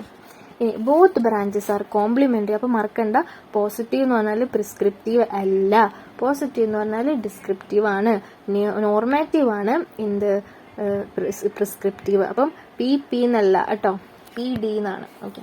ഇനി ഈ both branches are complementary to each other എന്ന് പറഞ്ഞാൽ, കോംപ്ലിമെന്ററി എന്ന് പറഞ്ഞാൽ നമ്മൾ ഒന്നിച്ച് ഉപയോഗിക്കും ഈ ബോത്ത് ബ്രാഞ്ചസും. നോർമാറ്റീവും പോസിറ്റീവും എക്കണോമിക്സ് ഉണ്ടെങ്കിലും നമ്മളെ ബിസിനസ് എക്കണോമിക്സ് ഫോക്കസ് ചെയ്യുന്നത് എന്തുമ്മലാണ്? നോർമാറ്റീവ് ആശയത്തുമ്മലാണ്. Okay. Last but not least നമുക്ക് നോക്കിയാലോ ബിസിനസ് ഇഷ്യൂസ് എന്താണെന്ന് നോക്കാം. സോ ബിസിനസ് ഇഷ്യൂസ് എന്ന് പറഞ്ഞാൽ എന്താ? ഇന്റേണൽ ഇഷ്യൂസ് ഉണ്ട്, നമുക്ക് എക്സ്റ്റേണൽ ഇഷ്യൂസ് ഉണ്ട് അല്ലേ. നമ്മൾക്കിപ്പോൾ നമുക്ക് തന്നെ നോക്കിയാൽ അറിയാം, നമ്മൾ സ്കൂളിൽ പോകുമ്പോൾ സ്കൂളിലത്തെ ഇഷ്യൂസ് ഉണ്ടാവും, നമുക്ക് വീട്ടിലാവുമ്പോൾ വീട്ടിലത്തെ ഇഷ്യൂസ് ഉണ്ടാവും ഇല്ലേ. അതുപോലെ തന്നെ ബിസിനസ്സിൽ ഇന്റേണലി ഇഷ്യൂസ് ഉണ്ടാവും, അതായത് ഓപ്പറേഷണൽ തരത്തിലുള്ള ഇഷ്യൂസ്, അതായത് within the control of the management, നമ്മളെ മാനേജ്മെന്റിന്റെ കൺട്രോളിലുള്ള ഇഷ്യൂസ് ഉണ്ടായിരിക്കും അതന്നെ. അല്ലെങ്കിൽ ബിസിനസ്സിന് എക്സ്റ്റേണൽ എൻവയോൺമെന്റിലത്തെ ഇഷ്യൂസ് ഉണ്ടായിരിക്കും ബിസിനസ്സിന് ഇല്ലേ, ഉണ്ടാവില്ലേടാ.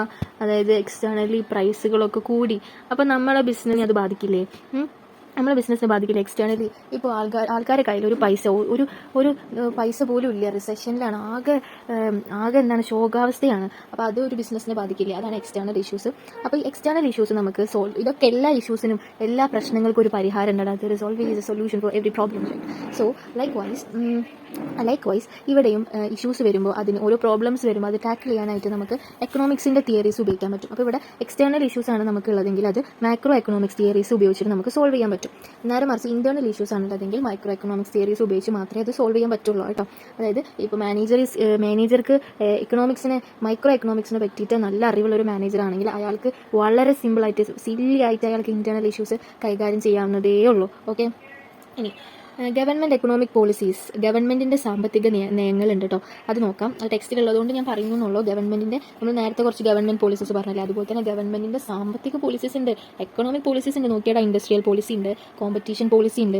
ഇത് ഇൻഡസ്ട്രീസിലൊക്കെ ഗവൺമെന്റ് ഇങ്ങനെ പോളിസീസ് വരുത്തും, അതായത് ബാക്ക്വേർഡിൽ ഒക്കെ ഇൻഡസ്ട്രീസ്, റൂറൽ ഏരിയാസിലൊക്കെ പ്രൊമോട്ട് ചെയ്യാൻ ഗവൺമെന്റ് സാങ്ഷനും കുറച്ചും കൂടെ ഇലക്ട്രിസിറ്റി ഒക്കെ നല്ല രീതിയിലൊക്കെ കൊടുക്കുകയൊക്കെ ചെയ്യും ഗവൺമെന്റ്. അവിടെ അർബൻ ഏരിയാസിൽ നിന്നും റൂറൽ ഏരിയാസിലേക്ക് ഇൻഡസ്ട്രീസ് ഒക്കെ ഷിഫ്റ്റ് ചെയ്യാനും റിമോട്ട് ഏരിയാസിലൊക്കെ ഇൻഡസ്ട്രി വെച്ചാൽ ഗവൺമെന്റിന് വക കൂടുതൽ ആനുകൂല്യങ്ങളുണ്ട്. അതുപോലെ തന്നെ കോമ്പറ്റീഷൻ പോളിസി ഉണ്ട്, ഫിസ്ക്കൽ പോളിസി ഉണ്ട്.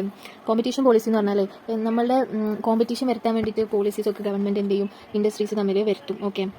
പിന്നെ അല്ലെങ്കിൽ കോമ്പറ്റീഷൻ തടയാൻ വേണ്ടിയിട്ടും ചിലപ്പോൾ വരുത്തലുണ്ട്, റെഗുലേഷന് വേണ്ടിയിട്ട് വരുത്തലുണ്ട്. ഭയങ്കര മോണോപോളി ആയിക്കഴിഞ്ഞാൽ ഗവൺമെൻറ് എന്ത് ചെയ്യും, അങ്ങോട്ട് റെഗുലേറ്റ് ചെയ്യും. അവർ ഭയങ്കര വലിയ ഇതിൽ മറ്റുള്ളതിനൊക്കെ കോമ്പീറ്റ് ചെയ്തിട്ട് ഭയങ്കര അൺഫെയർ മീൻസ് ഒക്കെ ഉപയോഗിക്കുന്ന ഇൻഡസ്ട്രീസിനെ ഗവൺമെൻറ് കോമ്പറ്റീഷൻ പോളിസി അങ്ങോട്ട് ഇറക്കി റെഗുലേറ്റ് ചെയ്യും. പിന്നെ ഫിസ്ക്കൽ പോളിസി ഉണ്ട്. ഫിസ്ക്കൽ എന്ന് പറഞ്ഞാൽ എന്താണ്, ടാക്സ് പോളിസീസ് ആണ് കേട്ടോ. സബ്സിഡി ടാക്സ് ആണ് ഫിസ്ക്കൽ പോളിസി. അതുപോലെ തന്നെ ഇതൊക്കെയാണ് ഗവൺമെൻറ്റിൻ്റെ സാമ്പത്തികമായിട്ടുള്ള നയങ്ങൾ കേട്ടോ. പിന്നെ ഫോറിൻ ട്രേഡ് പോളിസി ഉണ്ട്. ഗവൺമെൻറ് ആണ് തീരുമാനിക്കുക നമ്മൾ ഇവിടേക്ക് ഇമ്പോർട്ട് ചെയ്യണം എക്സ്പോർട്ട് ചെയ്യണം എന്നൊക്കെയുള്ള. ഗവൺമെൻറ് ചില സമയത്ത് നമ്മളെ ആദ്യ കാലഘട്ടത്തിലൊക്കെ ഗവൺമെൻറ് എന്ത് ചെയ്തിട്ടുണ്ടെന്ന് അറിയോ, നമ്മളുടെ ഉള്ളിലുള്ള ഡൊമസ്റ്റിക് ആയിട്ടുള്ള ഇന്ത്യയുടെ ഉള്ളിൽ തന്നെയുള്ള കൺട്രിയുടെ ഉള്ളിൽ തന്നെയുള്ള ഈ പ്രൊഡ്യൂസേഴ്സിനൊക്കെ ഒന്ന് കോമ്പറ്റീഷനിൽ നിന്നും രക്ഷപ്പെടുത്താൻ വേണ്ടിയിട്ട് അവിടെ നിന്ന് വേറെ രാജ്യങ്ങളിൽ നിന്ന് ഇങ്ങോട്ട് കൊണ്ടുവരാൻ ഇമ്പോർട്ടിനല്ല പറയാം, ഇവിടെ നിന്ന് അങ്ങോട്ട് കൊണ്ടുപോകണേ എക്സ്പോർട്ട് എന്നും പറയും. അപ്പം ഇമ്പോർട്ടൊക്കെ നമ്മളെ ഗവൺമെൻറ് നിർത്തിവെച്ചു. എന്തിനാന്ന് വെച്ചാൽ protection of domestic producers from competition. Okay, പിന്നെ കുറച്ചും കൂടെ കഴിഞ്ഞപ്പോഴാണ് ഗവൺമെൻറ് മനസ്സിലായത് നമ്മളുടെ പ്രൊഡ്യൂസേഴ്സ് ഗ്ലോബലി എന്ത് ചെയ്യണം, ഗ്ലോബലി കോമ്പീറ്റ് ചെയ്യണം, നമ്മുടെ പ്രൊഡക്ട്സ് ഒക്കെ ഗ്ലോബലി എത്തണം എന്നൊക്കെ വിചാരിച്ചത് ഗവൺമെൻറ് അപ്പോഴാണ് ഗവൺമെൻറ് എന്ത് ചെയ്തത്, ഇമ്പോർട്ടിനൊന്നും റെസ്ട്രിക്ഷൻ വെച്ചില്ല. ടാക്സ് അങ്ങനെയൊക്കെ വെക്കില്ലേ, ഇമ്പോർട്ട് എക്സ്പോർട്ട് എക്സൈസ് ഡ്യൂട്ടി ഒക്കെ അറിയില്ലേടാ. അപ്പം ഇമ്പോർട്ടിൽ എക്സ്പോർട്ടിലൊക്കെ നമ്മൾ ഉപയോഗിക്കുന്നത് എക്സൈസ് ഡ്യൂട്ടി ഒക്കെയാണ്. അപ്പോൾ അതൊക്കെ ആരാണ് ഇവിടെ ഫിക്സ് ചെയ്യുന്നത്, ഫോറിൻ ട്രേഡ് പോളിസി ഉപയോഗിച്ച് നമ്മുടെ ഗവൺമെൻറ് ആണ് ഫിക്സ് ചെയ്യുന്നത് കേട്ടോ. ഗ്ലോബലൈസേഷൻ പോളിസീസ്, ഒബ്വിയസ്ലി ഗ്ലോബലൈസേഷൻ ആണല്ലോ. ഇപ്പോൾ നമ്മൾ ഇങ്ങനെ ഒന്ന് വിരലിൽ ഒടിക്കുമ്പോഴേക്കും അപ്പുറത്തെ രാജ്യത്ത് ഉണ്ടാക്കിയത് അല്ലെങ്കിൽ ചൈനയിൽ ഉണ്ടാക്കിയത് അല്ലെങ്കിൽ അവിടെ നടക്കുന്നത് ഇവിടേക്ക് വരുന്ന ഒരു കാലഘട്ടമല്ലേ. ഇപ്പോൾ അല്ലെങ്കിൽ ഇവിടുത്തെ മാർക്കറ്റിലെ സാധനങ്ങൾ അവിടെയൊക്കെ പോയിരിക്കുന്നതിൻ്റെ കാരണം എന്താണ്, ഗ്ലോബലൈസേഷൻ ഉള്ളതുകൊണ്ടല്ലേ. ഇപ്പോൾ യൂട്യൂബും കാര്യങ്ങളൊക്കെ വന്നത് എന്തുകൊണ്ടാണ്, ഗ്ലോബലൈസേഷൻ ഉള്ളതുകൊണ്ടാണ് കേട്ടോ. ഓക്കെ, ഇനി business economics is more concerned with decision making problems ആണ് കേട്ടോ. ബിസിനസ് എക്കണോമിക്സ് കൂടുതലായിട്ടും കൺസേൺ ചെയ്യുന്നത് എന്തിനെ പറ്റിയിട്ടാണ്, ഈ പറഞ്ഞ പോലെ തീരുമാനങ്ങൾ എടുക്കുന്നതിനെ പറ്റിയിട്ടാണ് കേട്ടോ. ഞാൻ പറഞ്ഞില്ലേ, ഒരു ബിസിനസ്സിൽ വരുന്ന തീരുമാനങ്ങൾ എടുക്കാനാണ് ബിസിനസ് എക്കണോമിക്സിലുള്ളത്. ഇറ്റ് ടേക്സ് ഹെൽപ്പ് ഓഫ്, അപ്പോൾ അതിൽ ഇത് ബിസിനസ് എക്കണോമിക്സ് ആരെ ഹെൽപ്പ് എടുക്കുക, മൈക്രോ എക്കണോമിക്സിൻ്റെ ടൂൾസ് ആണ്. നമ്മൾ പറഞ്ഞ എക്കണോമിക് തിയറി ഉപയോഗിച്ചിട്ട് ബിസിനസ് പ്രാക്ടീസിൽ ഇൻ്റഗ്രേറ്റ് ചെയ്യുന്നതിനെയാണ് ബിസിനസ് എക്കണോമിക്സ് എന്ന് പറയുന്നത്. അപ്പം ഈ ഏത് എക്കണോമിക് തിയറിയാണ് കൂടുതലായിട്ട് എടുക്കുക, മൈക്രോ എക്കണോമിക്സ് ആണ് കേട്ടോ എടുക്കുക. ഇനി ബിസിനസ് എക്കണോമിക്സിൽ മാക്രോയും ഉണ്ട് മൈക്രോയും ഉണ്ട്. പക്ഷേ മോർ എംഫസൈസ് കൊടുക്കുന്നത് ഇതിനാണ്, മൈക്രോയ്ക്കാണ്. കാരണം ഒരു ക്വസ്റ്റ്യനിൽ ഉണ്ടായിരുന്നു ബിസിനസ് എക്കണോമിക്സ് എന്ന് പറയുന്നതിൽ മാക്രോയും ഉണ്ട് മാക്രോയും ഉണ്ട്, അതോ മൈക്രോ മാത്രമേ ഉള്ളൂ എന്നും ചോദ്യം ഉണ്ടായിരുന്നു. അപ്പോൾ രണ്ടും ഉണ്ട്, പക്ഷേ മോർ എംഫസൈസ് കൊടുക്കുന്നത് മൈക്രോയ്ക്കാണ് കേട്ടോ. അങ്ങനെയാണ് എഴുതേണ്ടത്, അങ്ങനെയാണ് ഓപ്ഷൻ പിക്ക് ചെയ്യേണ്ടത് കേട്ടോ. ഓക്കെ, ഇനി ബിസിനസ് എക്കണോമിക്സിൽ ഇതേപോലെ തന്നെ പോസിറ്റീവ് ഉണ്ട് നോർമേറ്റീവ് ഉണ്ട്, പക്ഷേ മോർ എംഫസൈസ് കൊടുക്കുന്നത് ഏതാടാ, നോർമേറ്റീവ് എക്കണോമിക്സ്. ഓക്കെ, ഇനി സ്കോപ്പ് ഓഫ് ബിസിനസ് എക്കണോമിക്സ് അതിനെ കുറച്ചും കൂടെ നമുക്ക് പറഞ്ഞാൽ സ്കോപ്പ് ഓഫ് ബിസിനസ് എക്കണോമിക്സ് നമുക്ക് നോക്കിയാലോ. ഓക്കെ, അതായത് ഈ ബിസിനസ് എക്കണോമിക്സിന് ഈ ഒരു കാലഘട്ടത്തിൽ എത്രത്തോളം സ്കോപ്പ് ഉണ്ടെന്നാണ് പറയുന്നത്. അപ്പം നമുക്ക് നോക്കാം. സോ ഇന്റേണൽ ഇഷ്യൂസ് എങ്ങനെയാണ് ടാക്കിൾ ചെയ്യുന്നത്, എങ്ങനെയാണ് അത് സോൾവ് ചെയ്യുന്നത്. യെസ്, മൈക്രോ എക്കണോമിക്സ് ഉപയോഗിച്ചിട്ടാണ്, മൈക്രോ എക്കണോമിക്സ് അനാലിസിസ് ഉപയോഗിച്ചിട്ടാണ് ഇന്റേണൽ ഇഷ്യൂസ് സോൾവ് ചെയ്യുന്നത്. ഓക്കെ, അപ്പം എന്തൊക്കെ മൈക്രോ എക്കണോമിക് അനാലിസിസ് ടൂൾസാണ് നമ്മൾ ഒരു മാനേജർ, ഇപ്പോൾ എനിക്ക് എന്താവാൻ പറ്റും, മാനേജറാവാൻ പറ്റില്ലേ ഒരു സ്ഥാപനത്തിൽ, അല്ലെങ്കിൽ ഇന്ന് മറ്റുള്ളവരുടെ അടുത്ത് പോകണമല്ലോ, എനിക്കൊരു കേക്ക് ബിസിനസ് ഇല്ലേ. അപ്പം എൻ്റെ ഇതിൽ ഇന്റേണൽ ഇഷ്യൂ വന്നാൽ ഞാൻ മൈക്രോ എക്കണോമിക് അനാലിസിസിൽ എനിക്ക് ഇതൊക്കെ അറിയെങ്കിൽ എനിക്ക് ഇതൊക്കെ ഉപയോഗിച്ചിട്ട് പെട്ടെന്ന് എൻ്റെ ഇഷ്യൂ സോൾവ് ചെയ്യാൻ പറ്റും. അതിൽ ഒന്നാമത്തേതാണ് ഫസ്റ്റ് നമുക്ക് ഡിമാൻഡ് ആൻഡ് ഫോർകാസ്റ്റിംഗ് അനാലിസിസ് ഉണ്ട് കേട്ടോ. അതായത് നമ്മൾ ഡിമാൻഡ് മനസ്സിലാക്കിയിട്ട്, demand analysis and forecasting analysis ആണ് പറഞ്ഞത്. എൻ്റെ പ്രൊഡക്റ്റിൻ്റെ ഡിമാൻഡ് മനസ്സിലാക്കിയിട്ട് ഫ്യൂച്ചറിൽ ഇനി എൻ്റെ പ്രൊഡക്റ്റിന് എത്രത്തോളം ഡിമാൻഡ് ഉണ്ടാവുമെന്ന് പ്രവചിക്കില്ലേ, അതൊക്കെ മൈക്രോയുടെ വിഷയമാണ് കേട്ടോ. അതായത് പുതിയൊരു കേക്ക് ഫ്ലേവർ കൊണ്ടുവരാണ്, അപ്പോൾ എന്താ ചെയ്യേണ്ടത്, ഞാൻ ഡിമാൻഡ് എന്ത് ചെയ്യണം, ഇപ്പോഴത്തെ എൻ്റെ ഡിമാൻഡ് അനലൈസ് ചെയ്യണം, ഇത് കൊണ്ടുവന്നാൽ എൻ്റെ കേക്ക് ലവേഴ്സിന് ഇഷ്ടപ്പെടുമോ എന്നുള്ളത് പ്രവചനമാണ്. അപ്പം അങ്ങനെയൊക്കെ പ്രവചിക്കണം. അതൊക്കെ ഇന്ത്യൻ്റെ ഇഷ്യൂ ആണ്, മൈക്രോ ലെവൽ ഇഷ്യൂ ആണ്. ഓക്കെ, അപ്പോൾ ആ ഇഷ്യൂസൊക്കെ നമുക്ക് മൈക്രോ ലെവൽ ഇഷ്യൂസൊക്കെ നമുക്ക് ഈ ഒരു അനാലിസിസ് ഒക്കെ ഉപയോഗിച്ച് നമുക്ക് സോൾവ് ചെയ്യാൻ പറ്റും. പിന്നെ പ്രൊഡക്ഷൻ ആൻഡ് കോസ്റ്റ് അനാലിസിസ് ഉണ്ട്. നമ്മൾ പ്രൊഡക്ഷൻ ചെയ്യുമ്പം ശരിക്കും പറഞ്ഞാൽ ഈ പറയുന്ന ഓരോ കാര്യങ്ങളുണ്ടല്ലോ, ഇതിപ്പോൾ നമ്മൾ പഠിക്കാൻ പോകുന്ന മൈക്രോ എക്കണോമിക്സിലത്തെ തിയറി പാർട്ട് ഉണ്ടല്ലോ, അതിൻ്റെ ഓരോ ചാപ്റ്റേഴ്സിൻ്റെ പേരാണ് കേട്ടോ ശരിക്കും. ഇത് ഒന്ന് നോക്കിയാൽ മനസ്സിലാവും. പ്രൊഡക്ഷനും കോസ്റ്റൊക്കെ നമ്മൾ പഠിക്കും. പ്രൊഡക്ഷൻ എന്ന് പറഞ്ഞാൽ പ്രൊഡക്ഷൻ ചെയ്യുമ്പം എത്രത്തോളം കോസ്റ്റ് സംഭവിക്കുന്നുണ്ട്, എങ്ങനെ പ്രൊഡക്ഷൻ ചെയ്യണം, അതൊക്കെ നമുക്ക് മനസ്സിലാവും. പിന്നെ ഇൻവെൻട്രി മാനേജ്മെൻറ്റ്, ഇപ്പോഴാണ് എനിക്ക് മനസ്സിലായത് ഇൻവെൻട്രി എന്ന് പറഞ്ഞാൽ ശരിക്കും എന്താ, നമ്മൾ കുറേ പ്രൊഡക്ട്സ് വിറ്റഴിച്ചതിന് ശേഷം ബാക്കി നമ്മളിൽ വരുന്നതാണോ ഇൻവെൻട്രി, അല്ലടാ നമ്മളെ കയ്യിലുള്ള റോ മെറ്റീരിയൽസ്. ഇപ്പോൾ എൻ്റെ കയ്യിൽ റോ മെറ്റീരിയൽസ് ഉണ്ട്, എൻ്റെ കേക്ക് ഉണ്ടാക്കണ കുറേ റോ മെറ്റീരിയൽ, ഫിനിഷ്ഡ് ഗുഡ്സ് ഒരു റീറ്റെയിൽ ഷോപ്പിലുണ്ടായിരിക്കും. പിന്നെ വർക്ക് ഇൻ പ്രോഗ്രസ് ഉണ്ടായിരിക്കും അല്ലേ, ഒരു കാർപ്പൻ്ററുടെ കയ്യിൽ എന്ത് ചെയ്യുന്നുണ്ടാവും, കുറേ ഫർണിച്ചറുകൾ വർക്ക് ഇൻ പ്രോഗ്രസ് ആയിട്ടിരിക്കുന്നുണ്ടാവും. ഇതൊക്കെ കൂടെ ഒന്നിച്ചാണ് ഇൻവെൻട്രി എന്ന് പറയുന്നത് കേട്ടോ. ഓക്കെ, സോ ഇൻവെൻട്രി മാനേജ്മെൻറ്റിനെ കുറിച്ചിട്ടും പഠിക്കുന്നത് ഈ മൈക്രോ ഇതാണ്. അത് നിങ്ങൾ പഠിച്ചു കഴിഞ്ഞാൽ എന്തെങ്കിലും ഇൻറ്റേർണൽ ഇഷ്യൂ വന്നാൽ നമുക്കത് ഉപയോഗിച്ച് സോൾവ് ചെയ്യാൻ പറ്റും. ഓക്കെ, ഇനി മാർക്കറ്റ് സ്ട്രക്ചർ ഉണ്ട്. മാർക്കറ്റ് സ്ട്രക്ചർ ഇമ്പോർട്ടൻ്റ് ആണ്. ഇത് നമ്മൾ പഠിക്കുന്ന ഒരു ഭാഗം കേട്ടോ. കുറേ ക്വസ്റ്റ്യൻസ് വന്നിട്ടുണ്ടായിരുന്നു ഈ ഒരു എക്സാമിന്. ഇതിന് മാർക്കറ്റ് സ്ട്രക്ചർ എന്ന് പറഞ്ഞാൽ നമ്മൾക്കൊരു ചാപ്റ്റർ ഉണ്ട് കേട്ടോ. എന്ന് വെച്ചാൽ അത് കോമ്പറ്റീഷനെ പറ്റിയിട്ടാണ്, പ്രൈസിങ് പോളിസീസിനൊക്കെ പറ്റിയിട്ടാണ്. മാർക്കറ്റ് സ്ട്രക്ചർ എന്ന് പറഞ്ഞാൽ മോണോപോളി, ഒളിഗോപോളി, ഒരൊറ്റ ഒരാൾ മാത്രം ഇതിനെ മോണോപോളിസ്റ്റിക് കോമ്പറ്റീഷൻ എന്നൊക്കെ നമ്മൾ പറയും. കോമ്പറ്റീഷൻ, പെർഫെക്റ്റ് കോമ്പറ്റീഷൻ എന്നൊക്കെ പറയും കേട്ടോ. അങ്ങനെയൊക്കെയുള്ള മാർക്കറ്റുകളൊക്കെ പറ്റി നമ്മൾ അറിയണം. എന്നാലാണ് നമുക്ക് എൻ്റെ ഇത് ഏതാണ് പെർഫെക്റ്റ് കോമ്പറ്റീഷൻ ആണോ എൻ്റെ ഈ കേക്ക് ബിസിനസ്, അതോ എൻ്റെ ഇത് മോണോപോളിസ്റ്റിക് കോമ്പറ്റീഷൻ ആണോ? മോണോപോളിസ്റ്റിക് എന്ന് പറഞ്ഞാൽ ഒരൊറ്റ സെല്ലർ ഉണ്ടാവുള്ളൂ, ഞാൻ മാത്രമാണോ ഈ ഒരു പ്രൊഡക്റ്റ് വിൽക്കണമെന്ന് എനിക്കറിയണം, എന്നാലാണ് എനിക്ക് എൻ്റെ ഡിമാൻഡ് അറിയാൻ പറ്റുള്ളൂ. അതൊക്കെ അറിയണം. എനിക്ക് സത്യമായിട്ട് എനിക്ക് ഭയങ്കര ഉപകാരമായിട്ടോ ഇത് പഠിച്ചത്. ഈ മാർക്കറ്റ് സ്ട്രക്ചർ പഠിച്ചിട്ടുണ്ടായിരുന്നതുകൊണ്ട് എനിക്ക് പുതിയൊരു ഫ്ലേവറൊക്കെ ഇറക്കാൻ പറ്റുന്നത്. സത്യമാണ് ഞാൻ പറഞ്ഞത്. വേണമെങ്കിൽ നിങ്ങൾ പഠിച്ചോട്ടോ. അതിൻ്റെ പ്രൈസിങ് പോളിസീസ് ഒക്കെ നമുക്ക് അതിൽ നിന്ന് മനസ്സിലാക്കാം. പ്രൈസിങ് പോളിസി എങ്ങനെ നമ്മൾ ഡിമാൻഡ് ഉണ്ടെങ്കിൽ ഇപ്പോൾ ഈ പറഞ്ഞ മോണോപോളിസ്റ്റിക് അല്ലെങ്കിൽ മോണോപോളി കോമ്പറ്റീഷൻ ഇല്ലേ, ഈ മോണോപോളി കോമ്പറ്റീഷൻ ഇല്ലേ, അതിൽ അയാൾക്ക് സ്വാതന്ത്ര്യം ഉണ്ട്. അയാൾ പ്രൈസ് മേക്കറാണ്. അയാളുടെ പ്രൊഡക്റ്റ് ആണല്ലോ, അയാൾ മാത്രമേ ആ ഒരു ഏരിയയിൽ ഈ പ്രൊഡക്റ്റ് വിൽക്കണുള്ളൂ. അയാൾക്ക് എത്ര പൈസ വേണമെങ്കിലും ഇടാന്ന്. അതെനിക്ക് മനസ്സിലായത് എവിടുന്ന ഈ ഒരു മാർക്കറ്റ് സ്ട്രക്ചർ പഠിച്ചതുകൊണ്ടാണ്. എനിക്ക് പൊതുവെ അറിയായിരുന്നു, പക്ഷെ അതൊക്കെ മറന്നുപോയി. പക്ഷേ ഇത് പഠിച്ചപ്പോഴാണ് എനിക്ക് ശരിക്കും ഓർമ്മ വന്നത്. ഓക്കെ, അപ്പം അങ്ങനെ സ്ട്രാറ്റജീസ് ടു ബി ഫോളോഡ്. പിന്നെ കുറച്ച് തന്ത്രങ്ങളൊക്കെ നമുക്ക് ഉപയോഗിക്കാം ബിസിനസ് ചെയ്യുമ്പോൾ. അതൊക്കെ പറഞ്ഞിരുന്നത് ഈ മാർക്കറ്റ് സ്ട്രക്ചർ ആയിട്ട്. അപ്പോൾ എന്തെങ്കിലും ഒരു പ്രശ്നം ഇന്റേണലി വന്നാൽ ഇത് ഉപയോഗിച്ചാൽ നിങ്ങൾക്ക് പെട്ടെന്ന് സോൾവ് ചെയ്യാം കേട്ടോ. ഓക്കെ, ഇനി റിസോഴ്സ് അലോക്കേഷൻ ആണ്. റിസോഴ്സ് അലോക്കേഷൻ മൈക്രോ വിഷയമാണ്. എപ്പോഴും ചോദിക്കുന്ന ഒരു ചോദ്യമാണ്. റിസോഴ്സ് അലോക്കേഷൻ മൈക്രോ വിഷയമാണെന്ന് ചോദിക്കുന്നുണ്ട്. ഓക്കെ, ഇനി ലീനിയർ പ്രോഗ്രാമിംഗ് ഉപയോഗിക്കും കേട്ടോ. റിസോഴ്സ് അലോക്കേഷനിൽ ലീനിയർ പ്രോഗ്രാമിംഗ് ഉപയോഗിക്കും കേട്ടോ. നമ്മൾ ലീനിയർ പ്രോഗ്രാമിൽ മാത്സിൽ പഠിക്കും. Okay, optimum utilisation of resource ആണ് റിസോഴ്സ് അലോക്കേഷൻ. ഏറ്റവും ദി ബെസ്റ്റ് ഇത് നമ്മൾ അലോക്കേറ്റ് ചെയ്യുക നമ്മളെ സ്കേഴ്സ് റിസോഴ്സ് ആയിട്ടുള്ള നമ്മളെ മണി. പിന്നെ റിസ്ക് ആൻഡ് അൺസർട്ടനിറ്റി അനാലിസിസ് ഉണ്ട്. അതായത് ഇത് ചെയ്താൽ നമുക്ക് എത്രത്തോളം റിസ്ക് വരും, എത്രത്തോളം അൺസർട്ടനിറ്റി ഉണ്ട് എന്നുള്ള അനാലിസിസ് ഒക്കെ. അതായത് നമ്മൾ പാസ്റ്റ് ഡാറ്റ എടുത്ത് നോക്കും, പിന്നെ കറണ്ട് ഇൻഫർമേഷൻ നോക്കും. എന്നിട്ട് നമ്മൾ എന്ത് ചെയ്യും, ഫ്യൂച്ചറിനെ അങ്ങോട്ട് പ്രെഡിക്റ്റ് ചെയ്യും. പാസ്റ്റിൽ എനിക്ക് ഇത്ര കേക്ക് ഓർഡർ വന്നിരുന്നു ഈ ഒരു കേക്കിന്, അപ്പം കറണ്ടിൽ എനിക്ക് ഇത് ഇത്ര ഓർഡർ ഉണ്ട്, അപ്പം ഇത്രയും ഓർഡർ പെരുകിയുണ്ട് കേട്ടോ, ഇനി എന്ത് ചെയ്യും, ഫ്യൂച്ചറിൽ എന്ത് ചെയ്യും, അപ്പോൾ ഇതിലും അടിപൊളിയായിരിക്കും എന്നൊക്കെ നമുക്ക് അങ്ങനെ ഉണ്ടല്ലോ. അല്ലെങ്കിൽ ഇത് കുറവാണ്, ഓർഡർ കുറവാണ്, അപ്പോൾ ഇത് എടുക്കണ്ട എന്നുള്ളൊക്കെ ഒരു പ്രോബ്ലം, ഡിസിഷൻ മേക്കിംഗ് പ്രോബ്ലം വരുമ്പോൾ നമുക്ക് ഈ ഒരു റിസ്ക് ആൻഡ് അൺസർട്ടനിറ്റി അനാലിസിസ് പഠിച്ചോ നിന്നെ ഇത് സഹായിക്കും കേട്ടോ. പിന്നെ പ്രോഫിറ്റ് അനാലിസിസ് ആണ്. പ്രോഫിറ്റ് അനാലിസിസ് എന്ന് പറഞ്ഞാൽ ഒന്നുമില്ല, management and measurement of profit ആട്ടോ. നമ്മൾ പ്രോഫിറ്റിനെ മാനേജ് ചെയ്യുന്നു, അതുപോലെ തന്നെ നമ്മൾ പ്രോഫിറ്റിനെ മെഷർ ചെയ്യുന്നു. ഇനി theory of capital and investment decisions. നമ്മളെ ക്യാപിറ്റൽ, നമ്മളെ സ്കേഴ്സ് ആയിട്ടുള്ള ഈ ക്യാപിറ്റൽ എങ്ങനെയൊക്കെ ഇൻവെസ്റ്റ് ചെയ്യണം എന്നുള്ള നല്ലൊരു ഡിസിഷൻ നമുക്ക് എടുക്കാൻ വേണ്ടിയിട്ട് നമ്മളെ ഈ ബിസിനസ് എക്കണോമിക്സ് സഹായിക്കും. സോ അവിടെ എന്തെങ്കിലുമൊക്കെ പ്രോബ്ലം വരില്ലേ, ഇത് ഏതിൽ ഇൻവെസ്റ്റ് ചെയ്താലാണ് കൂടുതൽ റിട്ടേൺസ് നമുക്ക് കിട്ടുക എന്നൊക്കെയുള്ള കുറേ പ്രോബ്ലംസ് ഇൻറ്റേർണലി വരുമ്പം നമുക്ക് ഈ ഒരു തിയറി പഠിച്ചിട്ടുണ്ടെങ്കിൽ വളരെ സിമ്പിളായിട്ട് ആ പ്രോബ്ലംസ് ഒക്കെ നമുക്ക് സോൾവ് ചെയ്യാം. ഇനി മാക്രോ എക്കണോമിക് ഫാക്ടേഴ്സ്. ഏതൊക്കെയാണ് മാക്രോ എക്കണോമിക് ഫാക്ടേഴ്സ് എന്ന് നോക്കാം അല്ലേ. അപ്പം അതിൽ ഈ ഗവൺമെൻറ് പോളിസീസ്, ഗവൺമെൻറ് നയങ്ങൾ, നമ്മൾ കുറേ പറഞ്ഞല്ലേ, ഗവൺമെൻറ്റിൻ്റെ തീരുമാനങ്ങൾ, സാമ്പത്തിക തലത്തിൽ ഗവൺമെൻറ് എടുക്കുന്ന കുറച്ച് നയങ്ങളുണ്ട്. ഈ ഫിസ്ക്കൽ പോളിസീസ്, ഈ പറഞ്ഞ പോലെ തന്നെ ജനറൽ പ്രൈസ് ലെവല്, പിന്നെ fiscal policy, foreign trade policy, അതുപോലെ തന്നെ ഗ്ലോബലൈസേഷൻ പോളിസി, കോമ്പറ്റീഷൻ പോളിസി എന്നൊക്കെ നമ്മൾ നേരത്തെ പറഞ്ഞില്ലേ, അത് തന്നെയാണിതും. പിന്നെ അടുത്തതാണ് social and political environment. Yes, സാമൂഹികപരവും രാഷ്ട്രീയപരവുമായിട്ടുള്ള എൻവയറമെൻറ്റിനെ കുറിച്ച് നമ്മൾ പറഞ്ഞു അല്ലേ, അത് തന്നെയാണ് ഇവിടെ മാക്രോ എക്കണോമിക്സിൽ നമ്മൾ എന്ത് ചെയ്യുന്നത്, ഡിസ്കസ് ചെയ്യുന്നത്. ഇതിനൊക്കെ പറ്റി നമ്മൾ പഠിച്ചാൽ എന്തുണ്ടാവുക, ഈ എൻവയറമെൻറ്റ്, അതായത് ഈ എക്സ്റ്റേണൽ തലത്തിൽ വരുന്ന ഇഷ്യൂസൊക്കെ നമുക്ക് സോൾവ് ചെയ്യാൻ പറ്റും. പിന്നെ general trending, national income, employment, തൊഴിലവസരങ്ങളിൽ, നാഷണൽ ഇൻകത്തിൽ, അതുപോലെ തന്നെ പ്രൈസസിൽ, സേവിങ്ങിൽ, ഇൻവെസ്റ്റ്മെൻറ്റിൽ ഒക്കെ വരുന്ന ജനറൽ ട്രെൻഡുകൾ ഉണ്ടല്ലോ, അതും നമ്മൾ ഈ മാക്രോ എക്കണോമിക്സിൻ്റെ വിഷയമാണ്. പിന്നെ നമ്മളിതിൽ പഠിക്കുന്നത് ടൈപ്പ് ഓഫ് എക്കണോമിക് സിസ്റ്റം ആണ്. ഏതൊക്കെ തരത്തിൽ എക്കണോമിക് സിസ്റ്റങ്ങൾ ഉണ്ട് എന്നുള്ളത് നമ്മളിതിൽ പഠിക്കുന്നുണ്ടോ. നമ്മൾ ഏതൊക്കെ പഠിക്കും, എക്കണോമിക് സിസ്റ്റം ഇമ്പോർട്ടൻ്റ് ആണ്. എക്കണോമിക് സിസ്റ്റം എന്ന് പറഞ്ഞാൽ ക്യാപിറ്റലിസം ഉണ്ട്, സോഷ്യലിസം ഉണ്ട്, മിക്സ്ഡും ഉണ്ട്.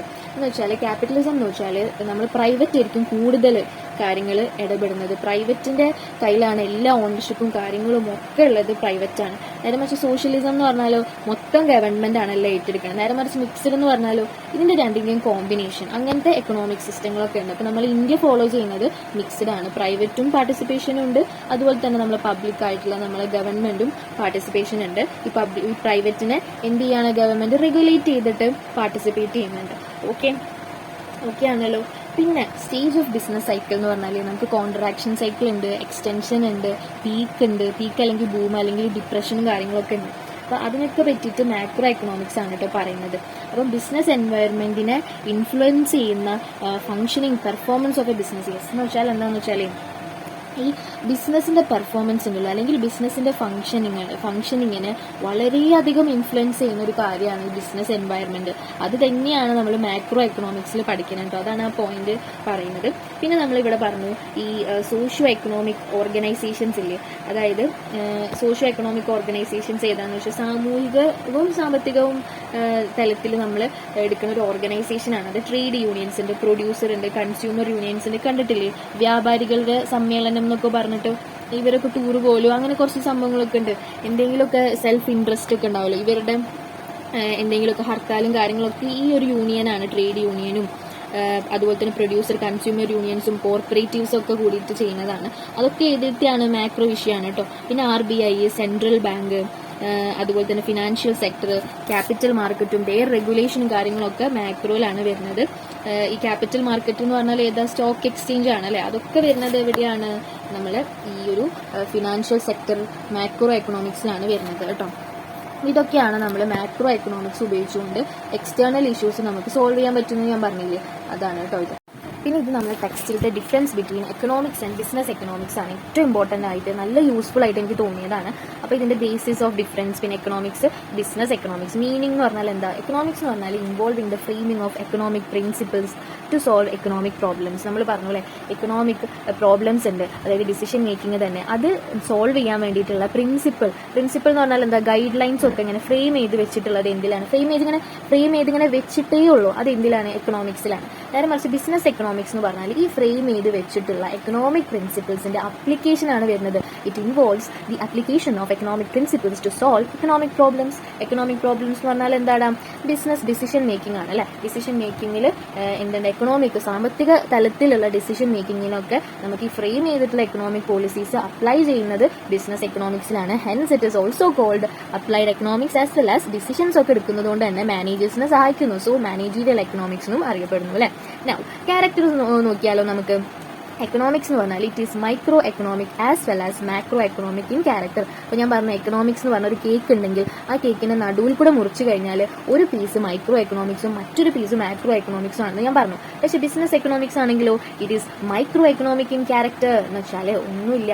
എന്ന് വെച്ചാൽ എന്താ, മൈക്രോ സൂക്ഷ്മ സാമ്പത്തിക ശാസ്ത്രത്തിനെ പറ്റിയിട്ടാണ് ബിസിനസ് എക്കണോമിക്സ് പറയുന്നത്, അത്രയേ ഉള്ളൂ. അതായത് നമ്മൾ ഓരോ ഇൻഡിവിജ്വൽ യൂണിറ്റ്സിന്റെ തീരുമാനങ്ങളൊക്കെയാണ് ബിസിനസ് എക്കണോമിക്സിൽ നമുക്ക് എടുക്കാൻ പറ്റുന്നത്. ഓക്കെ, അല്ലാതെ നമുക്ക് മാക്രോ വിഷയത്തിലൊന്നും ബിസിനസ് എക്കണോമിക്സ് നമ്മൾ അങ്ങനെ എടുക്കലില്ല അല്ലേ. ഓക്കെ, മെയിൻ ടാസ്ക് എന്ന് വെച്ചാൽ the fulfilment of needs of individuals as well as entities. അപ്പം fulfilment of needs of individuals എന്ന് പറഞ്ഞാൽ എന്താ, നീഡ്സ് എന്ന് പറഞ്ഞാൽ ഈ ഡിസിഷൻ മേക്കിംഗ് നീഡ്സ് ഒക്കെ ഉണ്ടാവുമല്ലോ, അത് ഇൻഡിവിജ്വൽ ആളുകൾക്ക്, ഓരോ ആൾക്കാർക്കും, അതുപോലെ തന്നെ എൻറ്റിറ്റീസിനും. ഓരോ ആൾക്കാർക്കും എന്ന് ഉദ്ദേശിക്കുന്നത് മൈക്രോയാണ്, എൻറ്റിറ്റീസ് എന്ന് ഉദ്ദേശിക്കുന്നത് എന്തായിരിക്കും, മാക്രോ ആയിരിക്കും. അപ്പം അങ്ങനെ രണ്ടും കൂടിയിട്ടുള്ളതാണ് ഈ പറഞ്ഞ എക്കണോമിക്സ് എങ്കിൽ. ഈ ബിസിനസ് എക്കണോമിക്സ് എന്ന് പറയുന്നത് proper decision making in A particular business entity. ഒരൊറ്റ ബിസിനസ് എൻറ്റിറ്റിയിൽ ഇപ്പോൾ സനംസ് കേക്സിൽ എന്തൊക്കെയാണ് ഡിസിഷൻ മേക്കിംഗ് എടുക്കേണ്ടത് എന്നുള്ളത് പറഞ്ഞു തരുന്നത് ബിസിനസ് എക്കണോമിക്സ് ആണ്. സെറ്റാണോ? സെറ്റ്. ഈ നേച്ചർ എന്ന് പറഞ്ഞാൽ എന്താ, സ്വഭാവം എന്താണ്, it is positive as well as normative in nature ആണ് എക്കണോമിക്സ് എങ്കിൽ. ബിസിനസ് എക്കണോമിക്സ് എന്ന് പറഞ്ഞാൽ it is only normative in nature. Okay, മറക്കരുത്, നോർമേറ്റീവ്, പ്രിസ്ക്രിപ്റ്റീവ് അല്ലെങ്കിൽ വാട്ട് ഷുഡ് ബി എന്ന് പറഞ്ഞതായിരിക്കും, അല്ലെങ്കിൽ ജഡ്ജ് ചെയ്യുന്നതായിരിക്കും. ഈ ഇന്ന സാധനം എടുത്താൽ ഇത് റൈറ്റ് ആണോ ഇത് റോങ് ആണോ എന്ന് പറയുന്നതാണ് ബിസിനസ് എക്കണോമിക്സ്. ഓക്കെ ആണല്ലോ. അതെ, അതായത് ഈ ഒരു പോളിസി നമ്മളിവിടെ ഇറക്കി കഴിഞ്ഞാൽ ബിസിനസ്സിന് നല്ലതാണോ പൊട്ടാണോ, നല്ലതാണോ ചീത്തയാണോ എന്ന് പറയുന്നതാണ് നോർമേറ്റീവ് കേട്ടോ. ഓക്കെ, ഇനി സ്കോപ്പ് നോക്കിക്കഴിഞ്ഞാൽ it has A wider scope. കാരണം പോസിറ്റീവ് ഉണ്ട്, നോർമേറ്റീവ് ഉണ്ട്, അപ്പം വൈഡർ സ്കോപ്പാണ് എക്കണോമിക്സിനുള്ളത്. പക്ഷേ ബിസിനസ് എക്കണോമിക്സിന് വൈഡർ സ്കോപ്പ് ഒന്നുമില്ല. It has A comparatively narrow scope because അത് എന്തിൽ മാത്രം ഒതുങ്ങിക്കൂടി, നോർമേറ്റീവിൽ മാത്രം ഒതുങ്ങിക്കൂടി, അല്ലെങ്കിൽ മൈക്രോ എക്കണോമിക്സിൽ മാത്രം ഒതുങ്ങിക്കൂടിയത് കൊണ്ട് തന്നെ ബിസിനസ് എക്കണോമിക്സിന് നേരോ സ്കോപ്പ് ഉള്ളൂ, മറ്റേതിന് വൈഡർ സ്കോപ്പ് ഉണ്ട്. ഇനി നമുക്ക് കുറച്ച് ബ്രാഞ്ചുകൾ നോക്കിയാൽ okay, it has business economics as its applied branch. Okay, applied branch എന്ന് പറഞ്ഞിട്ട് ബിസിനസ് എക്കണോമിക്സ് ഉണ്ട് ഇതിന്. അതായത് എക്കണോമിക്സിന്റെ അപ്ലൈഡ് ബ്രാഞ്ച് ഏതാണ്, ബിസിനസ് എക്കണോമിക്സ്. ഇപ്പൊ നമ്മൾ പഠിക്കുന്നത് നേരെ മറിച്ച് ഇതിന്റെ ബ്രാഞ്ചസ് ഏതിലാണ് വരുന്നത്, ബിസിനസ് എക്കണോമിക്സിന് it is an applied branch of economics. കണ്ടോ.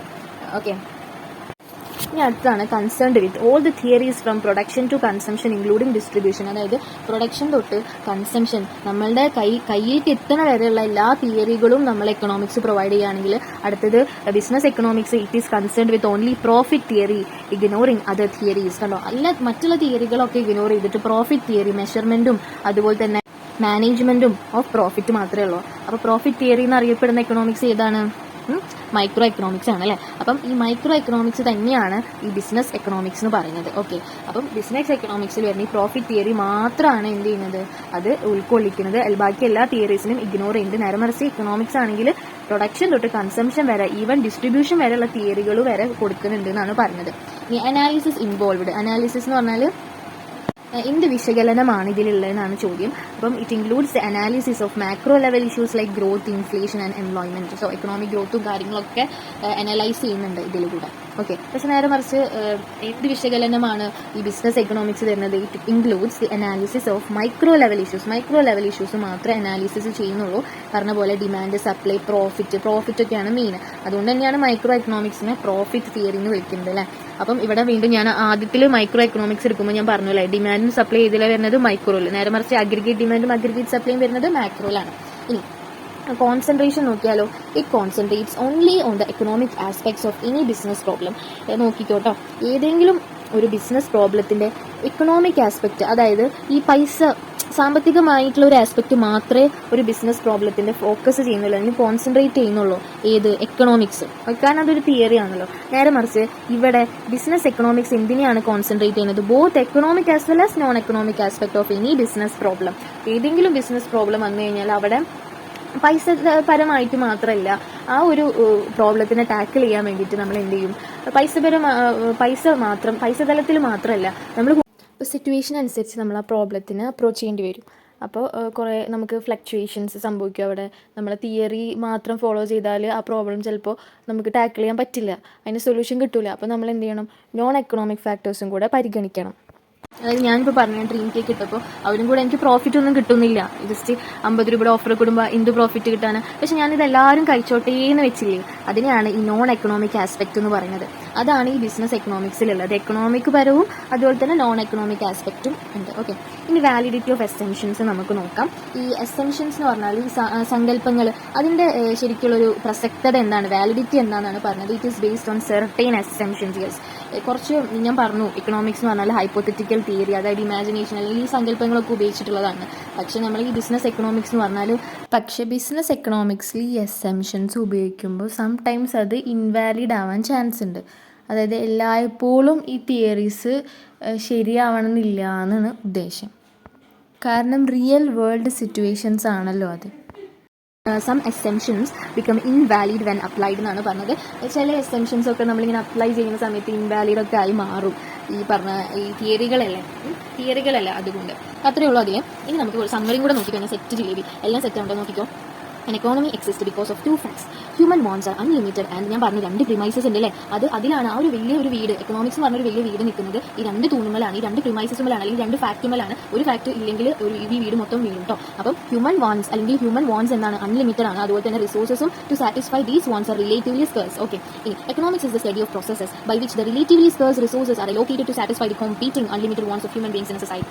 യെസ്, ഒരു സൊസൈറ്റിയിൽ ഇങ്ങനെ കോമ്പീറ്റ് ചെയ്തിട്ട് നമുക്ക് ഇൻഡിവിജ്വൽസിന് ഒരാൾക്ക് ഉണ്ടെങ്കിൽ അതിലും നല്ലത് എനിക്ക് വേണം, അല്ലെങ്കിൽ ഈ ഒരു വാണ്ടില്ലെങ്കിൽ മറ്റേ വാണ്ട് സാറ്റിസ്ഫൈ ചെയ്യണം. അങ്ങനെ ഇപ്പോൾ പ്രയോറിറ്റി കൊടുത്തിട്ട് ഓരോ വാണ്ടുകൾ ഇങ്ങനെ സാറ്റിസ്ഫൈ ചെയ്തുകൊണ്ടേയിരിക്കുകയാണ് അല്ലേ. അപ്പോൾ ഈ സ്കേഴ്സ് റിസോഴ്സ് നമ്മുടെ മണി ഇങ്ങനെ ഓരോ വാണ്ട്സിലേക്ക് ഇങ്ങനെ അലോക്കേറ്റ് ചെയ്യുന്ന ഈ ഒരു സ്റ്റഡി ഓഫ് ഈ പ്രോസസ്സിനെയാണ് ഈ എക്കണോമിക്സ് എന്ന് പറയുന്നത്. The subject matter of economics is divided into. എക്കണോമിക്സിൽ പഠിക്കുന്ന ഈ പഠനങ്ങളെ നമ്മൾ 2 രീതിയിൽ നമ്മൾ എന്ത് ചെയ്തിട്ടുണ്ട്, പാർട്സ് ആക്കി മാറ്റിയിട്ടുണ്ട്.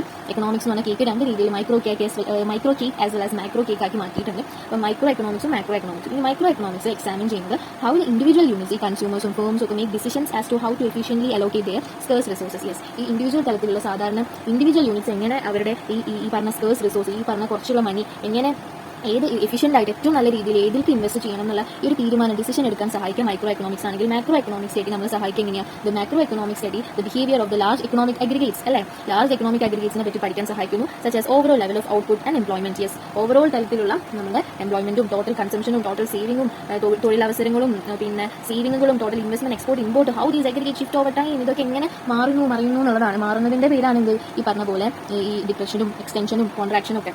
ഓക്കെ, ഇനി അതാണ് മൊത്തത്തിൽ വിളിക്കുന്ന പേരാണ് എന്ത്, ബിസിനസ് സൈക്കിൾ കേട്ടോ. പിന്നെ business economics integrate economic theory വിത്ത് ബിസിനസ് പ്രാക്ടീസ് അല്ലെ. ബിസിനസ് എക്കണോമിക്സ് നമ്മൾ പേപ്പർ 4 എന്താ ചെയ്യുന്നത്, നമ്മൾ ഈ എക്കണോമിക് തിയറി പഠിച്ചതിനെ നമ്മൾ പ്രാവർത്തികമാക്കുന്നു ബിസിനസ് പ്രാക്ടീസിലൂടെ. ഇത് റിലീസ് ഓൺ എക്കണോമിക് അനാലിസിന്റെ ഫോർമുലേഷൻ ഓഫ് ബിസിനസ് പോളിസീസ്. നമ്മൾ ജോയൽ ഡീൻ അല്ലെ നമുക്ക് പറഞ്ഞു തന്നത് എക്കണോമിക് അനാലിസിസിനെ എന്ത് ചെയ്യുന്നുണ്ട്. എക്കണോമിക് അനാലിസിസ് എന്ന് പറഞ്ഞാൽ നമ്മൾ എക്കണോമിക് തിയറി എന്ത് ചെയ്യുന്നുണ്ട്, ഇതിന്റെ ഫോർമുലേഷൻ ഓഫ് ബിസിനസ് പോളിസീസ് അല്ലെങ്കിൽ ബിസിനസ് ഡിസിഷൻസ് എടുക്കാൻ വേണ്ടിയിട്ട് ഈ എക്കണോമിക് അനാലിസിസ്, എക്കണോമിക് തിയറി നമ്മൾ ഉപയോഗിക്കുന്ന എനാബിൾ ചെയ്യുന്ന ഈ ഒരു സംഭവം ചെയ്യുന്നത് ആരാണ്, ബിസിനസ് എക്കണോമിക്സ് ആണ്. While business economics is basically concern with micro economics, macro economic analysis has got an important role to play എന്നാണ് പറഞ്ഞത്.